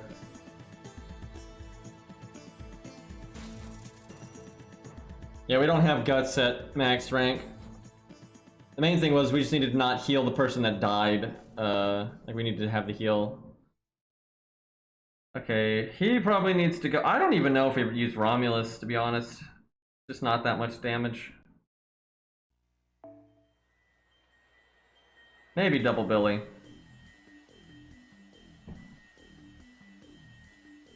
I mean, if he's with Kid Gil, it's actually kind of good. He just doesn't, he really doesn't do a lot.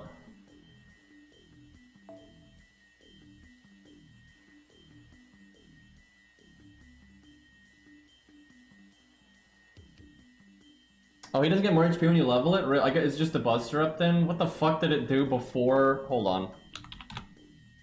I gotta look this up. I want to know what it did before they buffed it. Oh, sorry, they never buffed it. Yeah, they buffed the first skill. I'm thinking they added the Buster Up, but no, he's always had the Buster Up. So yeah, the Buster Ups is what improves. Yeah, he didn't have a third skill. Yeah, he's one of those. Oh, day 1 FGO. What a piece of shit. That does explain some of the crappy damage though, because our Buster Up is a lot smaller. Man, I don't know if Romulus is even worth it then, like seriously. I mean, it can work because we were so close to it working there, but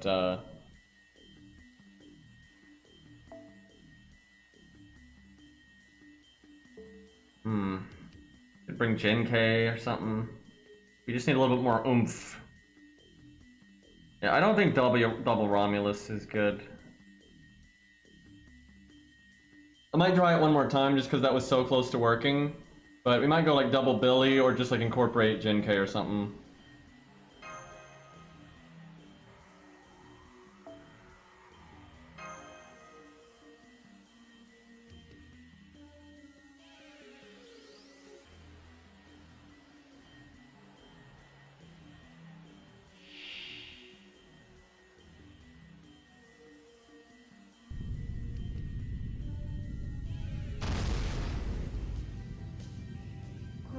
That's not great.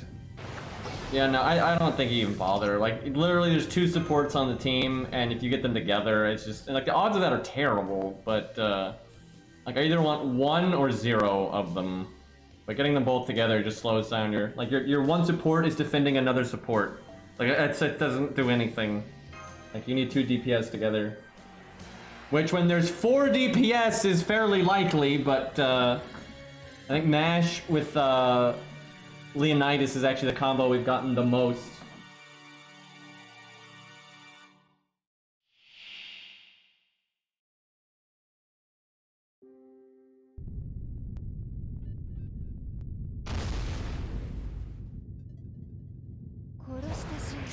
Okay, not the dream team, but I'll take it.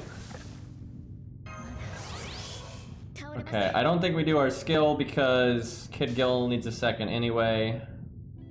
了解 I could rainbow chain actually. 行くよ Oh my god, the shaking screen can just fuck right off though. 任せください。行くよそれ。くらえ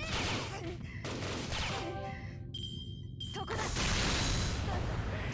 手足は邪魔だな。そこだ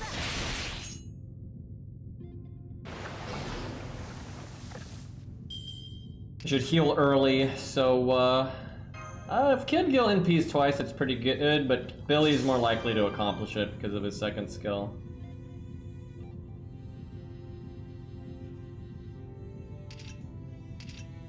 Should save the charm for when I think she might evade.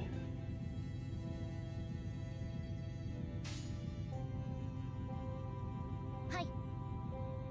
Sucks I didn't get a quick card, because art chaining here is pretty crap, but there wasn't a lot I was gonna get done on that turn anyway. 見にくいな見にくいな見にくいな Wow, Billy doesn't have his NP. Well, I'm gonna let her die when she taunts anyway, most likely. Well, no, that's not that great either. Actually, this is a really bad start. I think this is super shit now that I'm thinking about it. 戦いはここからです。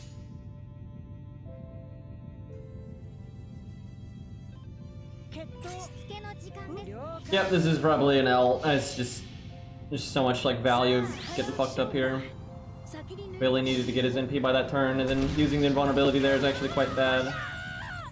Also, I should have charmed there. Nah, it won't. I don't think it'll do enough. これも財宝とこう使うものゲートオブバニ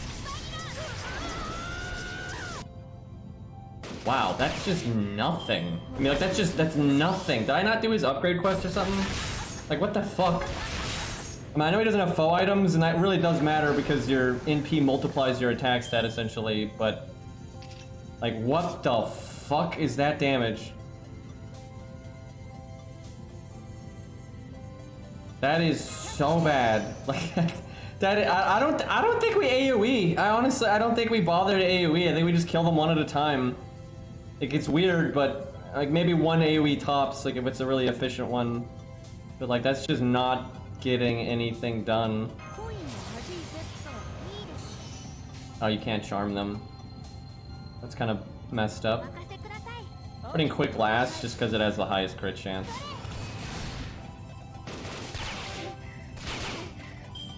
そこだ見にくいな殺して進行 Well, we have our sure hit, so I'll take that. Okay, Kid Gil's about to fucking die. And Billy has no cards to use the sure hit on. Fantastic. 決闘了解受けてみるさあ早打ち勝負だ先に抜いてもいいよ僕早い Charm is pretty rare to work. It's very noticeable, like how often it does nothing. 見にくいなすみません。見にくいな It's because stun is just broken. Like, stun is so powerful that they just don't want you to have it. ステータス Yeah, I should not have used her invulnerability like I did. I can evade her, but this is just over. Shit. Okay, I think we need to double Billy, honestly. I don't know, though. Yeah, Medusa is the only stun that is, like, decently applicable because a lot of the fights that are immune to stun are not immune to petrify. But even that one, you can't always do it. And hey, Finn, thank you for the 38, or 36 months, or 38 months, whatever.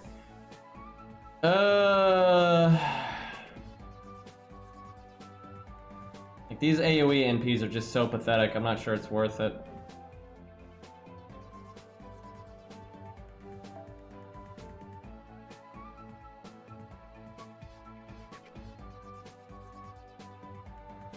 Hmm.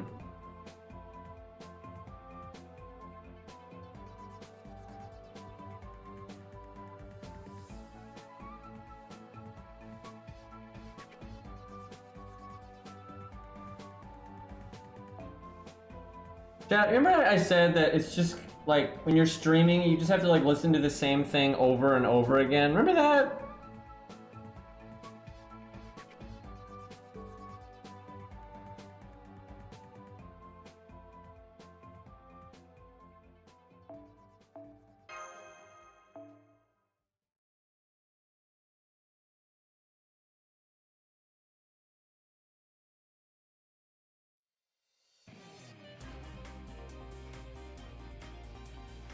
Man, this sucks. Like, we just have absolutely no AoE damage. Like, this is crazy.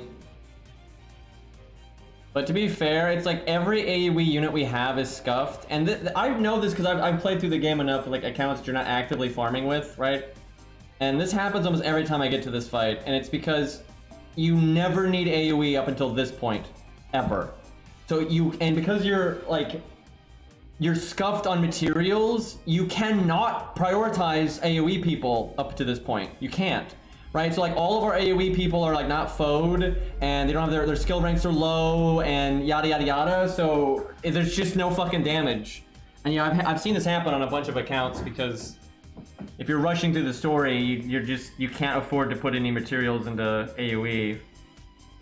Because this is like one of the only times you need it and then you just don't fucking have it.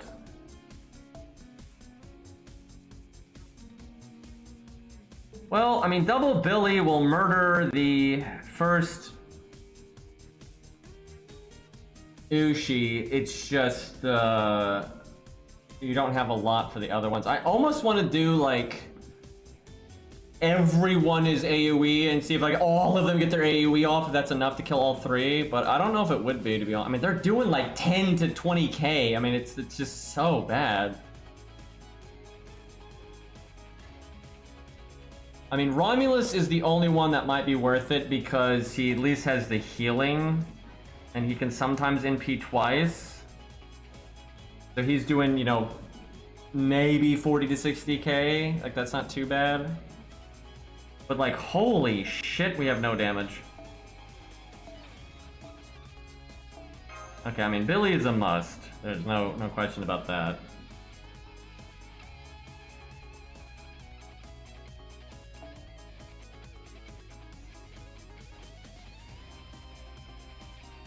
He's not actually terrible if he just happens to be on like a good setup. Like if you just coincidentally get a good thing going, and if he does NP, he can like get overcharged, maybe stun, and that's helpful too. But he'd have to get like this setup almost exactly, right? Or you could put in Kit Gill, and you just need a lot of Buster NPs. Actually, Geronimo is not that bad here, but I haven't done his buff quest.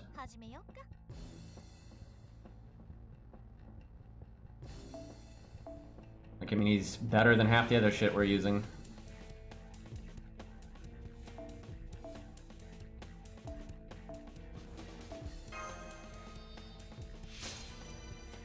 Because if we go straight neutral, we have to do like 600k at neutral. That's, with the Chaos Tide, that's too much. If it wasn't for the Chaos Tide, I don't think it would be, but...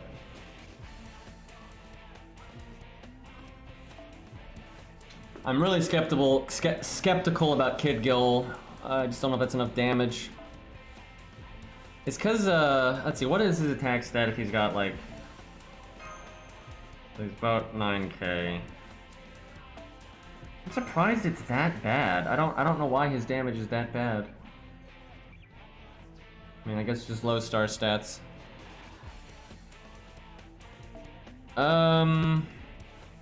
Man.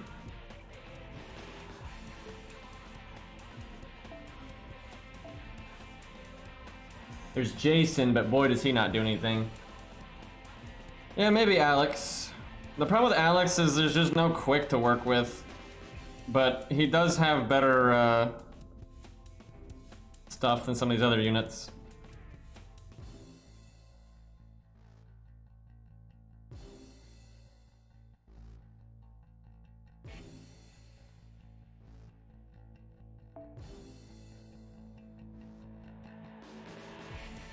I mean, there's literally no reason to use Jufu here at all. Like, there's absolutely no reason to do that. The only way you would do that is if you had like a good art unit that was like in a loop because of it. which we absolutely do not have that.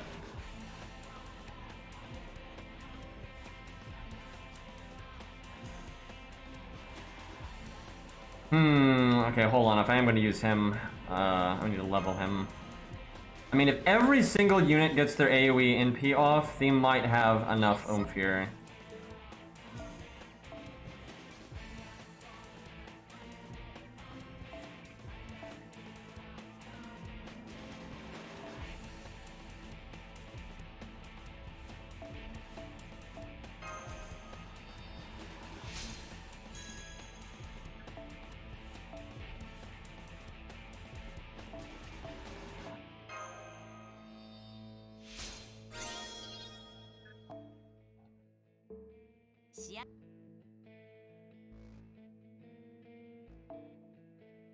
Okay.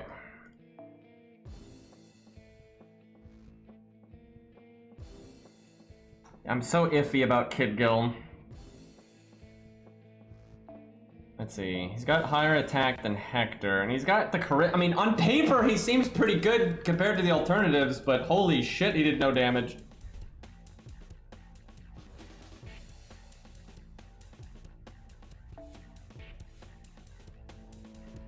I almost want to give someone Black Grail.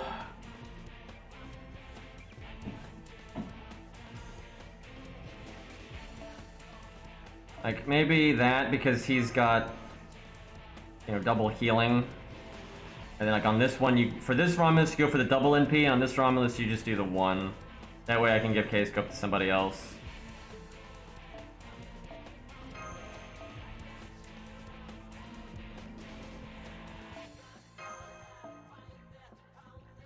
Do I have Caneth or Sunlight, anything like that? I don't think I do, actually. Got most of the stuff, it's not that one. Guess defense buff for now. Need her to live to get to the NP turn. She needs to be foed too, just because you use MASH all the time, and like the game makes you use MASH and stuff, so it just makes sense to get her stats up. At least get her health up. I don't really know which unit to like focus on for the like upcoming content and whatnot. Because we got one unit we can foe from the event, and I haven't done that yet. I'm not really sure who to do that for. Give the foe items to. Okay, that's an okay starting team. Maybe Billy with Alex would be better. Yeah, that would be better, but I mean, I'll take what I can get here.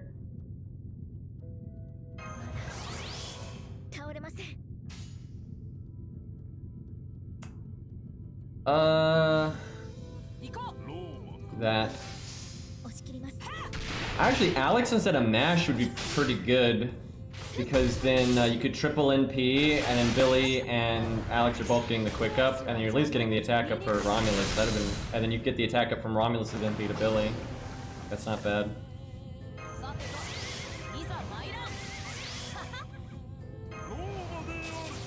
Okay, that's good. I don't know if I give him the heal. I'm not sure there's any way he's getting another NP. I'll hold on to that. Well, if I use it now, I'm the most likely to be able... No, I'll do it. Because yeah, it makes me the most likely to be able to cast it twice. And I think that's worth.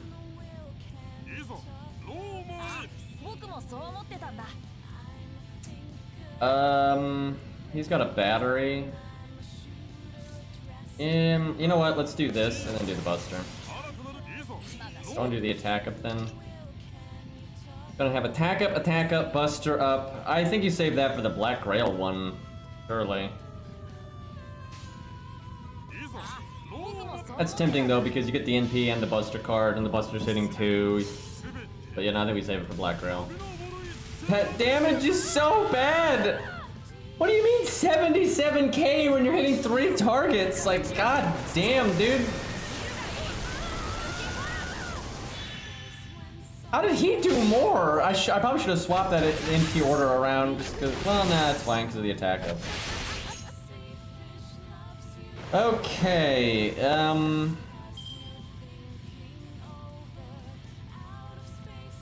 ahead and do that.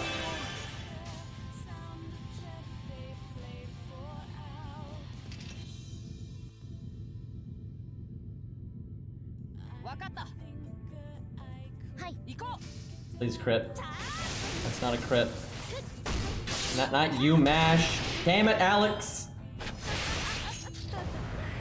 手足は邪魔だ。 Probably should have healed Mash actually, because Mash surviving to the NP turn I think is pretty big.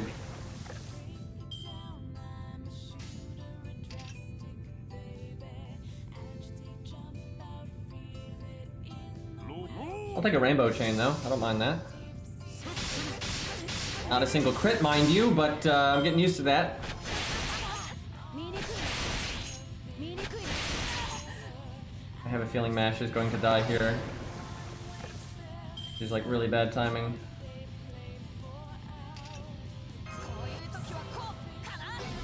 I don't even know why I tried that. Well, I mean, getting her the attack up increases Mash's odds of surviving, but we know Charm doesn't work. 見にくい Don't do it. Don't do it. You did it. I think we might have enough health. I think it's like 1,500. Okay, no, it's like 1,200 or something. Okay, well, she just barely lived. Unfortunately, Alex is going to die to the... 倒れません Do I even bother? I mean, I guess just to reset their NP gauges, I bother. これで耐えます That sucks though, because he's not gonna get his NP. Even though he's at 87%, he's got 0 cards. Yeah, he's not gonna be able to NP. Sucks. Guess he'll die to the Chaos Tide after this one. 分かった行こう分かった I know Romulus gives his attack up after his NP. Why, at what point did anyone say otherwise? その首目障りもちろん堪能な発砲 Yeah, Romulus really needs to NP twice. The one that starts with K-Scope. There's no reason to have K-Scope if you only NP once. If you could get you could just like take all these turns we're doing to build up to the NP, then do more damage with like a damage up CE. I would say more times than not though, he would be able to double NP, because he almost is doing it now. That was just really bad timing. 堪能な発砲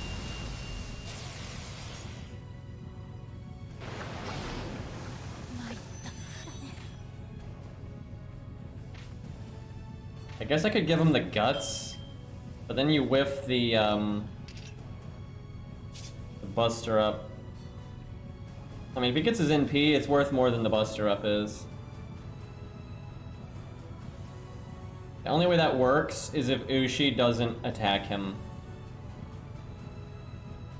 I'd have to give him the guts and the evade, most likely. That is so terrible.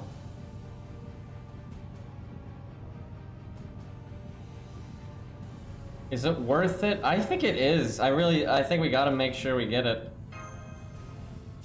Like, otherwise K-Scope is just doing literally nothing. Well, maybe we just switch off K-Scope then. And just do like the... Oh right, Cairo didn't do the Paul Bunyan event because he hates loot. Because that's 50% starting NP and Buster Up, and it's attack stat. But yeah, Cairo didn't do that one. I don't want her to evade.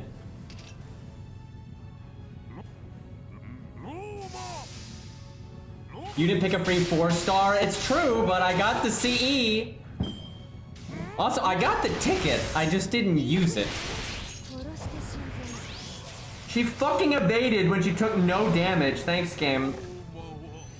Wait, how did that work?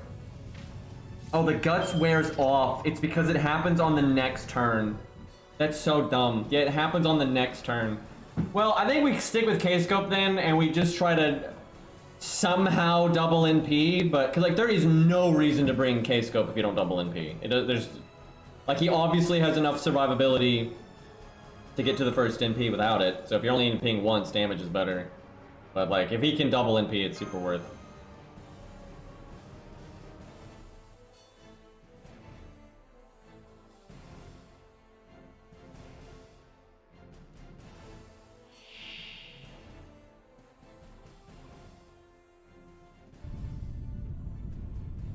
The Chaos Tide doesn't actually happen on the enemy's turn, it actually happens on the start of your turn, and that's why you get hit by it right here.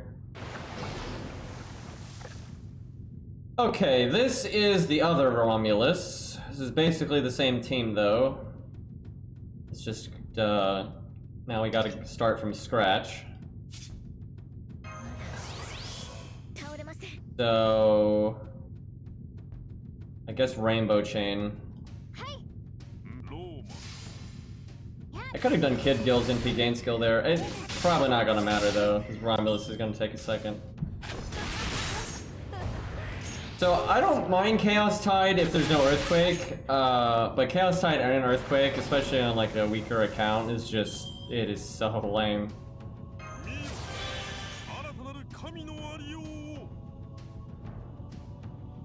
I mean, he's got no other use for this skill, so.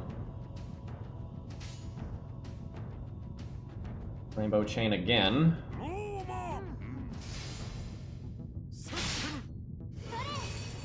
Okay, if I Imperial Privilege here, we need to NP within the 3 turns. But if I don't get hit, I'll have to wait. Looks like we're waiting. No, we need to do it. Fuck, we missed.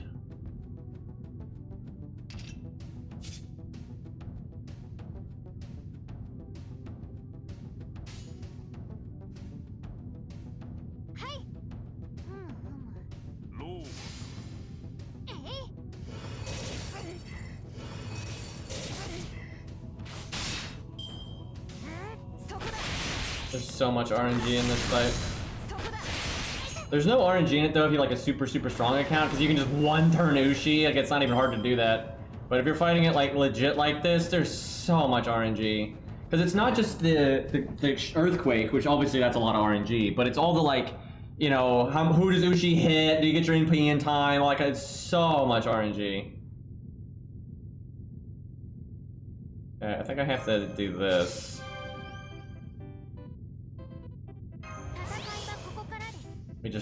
We needed this deck shuffle to be better. We needed to get Romulus NP gain there.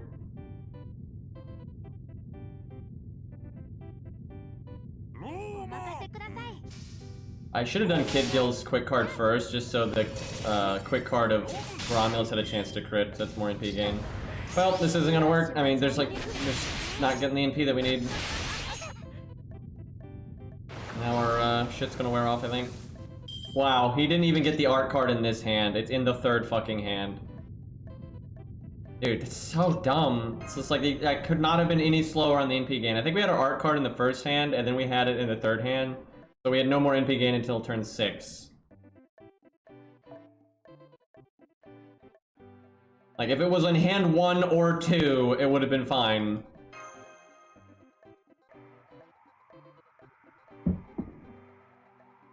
I hate when that happens though. Like, you're using a unit that has 1 art card, and then the deck shuffles and it puts the art card in the final hand, and then it's like a setup that's like where like your units are gonna die because of, you know, some kind of gimmick or whatever, and then it's just, you're never gonna, like, it's just too late. Like, it's too late for that to work.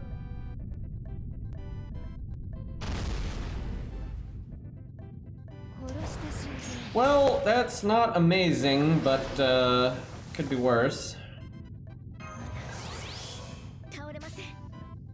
Alright, so this Romulus needs NP the most.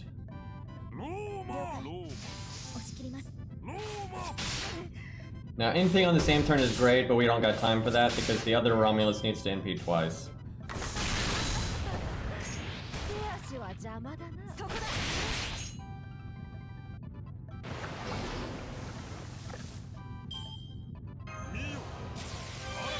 So... okay, we got the attack buff, that's good. You know, I should probably save his Buster up to give it to this one because he has Black Grail. I didn't even think about that.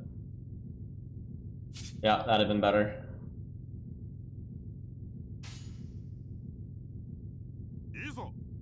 I need a quick just to get NP gain.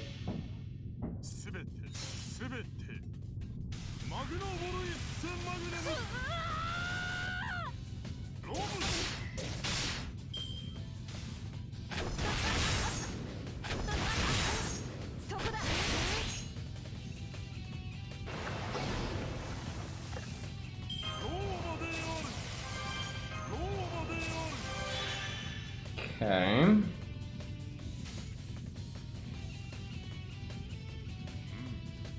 Kind of a bad turn on that one, but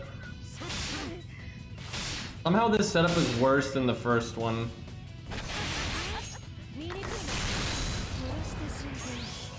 I really am not enjoying this though. This is just RNG on top of RNG on top of RNG. Just so much.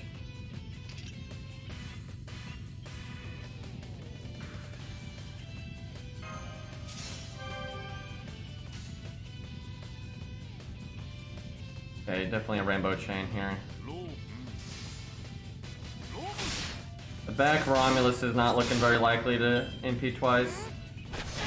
Yeah, it's not just Earthquake though, it's just like to maximize your value, all that matters is the deck shuffles and who Ushi attacks and stuff. There's nothing you can do to like influence anything. Yeah, I should give him the Buster up there though, that would be better. Like, if Mash dies here, we're screwed, and if she doesn't, then it's not so bad. But, like, if she dies, we're super fucked.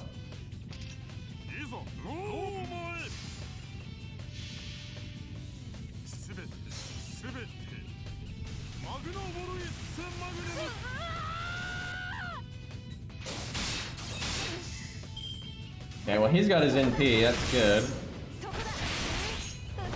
Okay, well, Mash didn't die.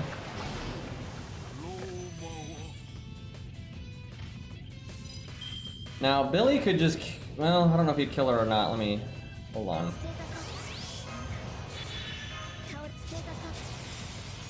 on. Okay, so he doesn't want to NP, just of evade.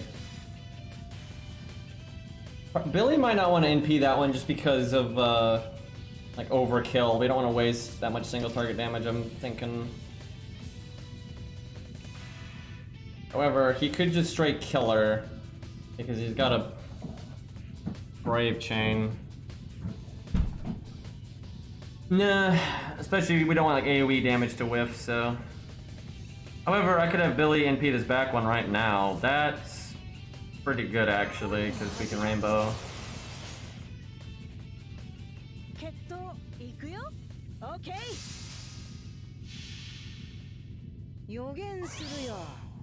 このサンダラーで眉間に3発それで終わりクライナー Oh yeah, Vesperia, you had that area where you could replay bosses and stuff, that was cool.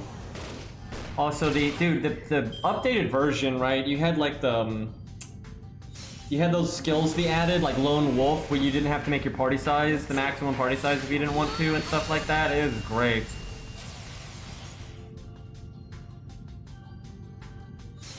Yeah, Billy's got sure hit. The reason I didn't attack the one was just because I didn't want to like overkill and waste damage, especially when I was gonna AoE and hit that one anyway, so.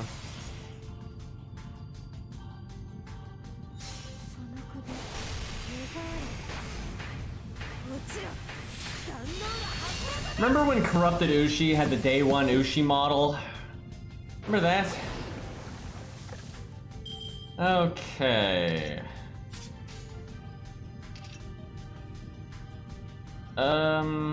Billy's card is nice, and I could Rainbow Chain, but doing a Brave Chain ain't bad. But what if Billy crits? That'd be really nice. Nah, just do the Brave Chain, I think. NA still does? Oh no, that's right. That's fucked up, man.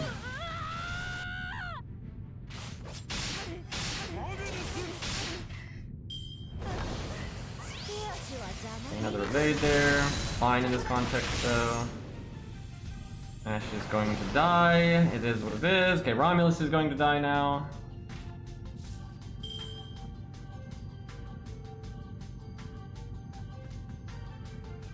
I don't think the enemies are going to get their NP, so I think I evade here.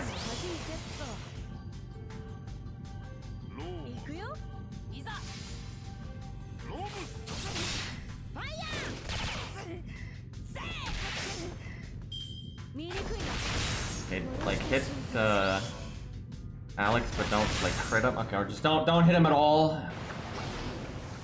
We're really close to winning here. We just need to not have a catastrophe happen.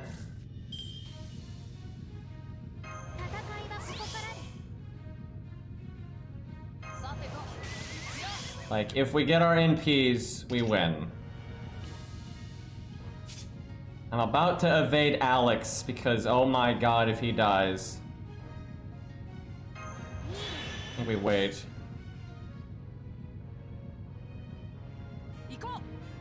We might be able to win with just Alex's NP if I do enough damage here. The ideal is to hit Kid Go while he's got his NP gain skill up. Yeah, just like that. Damn it. Hit him one more time, he'd have had it. I think we, Okay, who's gonna live? If anyone... Okay, this one must die because it'll reclone these ones. So this one absolutely must die. This one's most likely to live, so I'm gonna get rid of its attack buffs. I cannot Rainbow Chain. Hidgill, though, has... Okay, we'll do this one because it's 60% crit chance. Don't think they'll evade again, so I'll do this. Oh my god, if we don't kill this one, but we like kill the middle one somehow, that won't happen. Because if we didn't kill this one, we definitely wouldn't kill the 23k one. Oh, okay, I think they're just dead. Oh, fuck. Okay, it's a good thing we got the normal cards, because, yeah, she would clone one of them, and then we'd be totally screwed. Oh, God, I'm glad that's over with. That's one of the more annoying fights in here, so... God, that was awful. So much RNG. Dice rolling simulator, let's go. And, like, all you do is, like, prep the team to try to rig the dice in your favor as much as possible. That's, like, basically what that fight is, at least in this context. Now, in a more prepared account, you could just one-shot Ushi. You bring 3 units, or 4 units into Switch Mystic Code, and you just, you know, go burr. But, yeah, with this kind of account, that's not happening. Okay. So, I think we're gonna stop there, and then we'll save the final, just, you know, bullshit that is Babylonia, for the next stream. We're almost done. We'll get to Solomon pretty soon. We might be able to beat this next stream if we do well. Some of those stages are gonna be really long, though. But, alright, we're making some progress. Corrupted Ushi down. That was miserable, though. I did not enjoy that at all. Like, there's... A lot of the boss fights I've actually enjoyed. Like, even Lion King was kind of fun. And, like, Camelot was all pretty good, but I did not... That was just RNG shit show. Anyways, boys, glad that's behind me. We will get back to this tomorrow, and we might be done with Babylonia tomorrow, and thank fucking goodness it is so long. Let's see. Guess we'll just raid Cairo, so you greedy bastards can have your channel points. I don't know why I'm helping you guys get channel points, but anyways, I will see you guys tomorrow. I don't think I'm gonna play Arknights tonight just because I'm super pooped. We'll see. Maybe I'll give it like 20 minutes, and if I feel great, then I might do a little bit of Arknights, but you know, it's not going anywhere, so no big deal. Zashi is Zashi still here? Because if Zashi's here, I do kind of want to use his Jessica before he goes to Japan, but we have a little bit of time. Yes? Okay, yeah, we might do a little bit of, like, a little short Arknight stream in, like, 20 minutes. Wouldn't mind messing around a bit. But yeah, that sounds pretty good. Alright, boys, I will see you later. Take care.